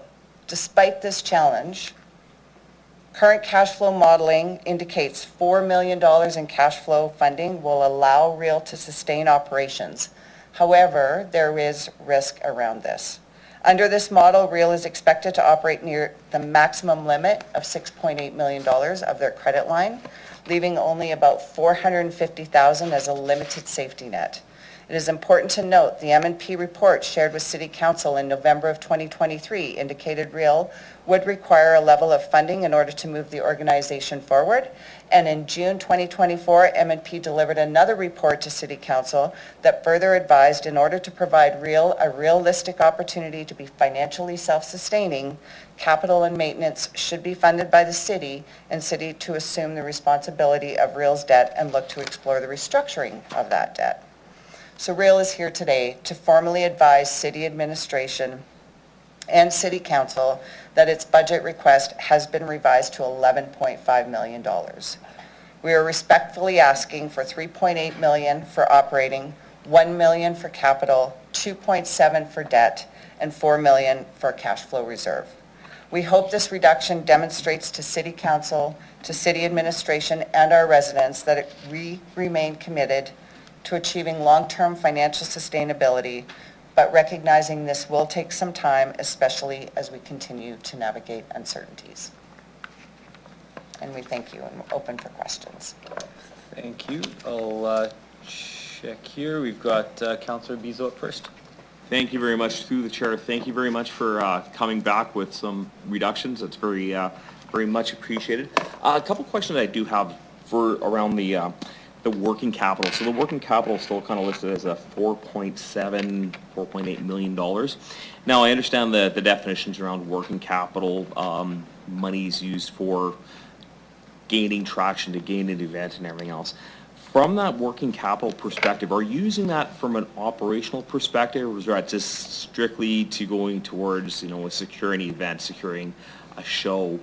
The question I would ask is, if that was a back and forth transitional funding request from the city, say, we'll upfront you the cash to get the Jelly Roll concert, but at the end of the concert, you give us the money back. Would that work as part of your funding model, or are you going to use this for operations? So, great question, and through the chair. There's a couple of pieces that I have understood in your question, Councillor Bezo, so maybe I'll start off with working capital. Working capital is about all of your AR, your fluctuations in your accounts receivable and accounts payable, and it's Real's intent to not draw down on any of that working capital until we absolutely need it. We're really hoping that the funds, the inflows and outflows of our organization and our operations may not require us to come back, but I'm here to share with you our cash flow modeling does show that we are going to have to draw on some form of cash flow near the end of the year. With respect to investment in or acquiring events, right now Real hasn't gone out and acquired any events like they have in the past. All of the concerts that we have coming to our facilities this year, specifically Jelly Roll, we're in a partnership with Live Nation, so we took on all of the ticket sales, and this is where the cash flow comes in. So we took on all of the ticket sales when all those tickets went on sale last fall. We used that cash to fund our operations. Last night at the Jelly Roll concert at about 11:30, I signed the cash settlement, which means that Real now needs that funding they used in the last quarter of last year to pay out Jelly Roll. So we've got the funding there, but that's what ends up happening. And we can't forget that for the last 4 or 5 years, Real has been paying their debt, and it's just caused us to continue to draw down on that operating line. And I don't know about you guys, but when I first started a job, I got into my overdraft of $1,500 and I couldn't get out with finding out, some form of income or going back to mom and dad for a little bit of top up. So I think I think Real would be totally open to coming forward when we need investments and events, but at this point in time, it's really about managing our accounts receivable and accounts payable. So did that answer your question? It does, and I'm going to lead into another question with that. Okay. So, working with that working capital being kind of that $4.8 million, and that's kind of your line of credit. I understand how you need to dip into it from time to time. What if we dipped into that and then you came to the city for another, if you needed more money, like what is the maximum ask that you would ask for at a given time for this line of credit versus allowing the line of credit to be out there and, you can come and say, we need some money, special council meeting, we need some money, and then you pay us back right away. What would that look like for your financial model? So that request isn't as big to the taxpayer and you have a loan from time to time and get the money back. Or is that too much to? Well, I think, if last year, Real never asked for any working capital or cash flow through the chair. And that's what ended up happening is we came back in the fall, we were very close to our operating line, and, it was a difficult ask to say, hey, we need $4 million or we're going to not be able to continue on with operations. Asking for the $4 million or the working capital funding up front is really Real's approach to saying, hey, we believe we're going to need this funding. We want it considered as part of the budget process so that we're not coming back and looking to city council and city administration to try and find that $4 million as we've been already set ourselves on a path for operations for both entities. Okay. Thank you. Thank you. Okay, thank you. Councillor Flores, go ahead. Sure. Through the chair. I know you elaborated a little bit on this, but could you talk a bit more about some of the specific strategies and targets that Real has in place to achieve that long-term financial sustainability so we can reduce the reliance on city funding in future years and then we don't have to continue that conversation of We might come back. We might come back. Yeah, so, you know, through the chair, in order to make money, you need to spend some money. And some of the initiatives that we're looking at, and I can share with you, you know, we really want to focus in on building that revenue. We really want to focus in on looking at new revenue generation. It's not just about going out and renewing the same contracts. There's opportunities out there for us to generate new revenue. Some of the initiatives that we're looking for or looking into is financial management and cost efficiency, workforce and employee engagement, operations and facility management. We're looking at brand and marketing strategies, event and customer experience, as well as internal communications collaboration, technology and process improvements, and community and client relations. All the things that have actually been sitting on the side of someone's desk that we've just not had the opportunity to get to, because we have been watching what we spend, how we spend it. But it's come to the point in time where M&P said, hey, Real needs to generate revenue and Real needs to cut costs. And so we need to look at how we best do that. And it's really through investing in future revenue generation. And I know we've talked before about there's a brand new board and there is this giving them some time to kind of get everything in order, and that's kind of the plan right now, which I support. Right, like you're all new and it will take some time to figure out how to move forward. Some time has passed since that conversation, and I'm curious to see how confident are you, as time passes, that this will be achievable, given that the community it seems to be one of the top concerns of why should we support Real in terms of providing funding continuously. So I want to know, what is the confidence level on your end in terms of achieving these things? Through the chair, I'm actually going to ask our board chair to respond, if you don't mind. Yeah. So through the chair, I think, and appreciate the conversation again to talk about, that bit of window, and even to Councillor Fro's motion of that 18 months time frame. But we are looking at various options and in conversations about, out of the box thinking around the structure of the lease agreements on the property, trying to figure out the business that we're in, and seeing if it's viable, and looking at each business unit separately and investigating the opportunities that exist there. I mean, we know we have to increase revenue and decrease expenses. And so it's not one item that's going to do that, and I think we realize that. It's a multitude of items that is going to be needed in order to do that, and that they all need to build on each other for that.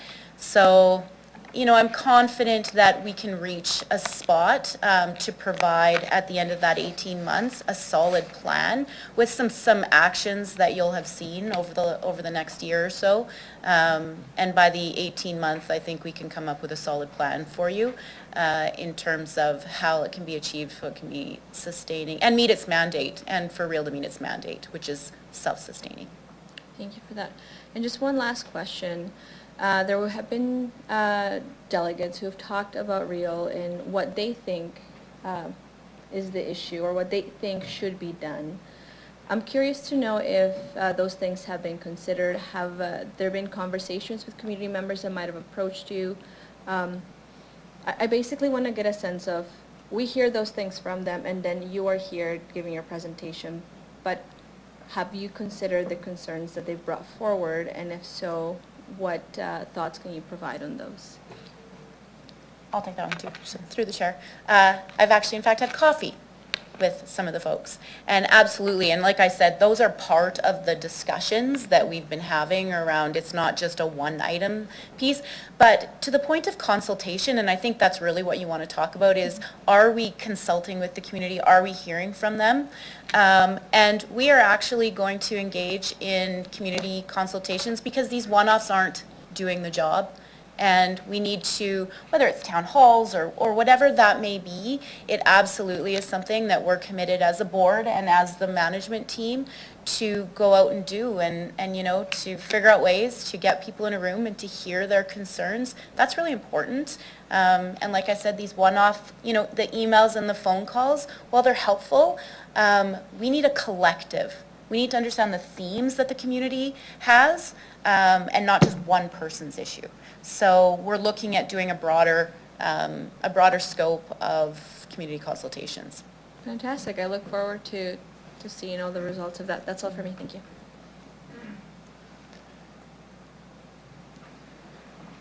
Okay, thank you. Councillor Radens, go ahead. Thank you for being here and presenting again.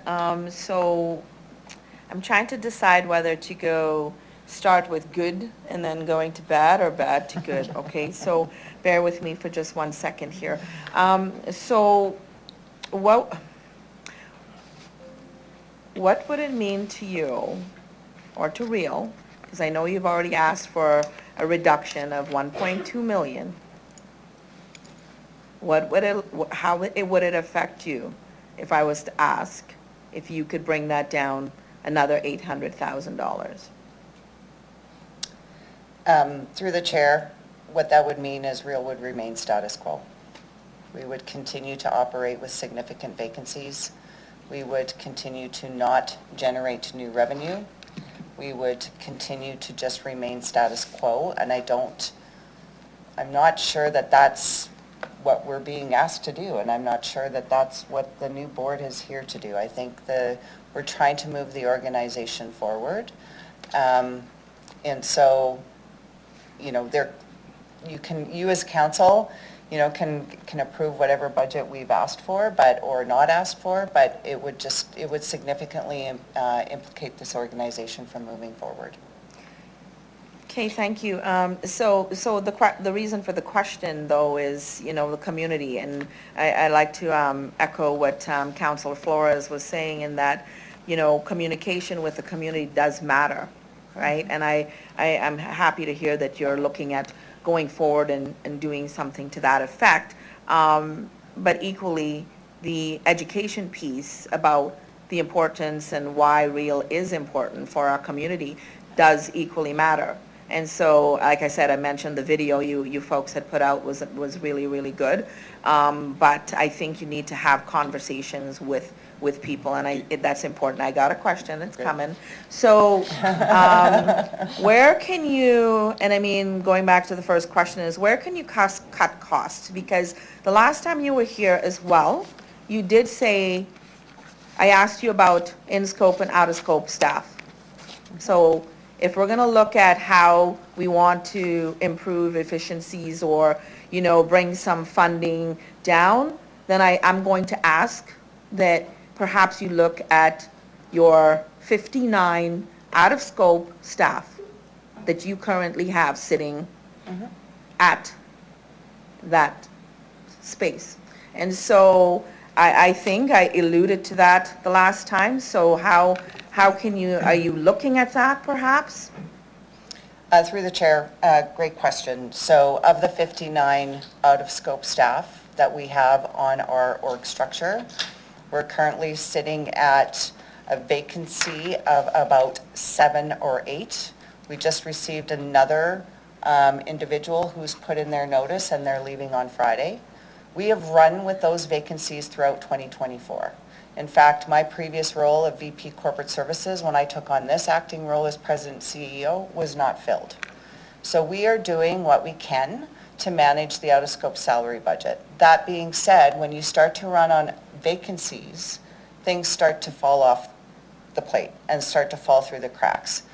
One of the things in my role as acting president and CEO is I wanted to make sure that this organization became stabilized until such time as a new president and CEO was brought on, and provided that individual the opportunity to structure where they see the out-of-scope structure should be to lead the organization forward. And so of the executive team, there are 3 individuals that are on term employment contracts. So you know, we have been doing what we can to manage out-of-scope salaries, and we have been doing it through vacancy management. And, you know, it's getting hard on those managers that are still with Real at this particular time. They went from a Pats game on Saturday night to loading in Jelly Roll, to loading out Jelly Roll, to loading in Farm Show this morning.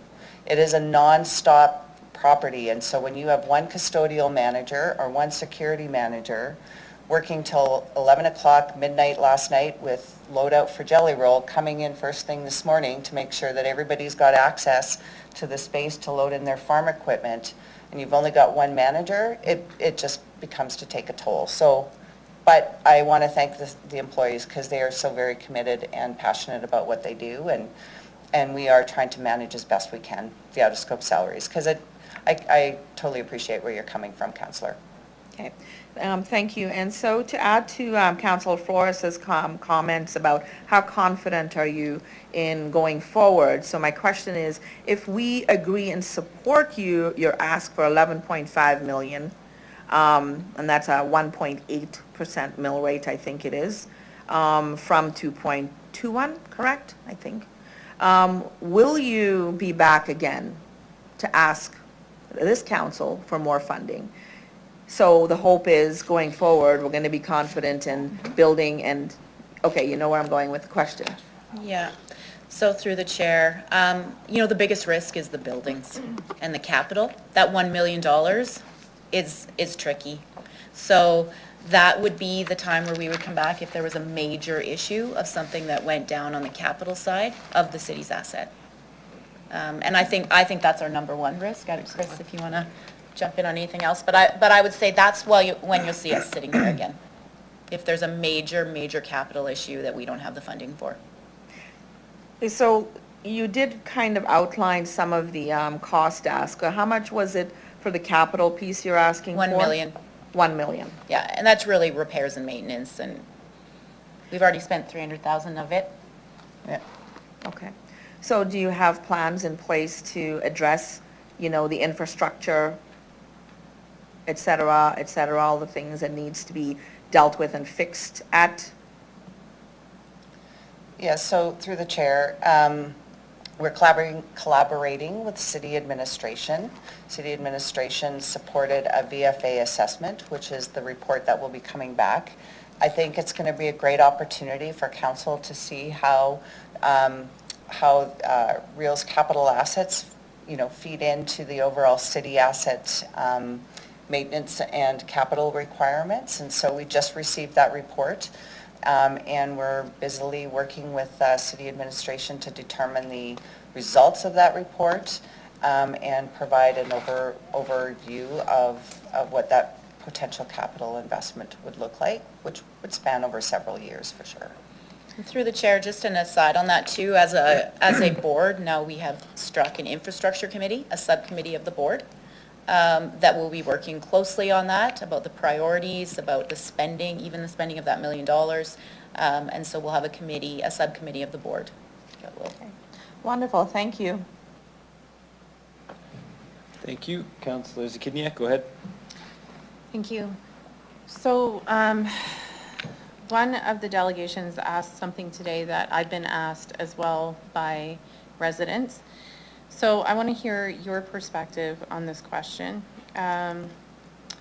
If Real were to be dissolved immediately and everything were to be brought in-house under the city's administration, so if that were to happen immediately, that was requested today, what would be your response to the ramifications of that? You want me to take it? Okay. Through the chair.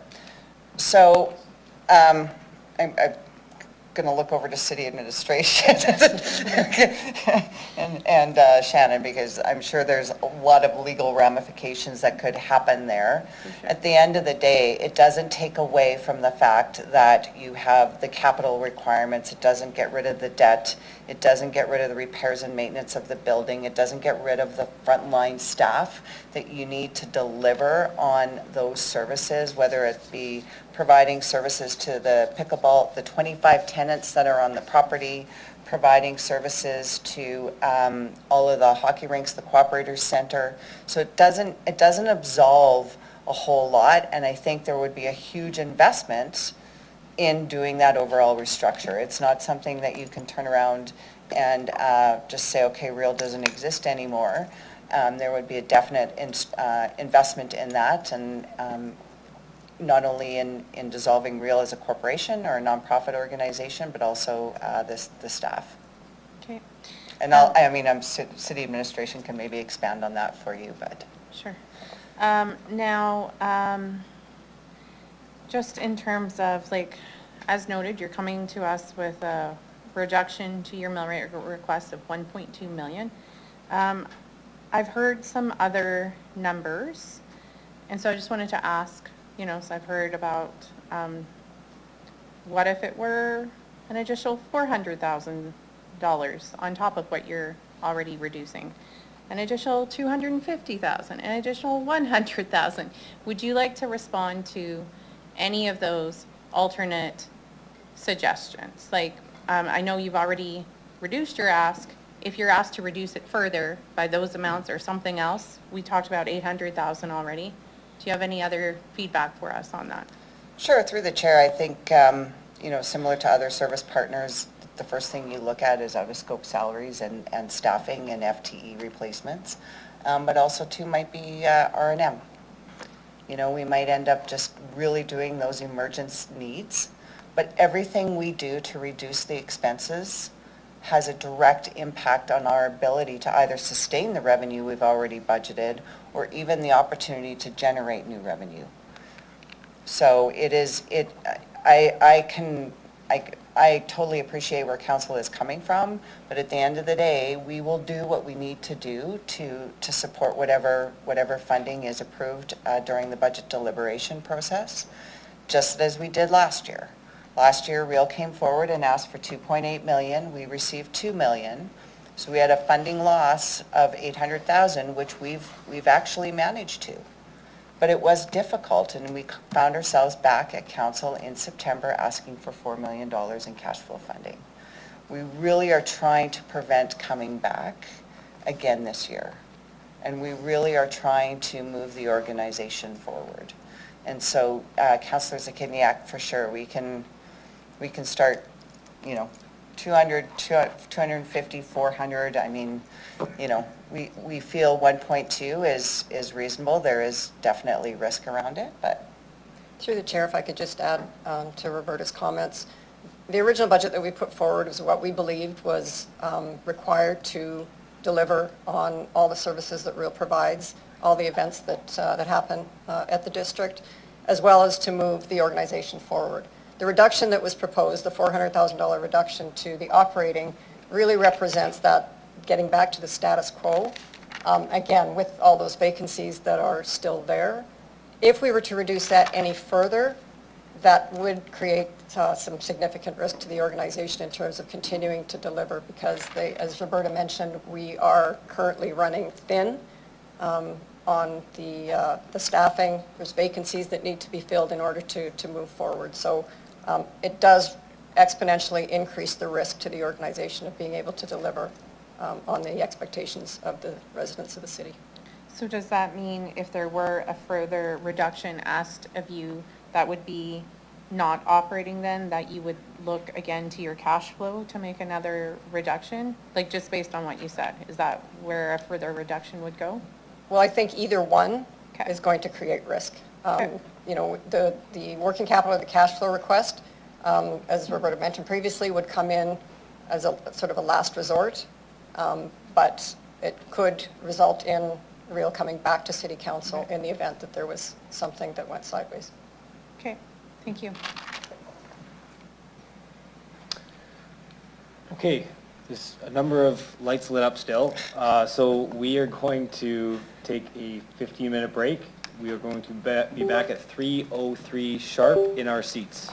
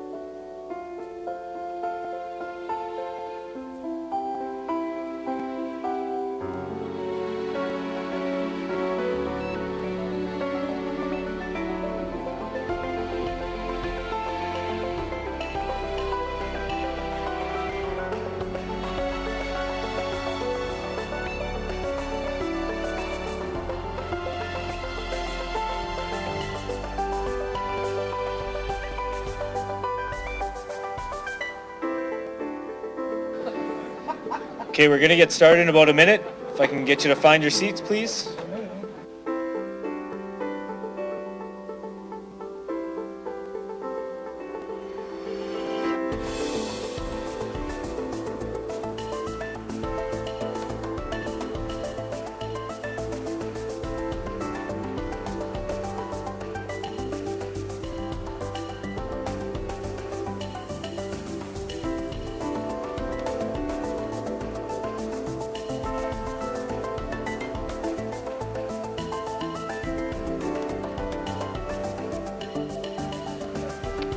Okay, we have quorum, so we will get started again.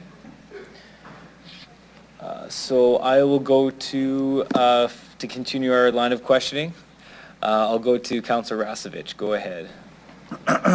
Through the chair, just, you know, obviously all this talk about, because I guess, you know, real, what I've seen is, you know, we can generate 40 million, spend 44 million, or 4 million loss. So I think about that $4 million. And I'm wondering if you guys have done any modeling, just for example, like you mentioned, just, I don't know, 20 plus leases that we have within Real. And I wonder if you've done any modeling, like, hey, if we did, just a quick snapshot, like, hey, if we did this is how much revenue we would generate, could be generating, which would narrow that, you know, narrow that gap. And I guess the other one would be if you included some user fees, whether, I know we've talked about maybe a parking fee or maybe it's a user fee, just add a small user fee, like even 50 cents on something for 3.5 million people coming through, which would help, you know, if you just run some of those, if you've done some quick modeling, you know, what that would look like, just the leases, you know, how much revenue that could generate possibly. Anyways, that's my kind of question. Through the chair, great point on the leases. You know, the good chunk of Real's leases are currently at a market rate. And for those that aren't at a market rate, we are having a conversation with those tenants as those leases are coming due this year. That being said, one thing we have to remember is that, you know, you can go to, you can be talking to somebody and they could say, hey, yeah, the warehouse I rent out in the warehouse district, you know, I'm paying $15 a square foot, and therefore, you know, come back to us and say you should be charging $15 a square foot. But we have to remember that some of our tenants don't have access to their space 100% of the year. Some of our tenants have to move out for agribition that generates $216 million in economic impact. Some of our tenants have to move out for farm show this week. And so when you're looking at market rates, we have to be very, very careful to make sure that our market rates are truly reflective of the access to that building and the type of amenities that they're getting through that building as well. But we are absolutely 100% all over that, looking at that. And we're also, you know, we've got some sponsorship agreements that are coming up. We want to make sure that we share with our sponsors the additional value we can bring. And the way we do that is by, you know, spending some money on our buildings and creating that value and experience for them. Jelly Roll, again, I cannot say enough how important that event was for us last night. 7111 is the new number for council. 7,111 people scanned into that building last night. That is amazing. And so you want to talk about us moving forward, we're moving forward, and you know, this is, the best is yet to come, I think. But absolutely, we're always looking at new revenue opportunities and modeling for sure. Okay. Any idea what that could look like? Any numbers? You ever run some numbers? Well, for 2025, 41.3 million is what we're budgeting for revenue. We've actually, and through the chair, sorry, we actually have engaged a consultant to give us a high-level impact of what user pay parking looks like, right? Because you mentioned, you know, throwing user pay parking or charging for additional $1 or 50 cents for every single ticket. We do sell where possible. We do create that premium parking experience, and so last night you could have purchased a premium parking experience, get first access and first exit. So absolutely. I can share with you, but please do not quote me. In 2018, M&P did a business efficiency review on Real, and one of the things they did identify was user pay parking. And so they had indicated that, you know, there's upwards of, you know, $750,000 to $1 million in user pay parking. But we also have to remember that Real is a community property. And we have to remember that we've got people bringing their kids to soccer and grandparents coming to watch their hockey, their grandchildren play in hockey or ringette or figure skating. And so we need to really balance, right, that piece of, are you coming for a concert or are you coming to watch and attend a public facility for soccer and hockey? Yeah, no, I hear you. It's a tough, Yeah. it's a tough one, you know, because, you have people on both sides in Regina. Yeah, anyways, thank you. Yeah, no, and so through the chair, just to jump on our Jamie's comment, and I think it was Councillor Flores and Radon's, that's where public engagement is so important. That's where getting some feedback and really talking to the public and understanding, you know, where they would feel when it comes to user paid parking or other initiatives. Councillor Turnbull's open house provided us a lot of great ideas, and we just, you know, once we get through this budget piece, we're going to focus in on some of those ideas and start talking to others. Okay, we'll keep going with questions. We have a few still lit up here. And just before I go on, I was going to mention before we got started up again, we're going to be stopping hard at 5 o'clock. So just so everybody in the gallery knows as well, and then we'll reconvene in the morning. So wherever we land at that point, 5 o'clock we'll be stopping today. So I will go to Councillor Mancinelli. Go ahead. Thank you. Through the chair, appreciate the submission of the information. Just checking if I paid attention carefully. In 2023 to the 2024 year budget, I believe there was a change of $2 million from executive staff, and then in 2024 it went towards consultants. Is that correct? Through the chair, so in 2023, yes, we had full-time executive staff. In 2024, we've switched to having some of that executive staff, not on a consultant, they're employees, but they're on a term contract till the end of the year. Okay. I was just wondering how that led into the 2025 projected budget. Last year, they were, like I said, listed off as consultants. Are these turning into full-time positions? And in light of your comments about the pressures, I'm just wondering how the plan comes together to alleviate those pressures and how that costing comes together. Yeah. So through the chair, great question, Councillor. The executive salaries or the management and director salaries have been budgeted in 2025 as if they were filled, you know, providing the new president and CEO the opportunity to look at a new org structure. We do have some consultants that are truly paid through the contracted labor line that you would see in the budget. And we were hoping at some point in time to actually take some of those contracted employees and bring them in under a full-time status because they are a requirement. Does that answer your question? I think so.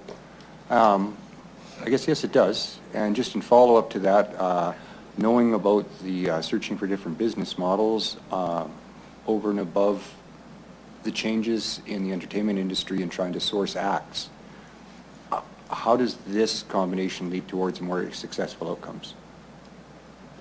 I'm just thinking you can hire outside help to try to lead things in. Are these consultants, are these the people who bring us the events who are going to generate the revenues we need to see? Is that how this is leading up, or how is this coming together? Yeah, so through the chair, with our recent departure of our entertainment manager, we've actually started looking into and have been talking to individuals about helping us on that third-party sourcing, similar to what M&P provided in the June 2024 report. The consultants or the contractors that we have in place right now are supporting us on the procurement and contract management piece as opposed to the event management piece. So if I understand you correctly, you're looking internally to manage efficiencies more than you're looking externally to try to generate income. Through the chair, yes and no. There is a level of salaries in our budget for 2025 to fill the Director of Sales and Sponsorship, to fill the 2 account executive roles that we've left vacant for 2024. Okay, appreciate the information. Yeah. One more follow-up from the information spoken of today through the chair. So basically, because the line of credit only has $500,000 left to the bottom, $4 million of this ask operates as as operating to take the place of that line of credit, part of the $4 million ask. Working capital. You basically believe you have enough ins and outs of capital to go forward, but without that safety net of the line of credit being so low, you need the $4 million working capital to operate or to bid or to do things with an efficiency. Is that correct?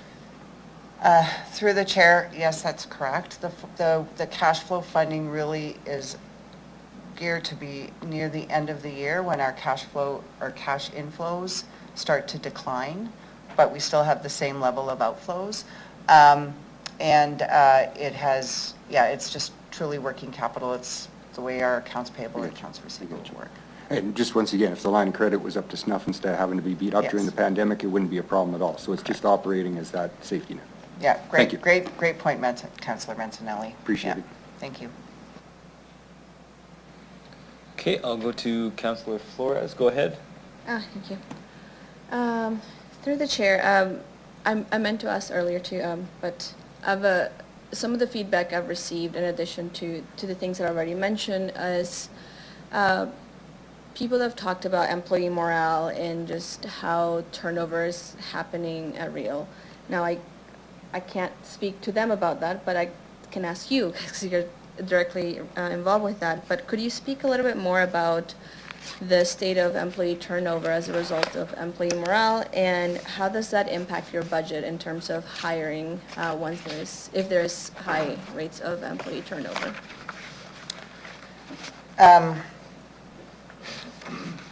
Through the chair. So last year when I stepped into this role as acting president and CEO, I did an employee engagement survey.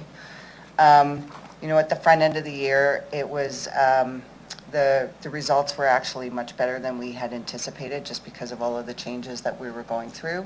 We had a 55% response rate, which was an increase over and above the last one that we had done in 2022. That being said, the places that we focused in on with respect to our staff was performance reviews and communication and engagement, and really supporting our managers to work with their frontline staff. And we saw positive reviews over that. As with any organization, where we still need improvement is through communication. And, the recent changes that we are experiencing on our management side, I think, sometimes, we did have a VP of corporate development, move on, and she's been a great partner and continues to collaborate with us as the CEO for RHA. And, it's just typical. People will continue to follow their original leaders. And so we're just responding to that. As I said earlier, the idea was about bringing stabilization to this organization and providing the new president and CEO, when they come on board, the opportunity to build and form and structure this organization as they see how to best move forward. Well, and so if I understand correctly, some of what you alluded to is more of the management. And what about the staff that are kind of like groundwork, day-to-day staff, non-management staff, like in scope? What was the response rate of your engagement? Through the chair. The 55% was overall, so that was both in scope and out of scope combined. All right. And just through the chair, just to add to that a bit, I think, when Roberta talks about stability, the instability that all of this creates impacts culture. And it can't get lost on us that it does. If I'm working at Real and I'm reading this in the paper, I'm reading things about demolishing Real and that kind of thing, then it's easier for people to go to jump ship, because we all need stability in our work and to know that there's a future at Real. And it's shaky right now because we're going through all this stuff. And absolutely, do we need to be? Yes. But the honest truth is that has to impact culture. And so we need to do things to, create stability and create assurance and all of that with the folks. But at the end of the day, the reality is that we know right now it's an unstable environment. And it's hard, and we feel for those employees. Last night alone, I'm going to look at Roberta for the numbers because it was astonishing, but I know there was 140 IATSE employees that were working. There was 100 and some food and beverage. There was You can use Yeah. numbers. I'm just going to make stuff up. Yeah, no, through the chair, great point, Jamie. Yeah, last night was the largest IATSE call we have ever had for the Brand Center and for a concert. And it was 140. Security was over 100. Food and beverage was about 125, 130. Like it was massive. And the more events we have like this and the busier that our property continues to be, the better it is to maintain the engagement of our frontline staff. Because if you just have events kind of like last year where it was, kind of somewhat sporadic, you hit that 6-month list and then you fall off the seniority list. And so we are really wanting to make sure that we are so busy that the great staff that we get on site, that we can continue to keep them engaged and provide them the hours that they need. Thank you. Just one last thing. You mentioned the events that we have. You've mentioned the concert last night. So aside from that concert, what does this year look like in next year, and how is that going to impact the revenue for us to kind of have some foresight on what to expect in terms of a potential future ask again? Yeah, so of the 41.3 million we've budgeted for 2025, 30 million of that is variable, and that is all based on the events that we've got planned. We've got Skills Canada coming here in May. Super exciting. This is a massive, massive opportunity for our city, not just for Real, but for our entire city. If we can secure that event for the future, that would be a huge win for our city and our organization. We have 14 events. Please don't ask me to list them all off, but I know we've got Riley Green coming up, and we've got BTO coming up, and we have Keith Urban, and so we've got a lot of events coming up in the Brand Center. Farm Show starts this week. We really hope that the change in time from June to March is going to bring the farmers to our property. We have a wait list. We've got already people looking forward to 2026 Farm Show, and so it's going to be an exciting time. Queen City X is right around the corner. Agribition, Vanier Cup, so it's, and we're already starting to book and look at 2026. Can't say what exactly those events are yet, but as we've got Suma and Sarm coming back next year, so that'll be another good pickup. So it's very cyclical. And the busiest March that has ever happened, and Yeah. the largest event at Brand Center last night. Yeah. So that's the optimistic and the hopeful moment. That's good to hear. Thanks for that. Thank you. Okay, thank you. I've got Councillor Siklees. Thank you. Through the chair. Roberta, Jamie, Christine, hello. Thank you for coming. Thank you for presenting. I don't think I'm speaking out of turn by saying that Nikki, Chad, Sarah, and I are really excited about helping you out this year on the board to transition to a stable and sustainable model that respects Regina taxpayers. In that vein, what would the effect of the following be on your budget if the city were to immediately absorb things like utilities, snow clearing, and other expenses that we're already paying for as running the city in general? How does that look like to you? Do you have any numbers in that regard? Yeah, great question, and through the chair, Councillor Siklees, I can share with you for 2024, Real spent just under $5,000 for water utilities with the city. 500. Just 500. What did I say? Not 5. 500. Just under 500,000, yes, sorry. Thank you. Just under 500,000. There's also $200,000 related to property insurance. So the city does insure our buildings for us, and they transfer the expense back to us. We also then top off our insurance with commercial liability and D&O and cybersecurity.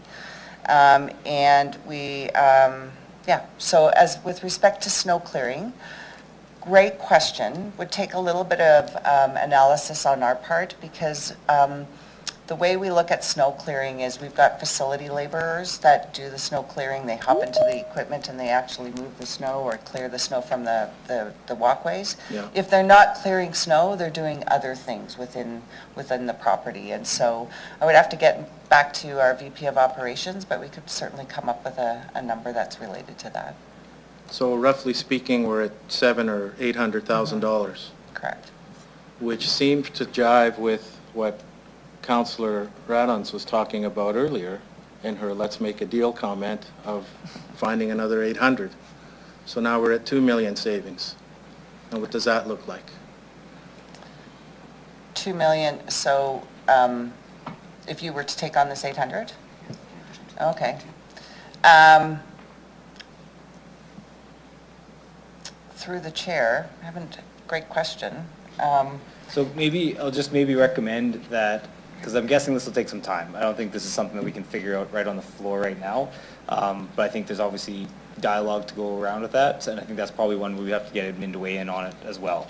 So my thought is we can probably talk a little bit more in terms of what those logistics look like, but I don't think I don't think it'd be fair to put on the spot to figure out exact numbers for that on the fly, if that's fair.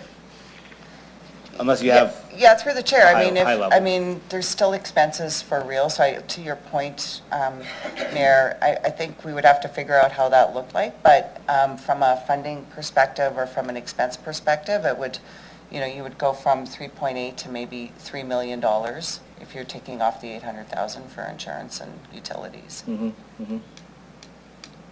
Okay. Thank you. Okay, thank you. Who we got? Councillor Turnbull, go ahead. Oh, hello. Thank you for being proactive and shaving some of your budget off. And congratulations on your sold out farm show and everything going on this week.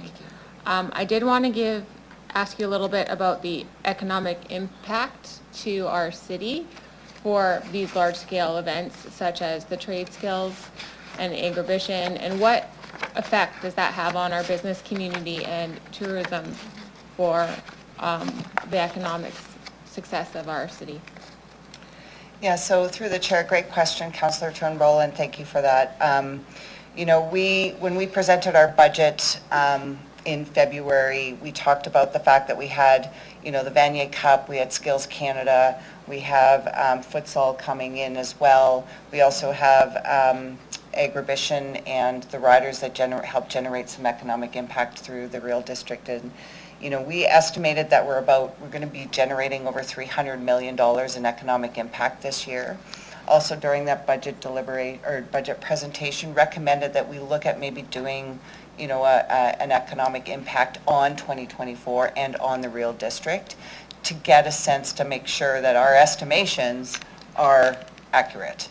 And so, we believe that they're relatively close, but we haven't done one since I think 2017 or 2018, so it might be beneficial for us as an organization to look at doing that. But yeah, we estimate it's going to be about over 300 million. Okay. And then the other thing I wanted to ask you about was your effect on some of these community groups who may not have other places to lease in their price range. We have pretty much the three different, we've got your dollars, you've got your economic impact, and then you've got your effect on the community groups, and I wanted to give you an opportunity to talk about that too. Thank you, through the chair. So yes, you're right, we do, unfortunately they've had to be moved from the Havana Center due to the farm show, but we do have baseball, we do have skateboarding, we do have pickleball, we do have volleyball, that use our property and that activate our property when we don't have events on. ITC has been a great place for volleyball championships and tournaments, and it's something that was, I know, originally built for agriculture. It was originally one of those trade show spaces, but it just converts very, very well to a volleyball tournament, but then also mosaic. It transcends into a cultural experience. It transcends into, having cattle barns. So it's about just being very creative, and we can't be happier than to have the community people that we do have come and visit and lease space from us.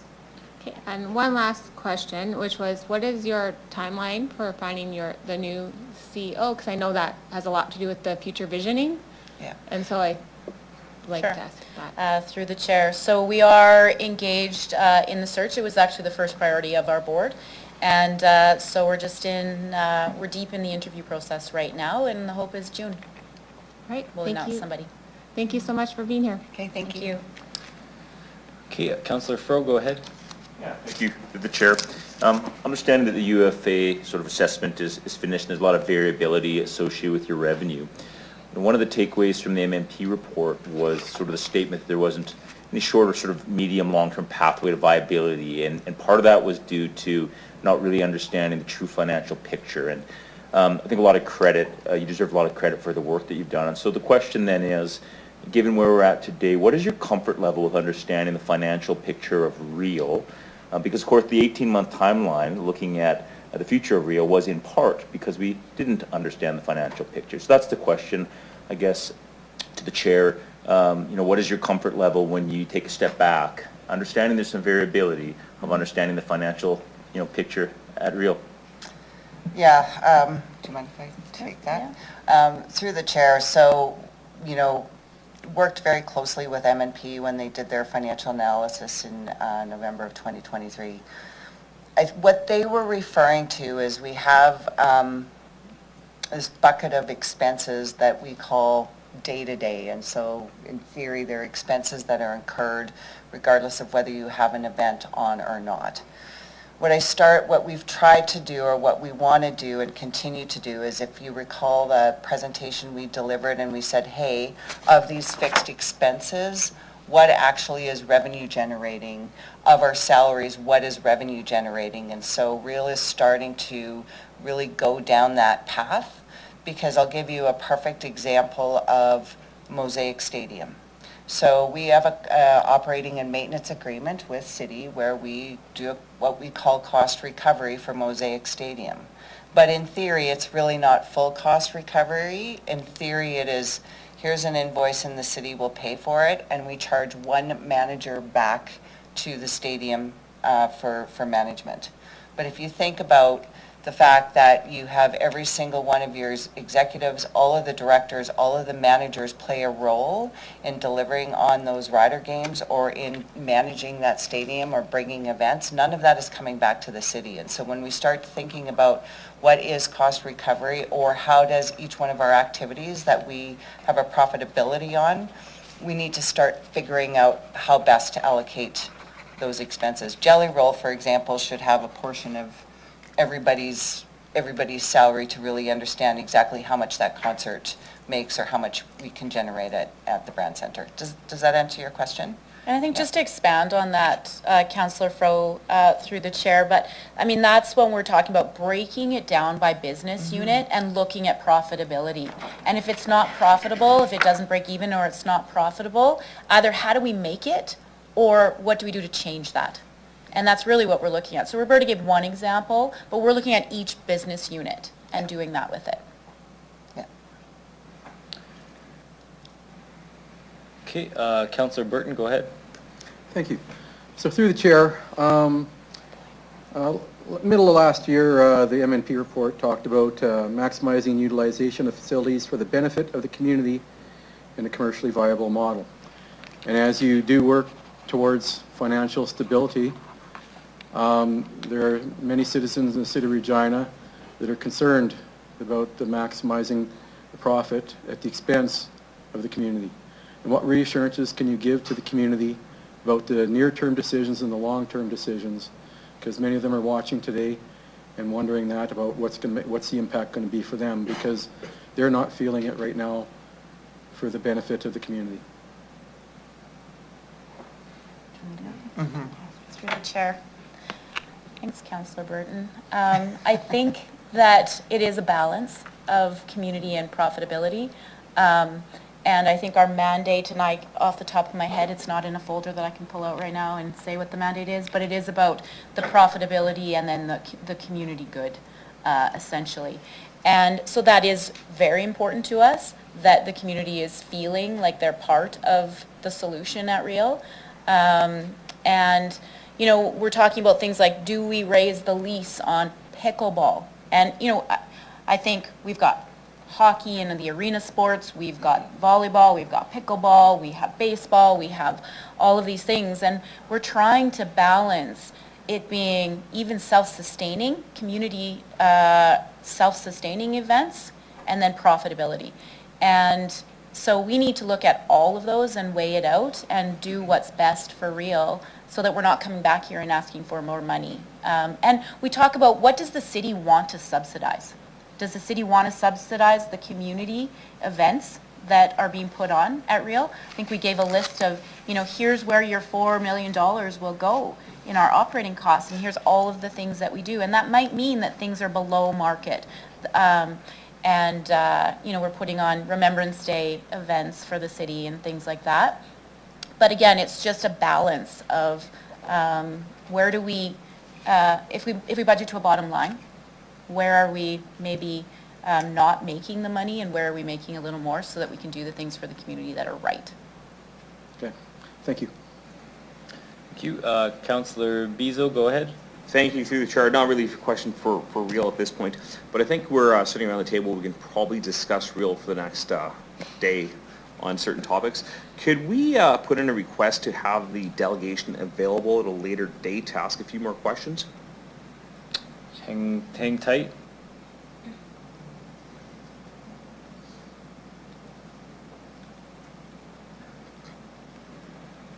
Yeah, so we can arrange to have them back during the budget debate. So there's an opportunity to do that. Perfect, thank you. Okay. Is that okay with the delegation? Yes. Thank you. Okay, so with that, it'll be up to council. If I have one more, I got Councillor Sickleys. Do you still have a question right now, or it's up to you? I'm on the board. Okay, so you're okay? Yeah, I'm good. Okay. Okay, so with that, it looks like we're near the end of that anyway, so that was all good. So yeah, thank you for your presentation and your time, and you can head back to the gallery.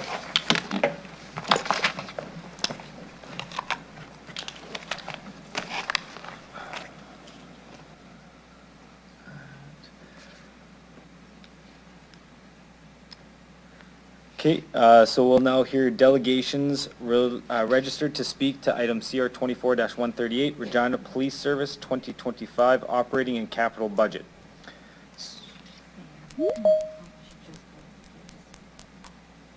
One second. Oh, shoot. Okay, so first I'd like to call upon Delegation Terry Sleva. Terry, can you hear us again? I sure can, thank you. Okay, perfect. So I'll get I'll get you to introduce yourself just for the record, the same as last time, and then you'll have the 5 minutes, same as last time as well, to address, and then questions after. So go ahead whenever you're ready. Thank you. Yeah, anyway, I'd like to start by thanking you for arranging for the delegation to come first. I appreciate that. Anyway, Mayor Bashinsky, City Council members and administration. So again, I'm Terry Sleva from Regina, and I'm representing myself. The technology that the RPS has acquired, such as the biometric monitoring system, is impressive. But excessive police funding diverts resources from essential community programs that offer that address the root causes of crime. Instead of over-militarizing law enforcement, funds should be redirected towards education, mental health services, affordable housing, and job training programs. Investing in social services reduces crime by tackling poverty, houselessness, and untreated mental illness. Expanding community-based initiatives such as violence prevention programs and restorative justice efforts fosters safer neighborhoods without excessive policing, prioritizing public health and economic opportunity over punitive measures creates a more just society, ensuring long-term safety and stability through proactive rather than reactive solutions. Thank you for hearing me out.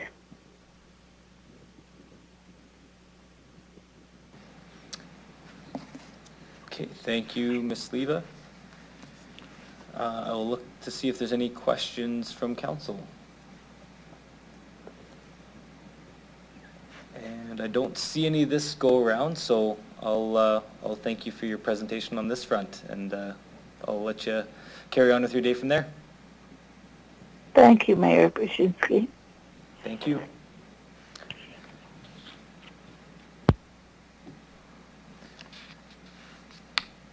Okay, next I'd like to call upon Delegation Florence Stratton to come back up.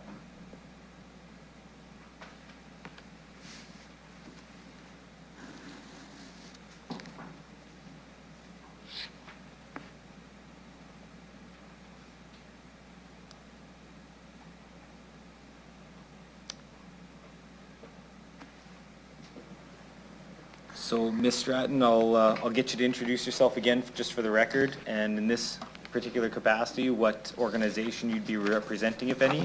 And then, again, same as before, you'll have 5 minutes to speak to council, after which you can answer any questions we may have. Thank you, Mayor. Florence Stratton, I'm speaking on behalf of myself. The 2025 Regina Police Service operating budget calls for a $7 million increase over the 2024 budget, which saw a $4.6 million increase over the 2023 budget, which saw a $5.3 million increase over the 2022 budget, and so on. Is there no end to the expansion of the RPS budget? This year's proposed increase of $7 million brings the RPS net operating budget up to about $110 million, which is approximately 17% of the city's operating budget. It is the biggest item, making up the 8.5% increase in property taxes. According to the opening page of the budget book section on the RPS, quote, Regina Police Service is dedicated to serving the citizens of Regina, ensuring community safety and well-being. But who counts as the citizens of Regina? Who is included in the community whose safety and well-being the RPS is dedicated to serving? What about unhoused people? Are they considered members of this community? It seems not. These days, RPS interactions with unhoused people seem to fall into two main categories. The first might be called daily harassment. As one unhoused man told me, it regularly happens as he is walking down the street carrying his belongings and minding his business. A police car pulls up beside him, and an officer asks him where he is going and orders him to move along. Another unhoused man told me that a few Sundays ago, when he was having a cigarette on the sidewalk outside the Heritage Community Center, a police car pulled over and the officer repeatedly asked him what he was doing. In fact, the man was a guest at Sunday Fun Day, held every Sunday at the Heritage Community Center. It was not until one of the Sunday Fun Day volunteers came out to see what was happening that the police car pulled away. Are the streets of Regina not public spaces? Are unhoused people not members of the public? It seems they are not from the perspective of the RPS. The second category of RPS interactions with unhoused people occurs when the RPS takes down an encampment. I vividly remember the day, June 28, 2023, when the RPS came into the City Hall encampment. One of the first acts of the officers was to pull an Indigenous man with a disability out of his wheelchair and drag him along the ground. The police then proceeded to demolish the encampment, destroying in the process many of the belongings of the unhoused people who had lived there. While encampments are not the answer to Regina's houselessness crisis, it is affordable rental housing that is needed. Encampments do, in the meantime, provide a place of relative community safety and well-being, with campers looking after campers and volunteers providing support. Where are unhoused people supposed to go when an encampment is taken down? In fact, the vast majority are left to wander the streets and back alleys of Regina, where many of them die. As you know, and as I've already said here once today, every year a memorial is held to remember those who died in Regina in the previous year because they were unhoused. At this year's memorial, 118 names were read out of those who died in 2024. Does this look like community safety and well-being? We're not going to police our way out of houselessness. Indeed, it doesn't even seem that Regina is going to police its way out of crime. A 2024 study lists our city as one of the top 5 cities in the country's highest crime index. This is despite ever-increasing RPS budgets. So this is what I ask. The Regina City Council vote to decrease the 2025 RPS budget by a minimum of 20%, and that this amount be redirected toward the construction of affordable rental housing units. This would transform the lives of at least some unhoused people, and it would allow the RPS to start living up to its stated commitment to serving all the citizens of Regina, ensuring community safety and well-being. Thank you. Thank you, Ms. Stratton. Let's see if we have any questions here. I see Councillor Fro, go ahead. Thank you to the Chair. Florence, I think as you always do, you articulate both the moral imperative but the practical imperative of caring for our vulnerable. And when you look at policing and you look at this specific budget, have you seen other communities in Canada, by your estimation, that have struck an appropriate balance of the well-being, which you alluded to, as well as the safety? Are there places we might look to for sort of inspiration and sort of baseline funding mechanisms that we should examine further? No, my research hasn't really gone that far. I know there has been some defunding in some places. Has the safety of the most vulnerable populations improved? I don't know. But there's been, across North America, quite a move towards defunding, and there has been some defunding, but I know no more than that. Thank you. Thank you, Councillor. I see Councillor Burton, go ahead. Hi, thank you through the chair. So your report, your submission here, it's passionate, but does seem to describe kind of the traditional badges and guns, that's what the police epitomize. And I was wondering if you were aware and could maybe share with me some of the other programs that the city police have, which are not that. And I'm aware of some, but I was just wondering if you are aware of some of those. I have heard of a few, but I would rather that kind of money, what is it called, the street patrol or something? I would prefer that money went into community groups that are really doing their best to fill the gaps and looking after vulnerable people rather than street patrols. They cost a lot of money too. Okay, well, I don't want to debate, but I'm just going to suggest that there are many programs that the city police have to help people in crisis and get them to various facilities and programs, transition them to that, and it's not just all the badges and guns that you described. Okay, we won't, you bet. Just like you said, we won't debate. Yep. Okay. Councillor Reds, go ahead. Again, for being here, Florence, and so my question is, and I think I asked you earlier in terms of the 3 levels of government working together to help the most vulnerable in our community, and again, the importance of, are you folks like involved in working with the provincial government or help to lobby for that to happen? And again, going back to, I really do believe that housing first policies are important. Right. Yeah, thank you. I think the city of Regina has to do its part. And I've suggested, something along the lines of $20 million in both presentations to actually put up some affordable rental housing. But that's not enough. The provincial government has to do its part too. And that is make available those empty units, affordable units, 500 in Regina, put up the SIS and SED rates, and the federal government has to do its part, reinstitute the program of building 20,000 affordable housing units across the country every year. Those are the 3 things that have to happen. but the city of Regina should do its part, and that's what I am calling for today. Thank you. Okay, thank you. And I don't see any other questions for you, so thank you, Ms. Stratton. Thank you. You can head back to the gallery.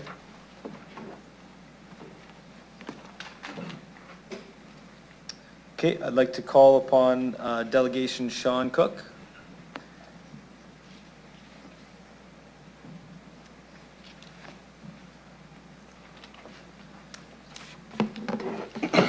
Mr. Cook, you can please introduce yourself for the record, the organization you're representing, if any, what city or town you reside in, and you'll have 5 minutes to present to council, and then after which you can answer questions from council.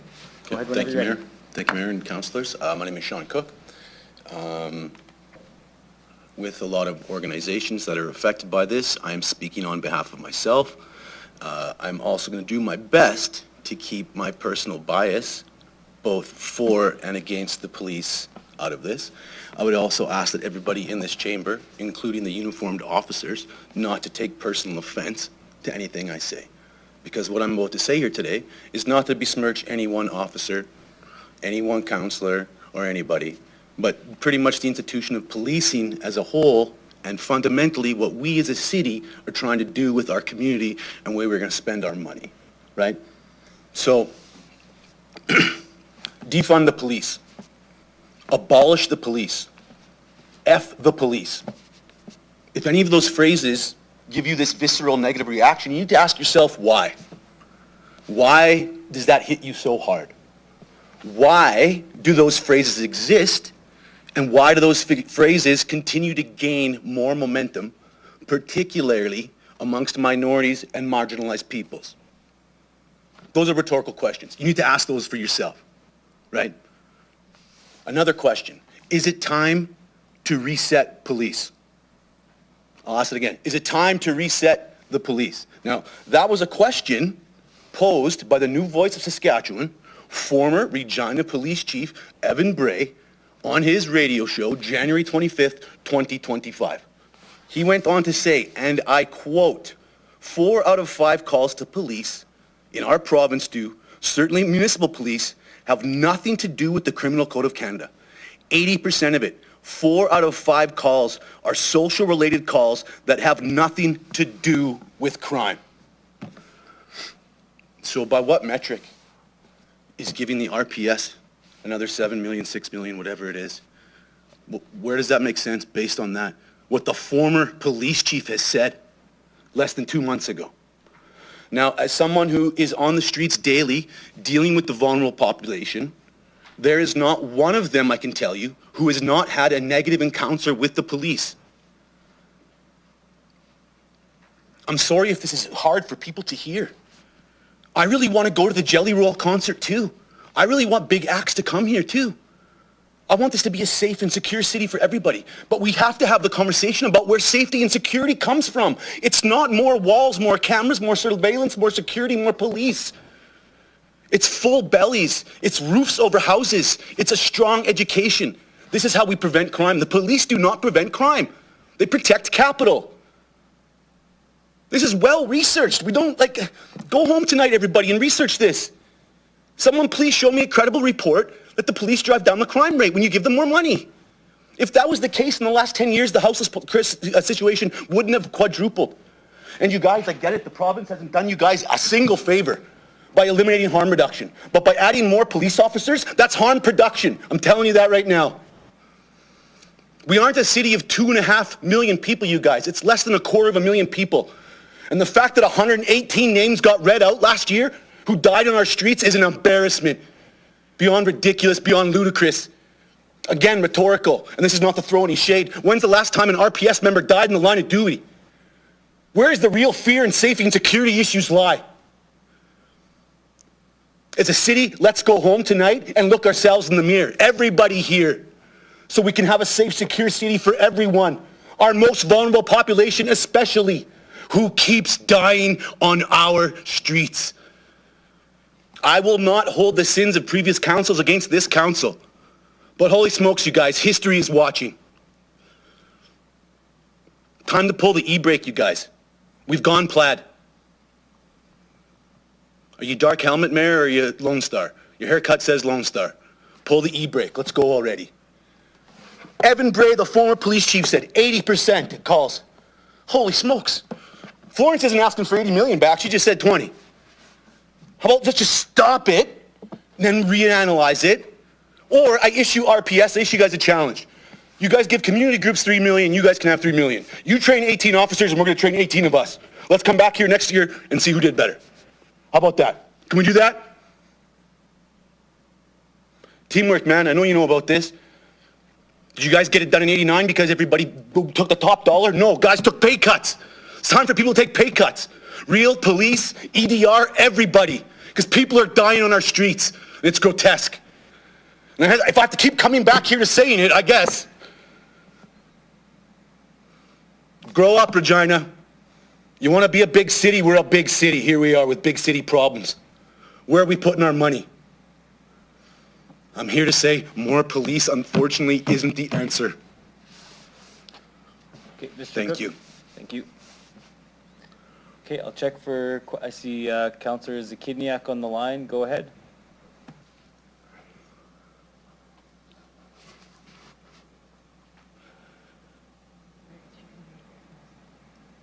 Councillor Zakidniak, are you there? If you are, we can't hear you.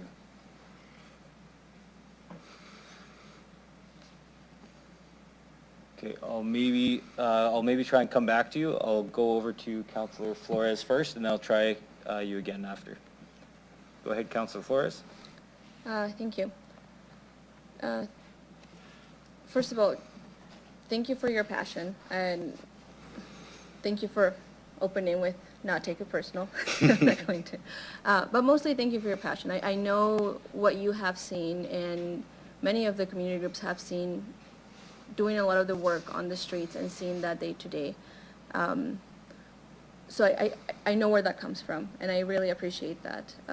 So through the chair, in a world where if a reallocation of funds away from the police were to be possible, what specific community-led initiatives or preventative programs would you prioritize investing to enhance the safety and well-being of our community?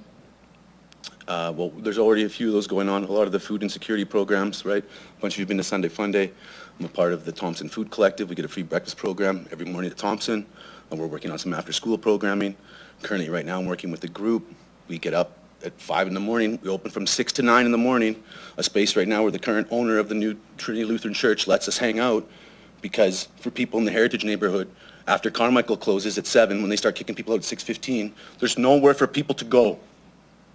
Right? So the Tim Hortons on Broad becomes the de facto warming center, which is nice and close to these guys' shop, which I know they don't want this. Nobody wants this. But let's get real about how we're going to fix it.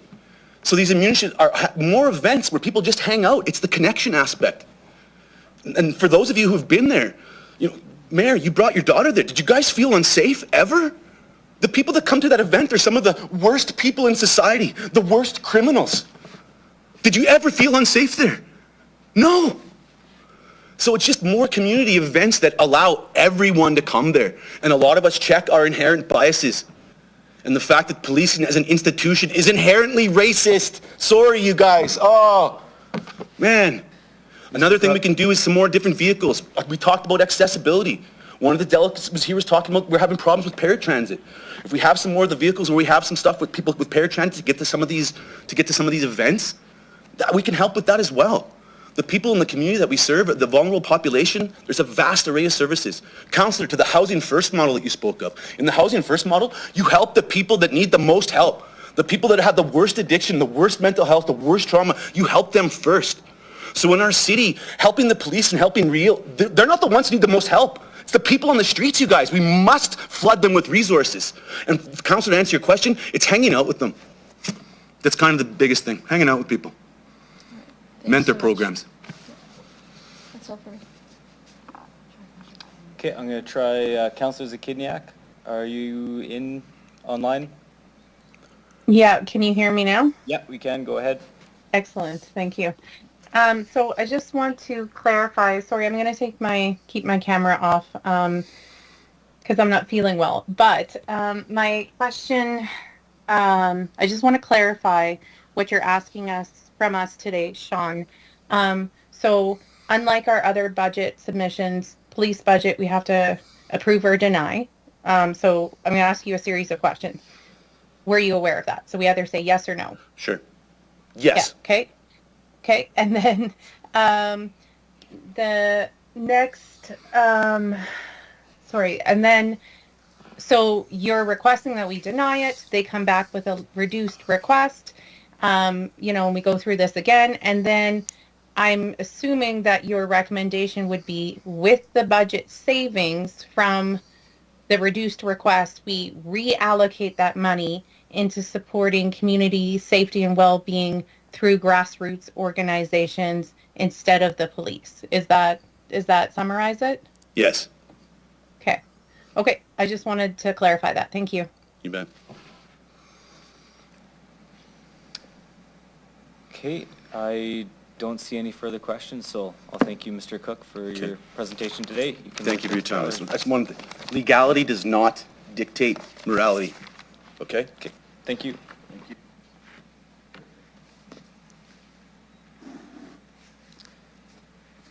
Okay, we have communications to the budget reports. So can I have a motion to receive and file the following communications?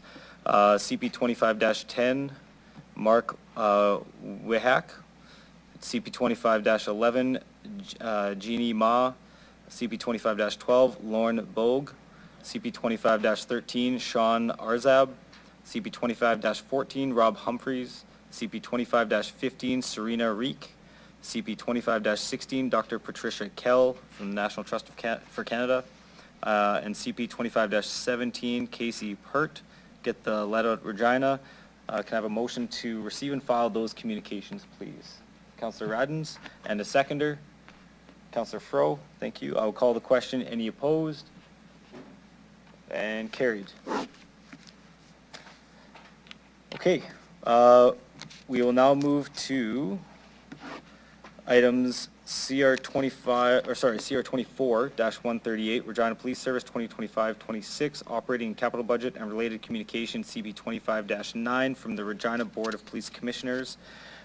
Chief Farouk Sheikh and members of the Regina Police Service will now give a PowerPoint presentation respecting items CR 24-138 and CP 25-9. When the presentation is complete, City Council members will have an opportunity to ask Chief Sheikh and his team any questions they may have respecting the presentation. City Council will consider report CR 24-138, Regina Police Service 2025-2026 Operating and Capital Budget and Related Communication CP 25-9 from the Board of Police Commissioners after consideration of the city's general operating and capital budget. If everybody remembers what we talked was all about. So I will let Chief Sheikh get set up, and whenever you're ready, you can go ahead.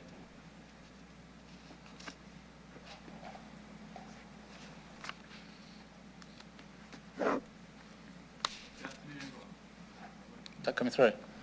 Good afternoon, everyone. Mayor, councillors, city staff, city manager, public, my staff, and members of the community, and all the media as well. Good afternoon and welcome.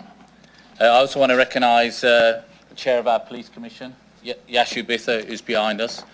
And I mention Yashu Bitha because he's been on our police commission, or the Board of Police Commission, for the last 5 years, and he's currently the chair. So he's aware of some of the challenges we've had over the last 5 years, and some of the reasons why we've grown in our policing numbers, because of the challenge we've had. For those who, and sorry, I want to welcome as well. For those who don't know me, I'm the Chief of Police, 32 years in law enforcement, having worked in 6 different law enforcement agencies, 4 in this country and 3 provinces, and the 2 largest in England. And I understand fiscal restraints and challenges, and wherever I've worked, I've had to look at ways to be more efficient, more effective, and more productive. I also majored in criminology, so I'm also a criminologist. So throughout this presentation, you'll see from a policing perspective and also from a criminologist, and you'll hear what my great staff have been doing in the last few years to tackle crime and make it safer, and answer some of the questions that have already been posed here today. And throughout this presentation, I'm confident that you'll feel you'll be happy with some of the results that we've achieved over the last number of years and the progress we're making into trying to make Regina a better and safer place for all of us. I recognise the Mayor and the councillors that you've got some difficult decisions, and I respect all the people who have been before us and who may, if any, are coming after us. However, I'm confident, like I say, you will be impressed in what we've done and the efficiency savings that we've made proactively before coming to you today. We will demonstrate how we operate more efficiently and developing innovative and creative ways of policing through a more collaborative and partnership approach. We'll also demonstrate we're not just coming to the city and taxpayers for money.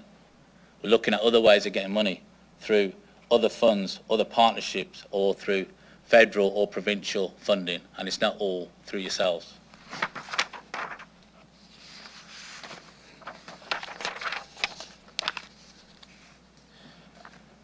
I know majority, exception of two, are relatively new to here as councillors, but for others, or others listed, the policing. There's two large police services in this province, as we know. Regina's one, and Saskatoon is another. So over 20 years ago, Regina and Saskatoon had the same amount of cops. Today there's a big difference in the numbers. I know their population is slightly higher than ours, but there's a big difference, significant number difference in how many cops they have for us. And that's because they had a steady growth plan throughout those 20 years, and we didn't.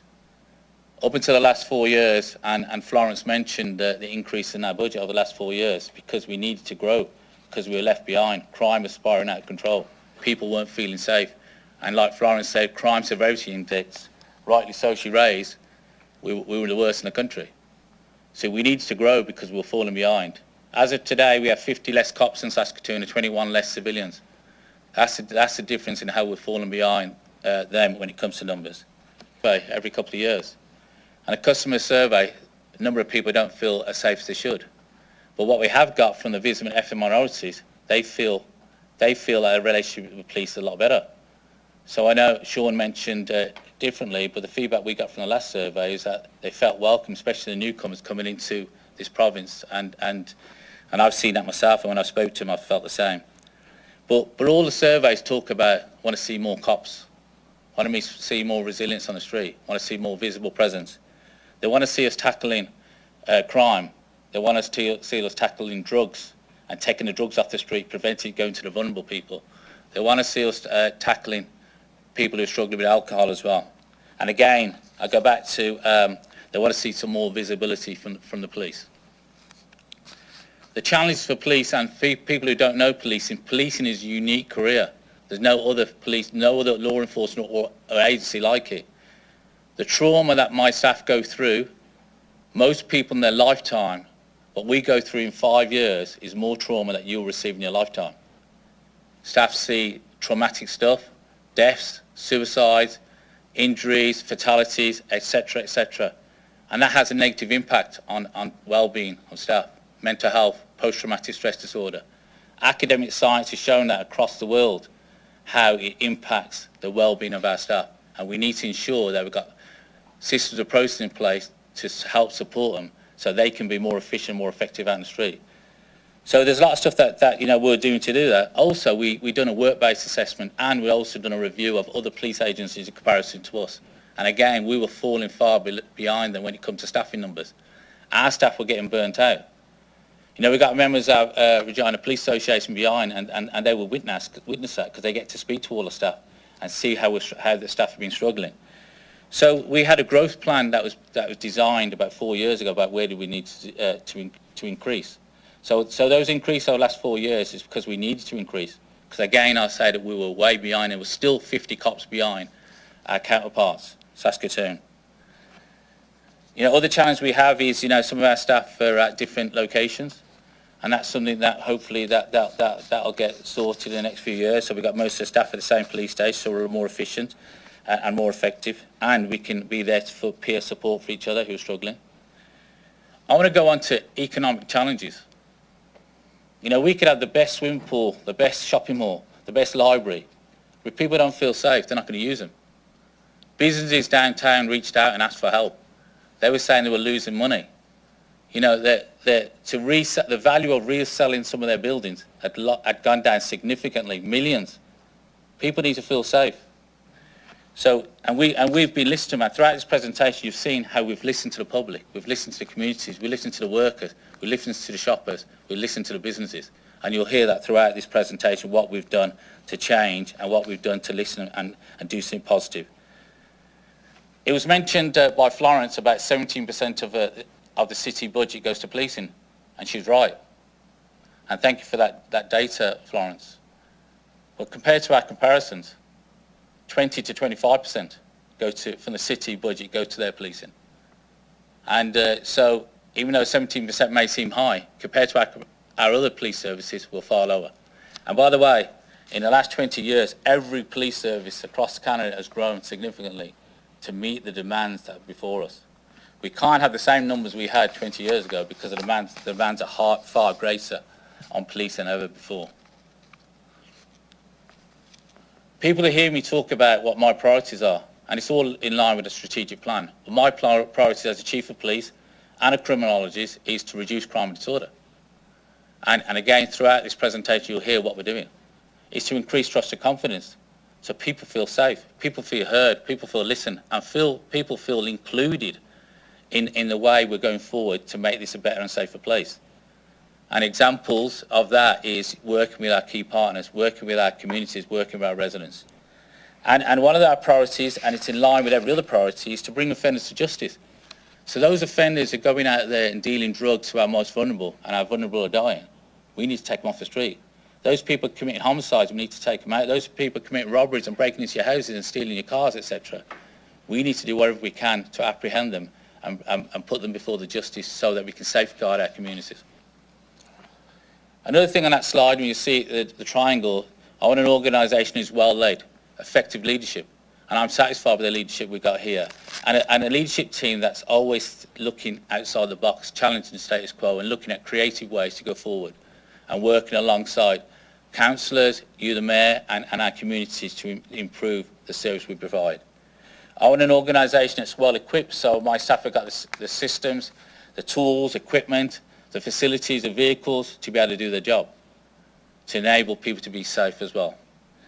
I want our organisation internally to be well supported, and that's supported when they're suffering mental health, supported through health and wellness, supported when they make a genuine mistake, and also through coaching, mentoring, progression, etc. I want it supported.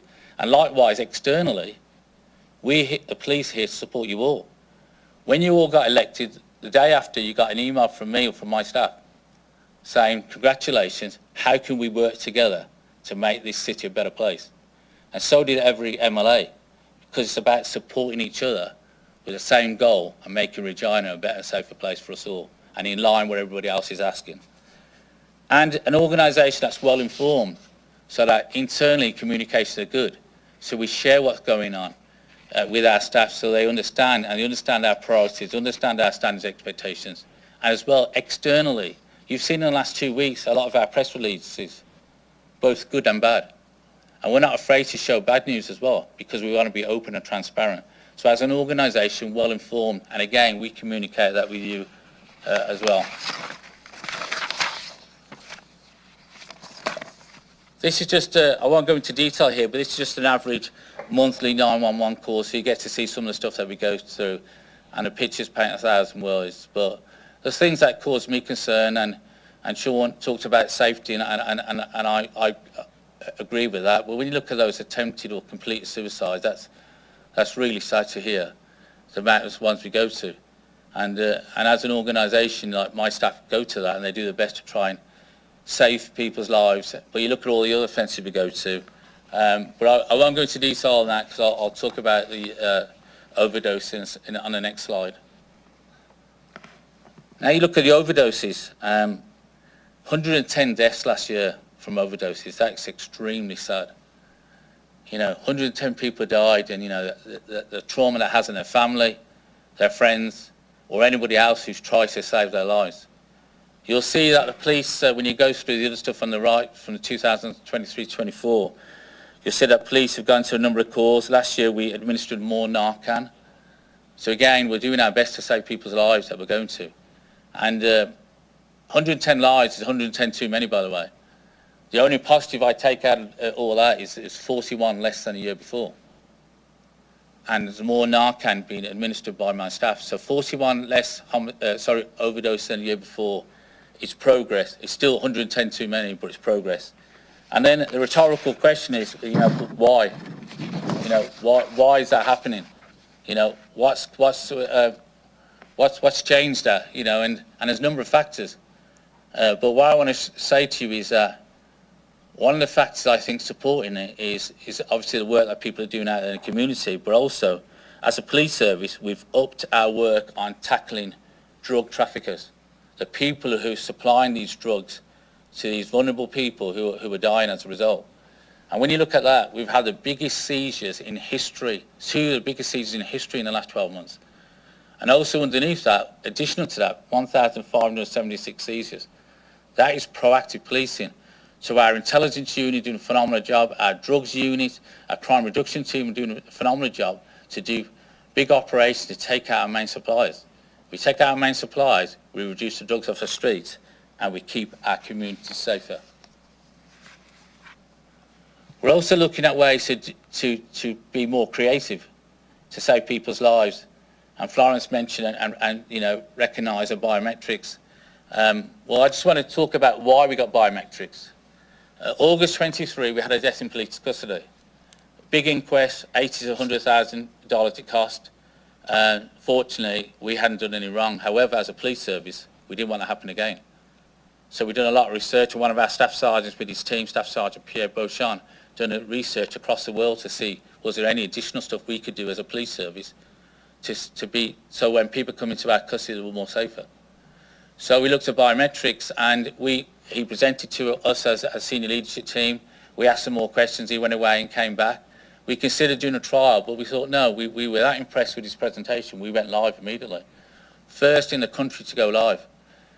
Pierre was in Ontario at a coroner's inquest, giving testimony to the benefits of it and how it's working. And some of the recommendations over there, some of the police service adopt the same.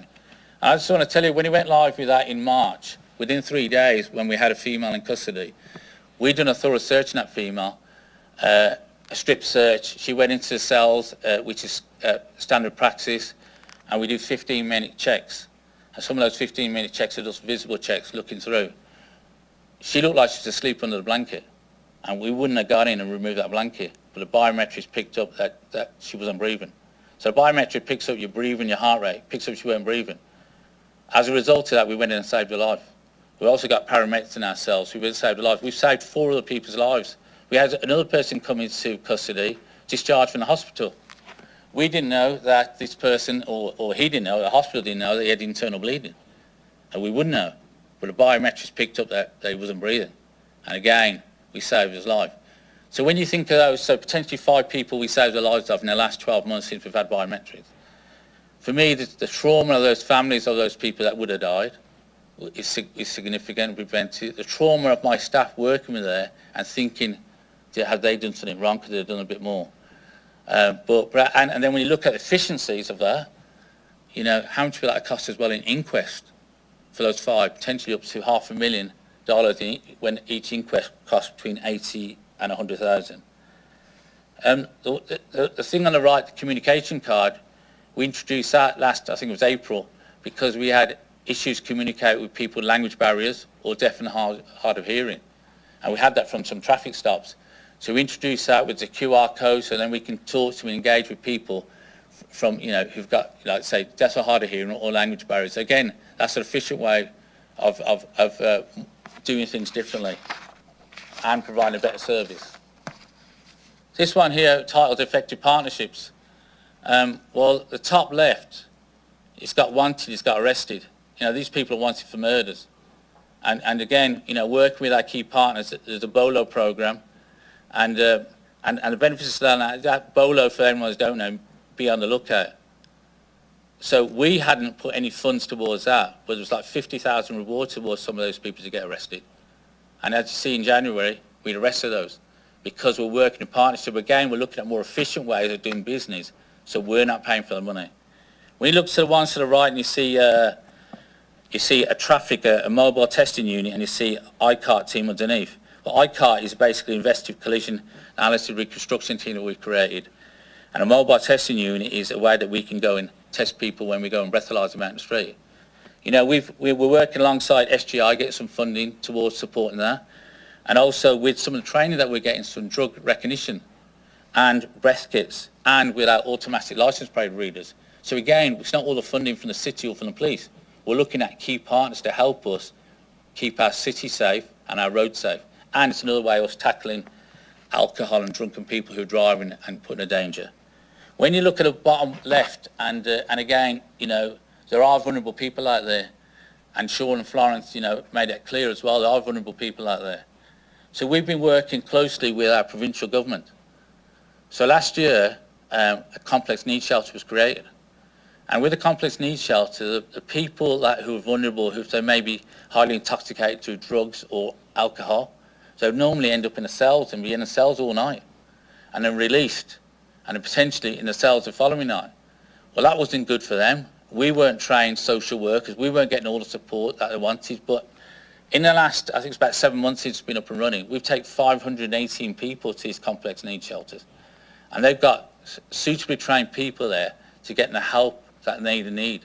Because in a police cell, it's not the appropriate place. So again, I share that is because what it shows is that we're doing things differently and not the traditional ways of keeping them in the cells. You know, people talked, and Florence talked about crime stats, and she talked about crime going up. She was right, up until we started hiring, and we started getting more resources out in the street. Last year, we saw crime coming down. So, and when you look at those crime, when you look at the areas up there, 14.5% less stolen vehicles, 96 fewer victims, 45 less robberies, and robberies where people put fear or violence, where property is taken off them. Residential burglaries, i.e. your house being broken into. And you just imagine, I want you to think about, you're sleeping in your bed and somebody's downstairs in your house breaking in. You imagine what you're going through in your head and you can hear it. Imagine the fear that you're going through. So anyways, we've seen a 23.5% reduction in residential burglaries. And then the most serious crime we can have is a homicide. 45.5% less homicides in the last 12 months. There were 6 homicides. By the way, there were still 6 too many. But 6 homicides compared to 11 the year before. The lowest number of homicides in 10 years was last year. And I want to share that because people's perception of crime, that it's going up, and people's perception of crime is that we're investing in policing and we're not seeing any results. I'm sharing the results that you're seeing, and we're making an impact.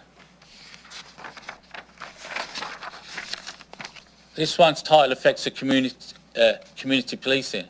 When you look at the top left and you see 2 officers out on patrol, it was more than 2 officers. We introduced all-out days, where a lot of officers who don't normally go out in patrol, including myself and the senior officers, will put our uniform out, go out and patrol and talk and engage and listen and hear what the community have to say and take action. Not just listen and do nothing about it, take action. Because people talk about that, the stuff said we take no action. And so what we did, because they were concerned, businesses downtown, shoppers downtown, workers downtown, concerned that it wasn't safe to shop downtown.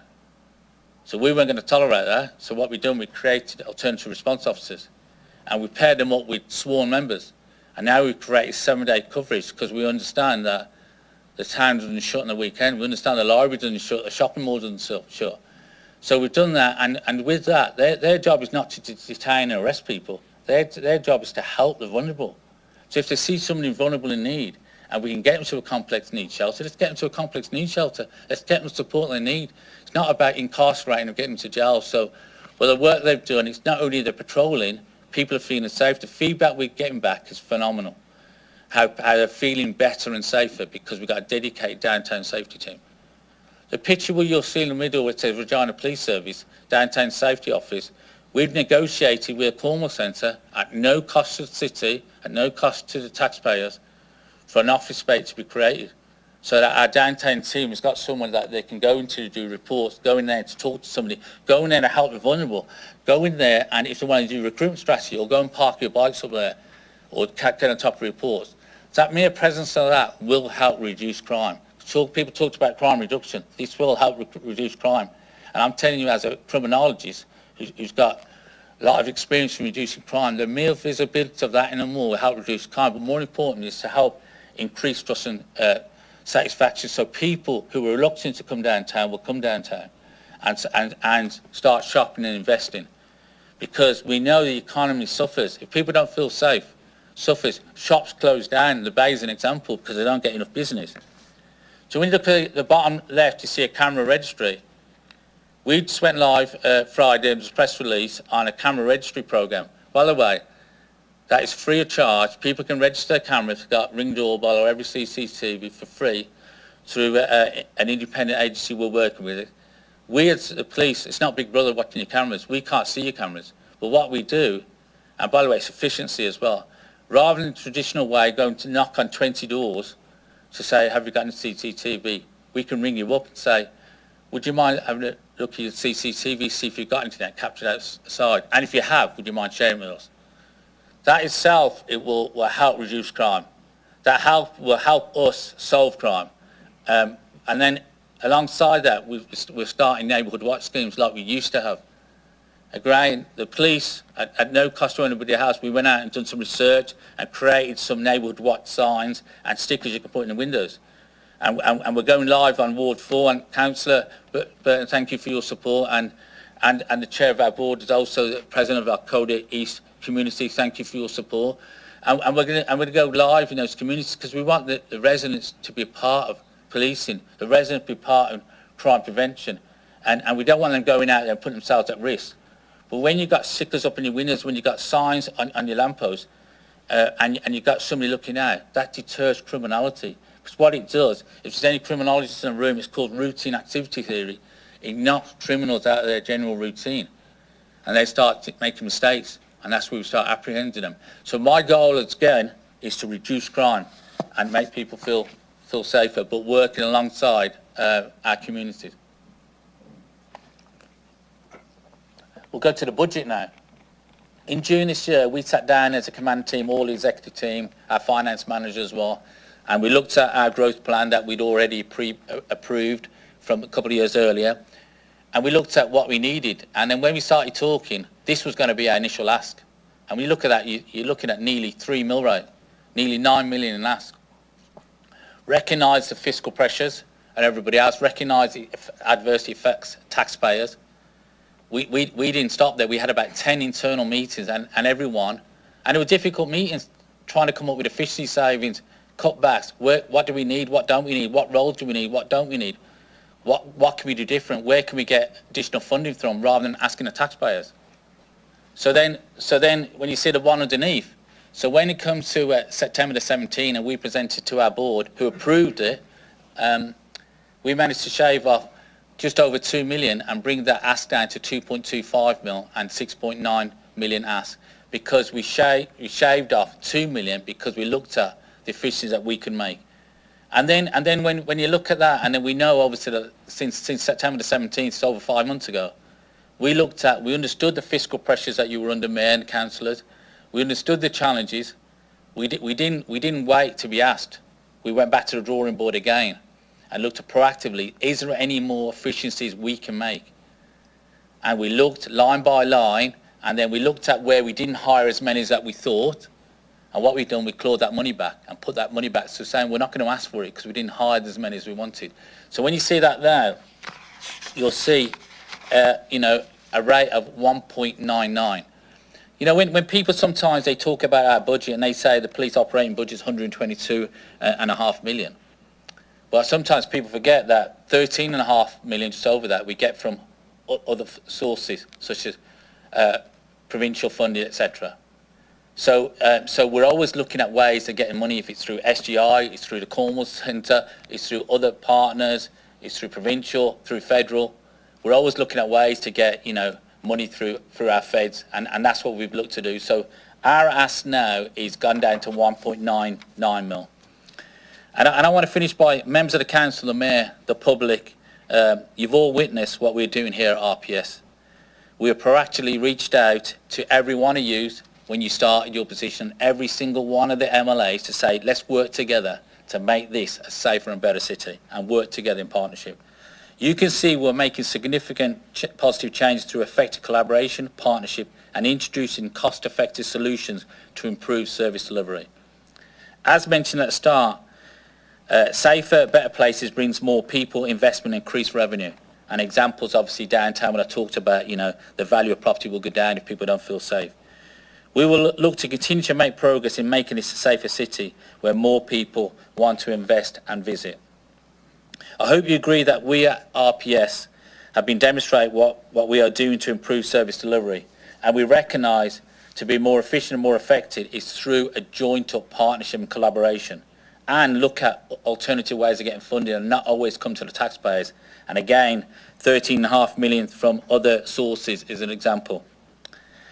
When I look at us in comparison to some of our counterparts, and like I said, 17% of city budget compared to 25, there's a difference of 20 million budget between us and Saskatoon.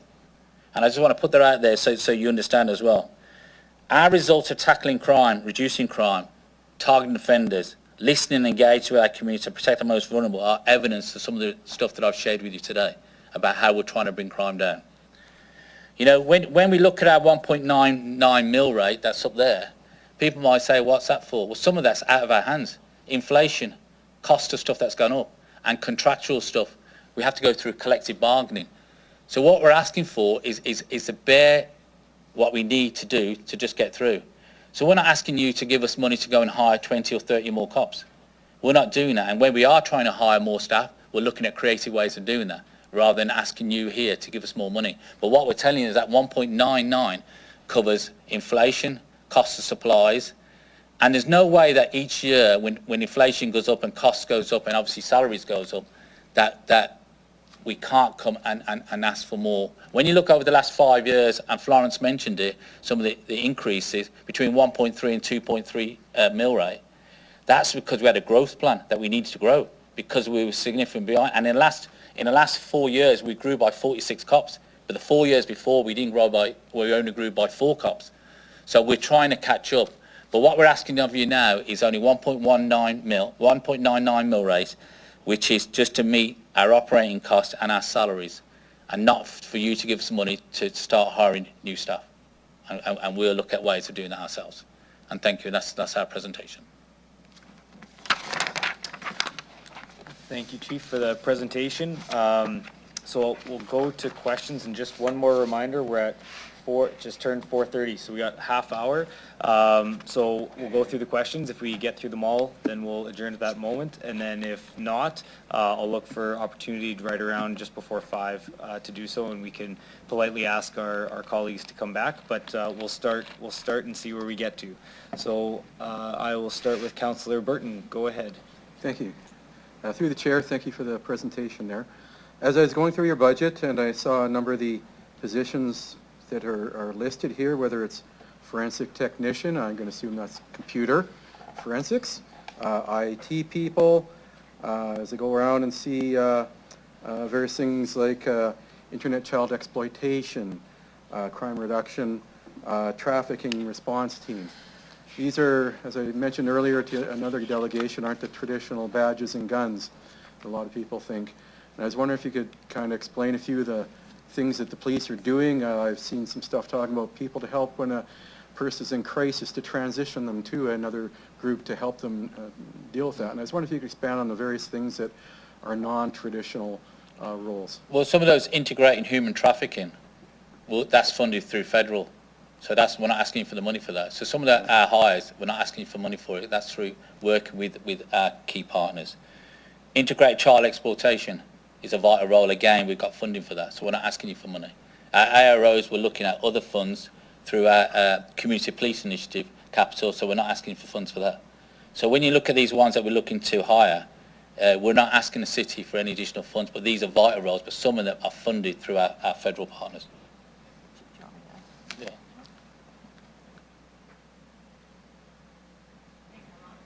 Nope. Go ahead. Thank you for the question. I think, some of the work that we do that is non-traditional policing, our police and crisis team. So that's where we pair a police officer with a mental health trained social worker. Those social workers are funded through Saskatchewan Health Authority. And so we've expanded that team so they are provide more service. And so they have a radio, they can go out, they can deal with that call as opposed to having officers go and deal with that call. They do a lot of proactive work with people that they know maybe are in crisis. They'll, go and visit them once a week, twice a week, whatever that might look like. Or if they know that there's somebody who requires medication, they'll go get them, take them to their appointment, maybe to the mental health clinic, arrange for them to have their injections if they have, for instance, a community treatment order. So that's diverting those 911 calls, helping people before they get to a crisis situation that might result in police or EMS having to go and diverting out of emergency rooms. So that's just one example, the police and crisis team.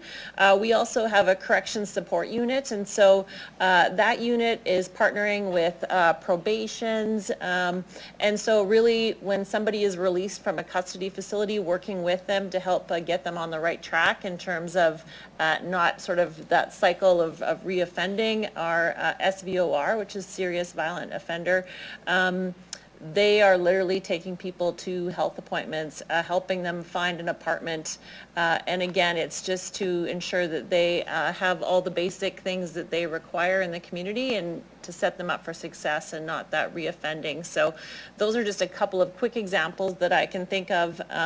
But even our alternative resource officers downtown, I know the chief had mentioned in his presentation, the work that they're doing is mostly connecting people to services. And so if, taking somebody to the food bank and showing them how to access, or doing a referral to our hub table so that they can get connected to housing and get applications for social assistance. So I would say that there's a good portion of our work that we do that is trying to be proactive and not reactive, and really connecting people who are vulnerable with services in the city that keeps them out of the criminal justice system. And so we aren't just charge and arrest and send them to court. We're trying to do those things to prevent that cycle. Thank you. Thank you. Councillor Fro, go ahead. Yeah, thanks. Through the chair, I guess the question I have is, do you feel the officers that you have that are doing, good work, and appreciate that, but do you feel your officers spend the majority of their time policing crime or policing, mental health, addiction, and poverty? And a secondary follow-up question would be, if you do track it, how many FTEs or equivalent or person hours or alternative measurement do you use to tell the story of how much time your officers spend addressing calls that maybe aren't strictly connected to a crime incident underway? Really good question. Thank you. So this is just going back a few years. Back in 2021, we did an in-depth analysis of 5,000 calls for service. And so those were calls that maybe at first blush, you're like, well, those probably aren't calls that police should go to. A suicide attempt, or a mental health call, or intoxicated person, or assisting another police agency. So our fine folks at the analysis unit, and I look at Amy who is over there, dug into those calls. They went through every piece of dispatch information. They looked at every report that was generated out of those calls.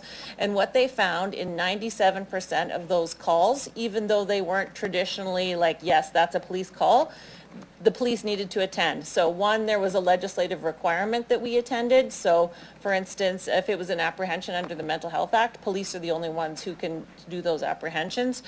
Or it could be that there was violence or threats of violence. And so in those instances, you need police to go and at least stabilize the situation, and then we can call in other resources. But, we were surprised at that as well. But in 97% of those files, police needed to go, even though the outcome wasn't a criminal charge at the end of the day.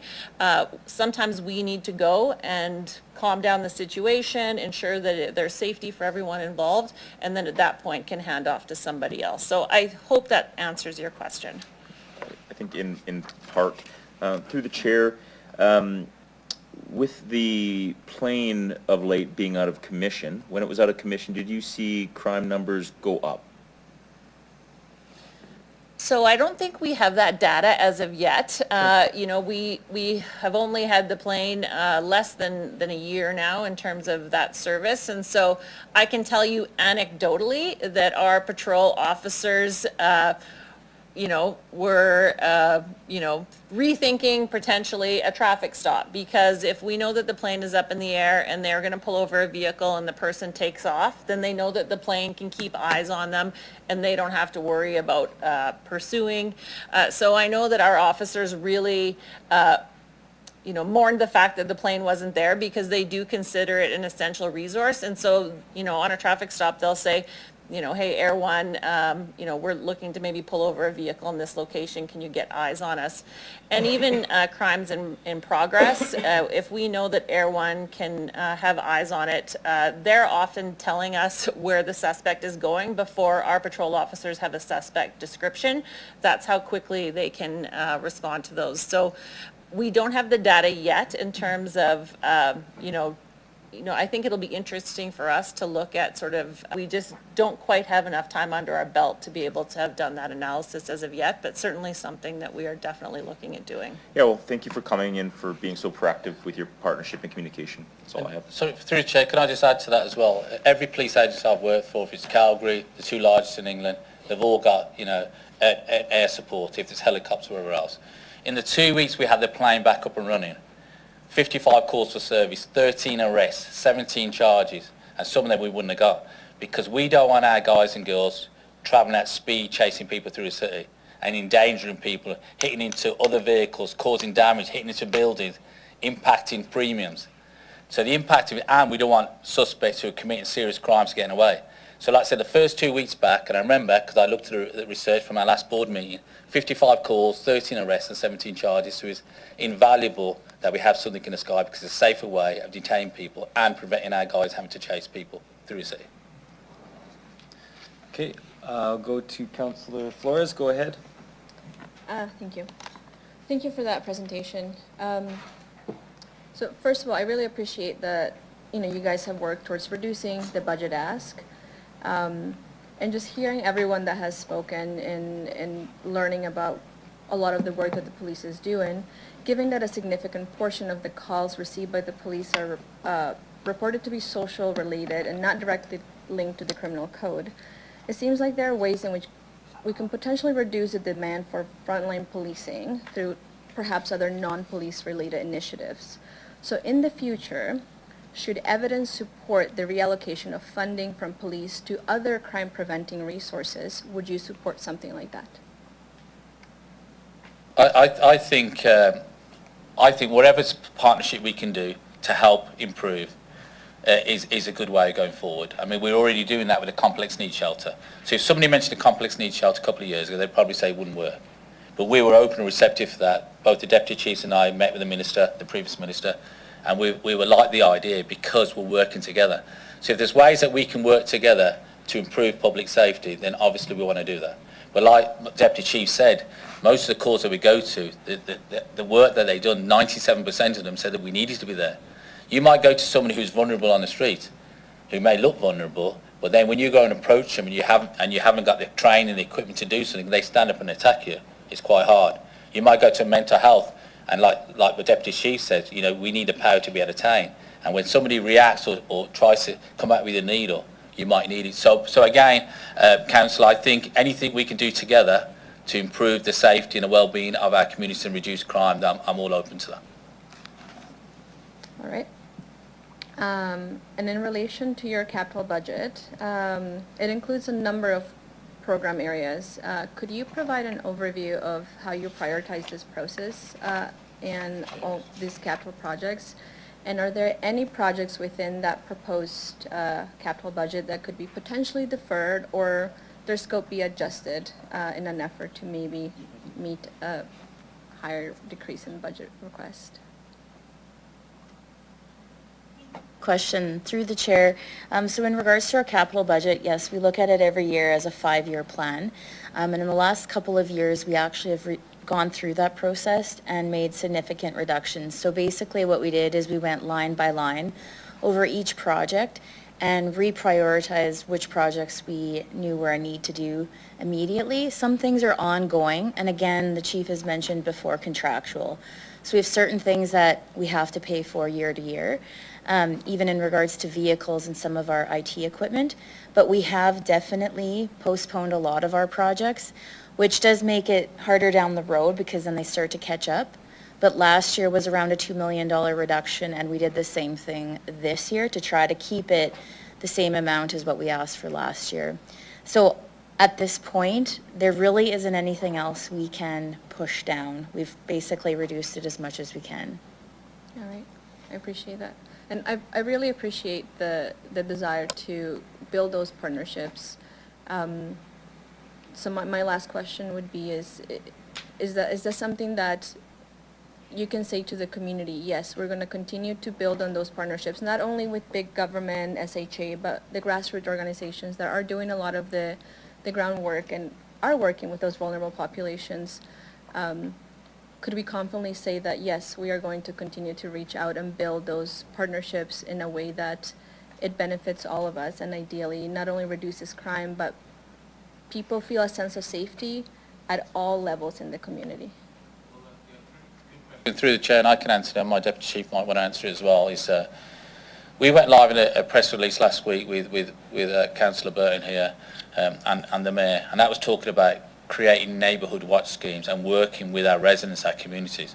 So that's one area, the camera registry programme, and what that will entail is that, and we've dedicated an officer permanently to that, so they will go out to community events to be working alongside the community, alongside the residents, to cut together to come up with ways to make them feel safer. So we're trying to create a two-way dialogue.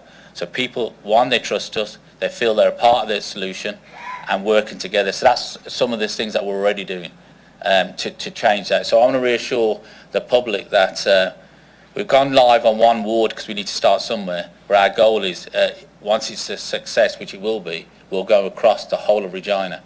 So every ward, every community, and again, I'll go back to what I said to you, your first day after being successful in an election, we reached out to you to say, come on, let's work together. What can we do with you? So if you've got community events, and as you know, because I've attended many of your community events already, we as a police will try and come along. If it's me, the deputy chiefs, my inspector, the staff sergeants, or even the neighbourhood watch coordinator, we'll come along and listen to community and try and work together to improve public safety and listen to their concerns. I might just add in a little bit, Councillor, if I may. So $100,000 of our budget for the last number of years we have given to the Regina Street Team. Obviously the work that they do downtown we believe is very valuable. Our beat and our AROs work very closely with them, but that service is something that we believe in is important in the community, and so I'm thinking about, you know, a non-police response. I think that's an example of a partnership that we certainly hold dear. And something else that is just as off the top of my head is a partnership with Family Service Regina, and so they provide a lot of follow-up for victims of domestic conflict, and so we've added another investigator to work part-time out of their office. We've equipped them with a radio, and so they can proactively go out in the community together to deal with calls before they escalate to the point that our patrol officers need to go, or to be able to provide that valuable follow-up after police have been called. And so that's something that we've worked on for a number of years to really expand that partnership with Family Service Regina. And if I think about our community and cultural diversity unit, every day they are out doing presentations with community organizations. So whether that be the Regina Open Door Society, AIDS Program South Sask, we wouldn't have enough time before the 5 o'clock break to be able to list all the partnerships we have with community organizations, and to have their trust to be able to say, yes, we invite police into our place to interact with community members. That's really valuable to us, and so I would continue to see those partnerships grow and expand in the community. We really can't do the work without the support of those absolutely fantastic community partners. Thank you. And just one last question. I really appreciate the openness to work with community, and I work at Open Door and I see those presentations often and they're very appreciated. So we have different people in our community, some of which when they see police they feel really safe, some of which are questioning, some of which, you know, in times where I've been in a position where I'm trying to help somebody, what they have said is, please don't call the police. right? So how do we, as a community and working with you, address those sentiments so that we can positively grow this? Because if investing in police is going to make community better, I'm not going to say no, right? But we need to see that evidence. And I hear when you're saying people feel safe, but I feel like it's also important to acknowledge that there are people in our community who don't Councilor, feel do you have safe. a question? Yes. Okay. How are we going to address that? Well, I think there's a number of programs that we currently have. If I think about our school resource officers, having those officers, sometimes they're in uniform, sometimes they're in plain clothes, doing safety presentations, you know, about bike safety to kids in kindergarten who, you know, may have come from diverse communities from different countries, to be able to have those interaction in a way that is non-confrontational, non-uniform. I think the work of our Community and Cultural Diversity Unit at the Open Doors Society is really important, and lots of times they're doing that work not in uniform as well, because certainly we all recognize that a uniform can be a barrier, especially if somebody's come from a country where policing isn't like it is here. So, you know, I think it's also incumbent on our community to invite us to these community events that the chief can go to, that, you know, ourselves, our front line can go to, and you know, shoot hoops or have a hot dog and just have a conversation with somebody. We really can't do the work if we don't have those relationships. And the relationship can't be when we knock on your door after somebody's called 911. We have to build those relationships every day, day in, day out.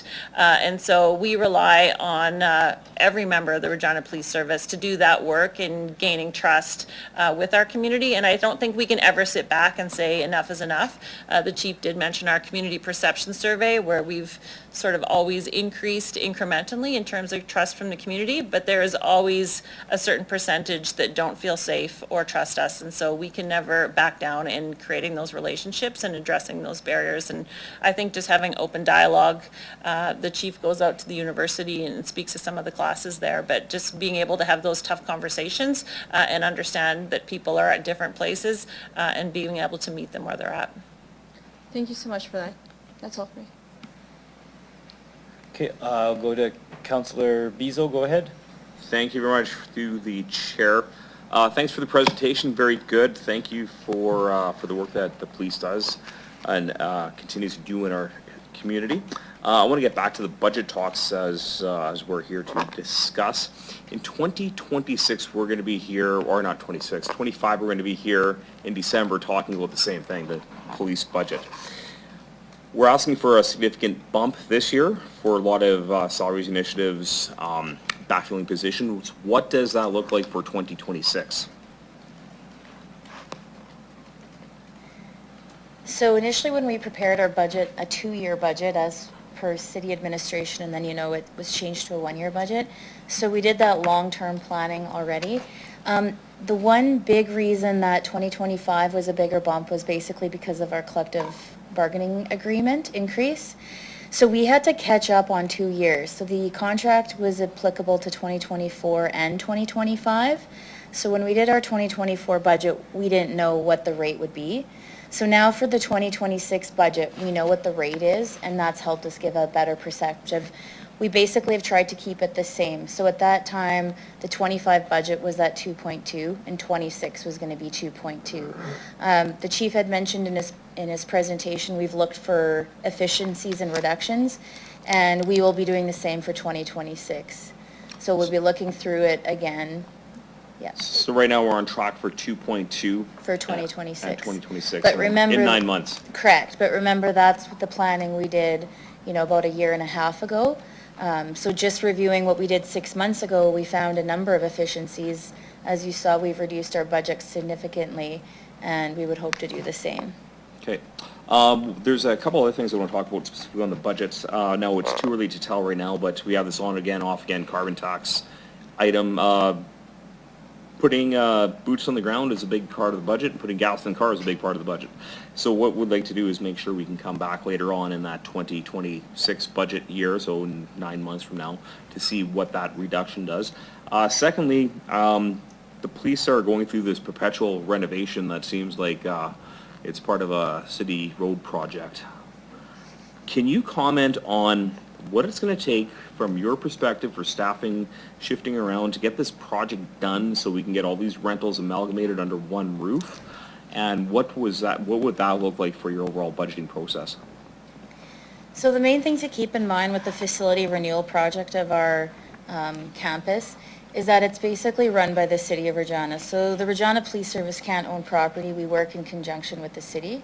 So we have ongoing meetings with the cities, but it's part of the bylaw that the city has to provide facilities for RPS. So basically, we're in partnership with the city, but that is directed by the city at the priority list of your other projects. Okay. I'm sorry, and through the chair, just to add into the last question you asked, Councillor, and the finance manager, she did allude to it that, yeah, in the last 5 months, we looked at more efficiency saves. So in the next 12 months, we will be looking at more efficiency saves. We'll go through a structural review to see if there's any positions that we need, we don't need, if we get vacant positions. So we're going to be looking at that. So I can't promise you what we're going to get, but we're going to be reviewing the whole of our organisation to see if there are any efficiency savings. So when we come next year, when we looked at it last year, it might have been 2.2, but when it comes to at the end of this year, it might be a lot less. So we're going to review that as well. So I just want to reassure that we're still going to review to make some efficiency saves where we can. Thank you. Okay, in the interest of hitting our mark, we're about 7 minutes before and we have a few more questions to go. So I'm going to say that I'm going to ask if I can get someone to move to recess until tomorrow at 9 a.m. Councillor Bizo, and a seconder. Councillor Flores. We are recessed. Any opposed? None opposed. So we'll see you back, if that's okay, tomorrow morning, 9 a.m. Thank you.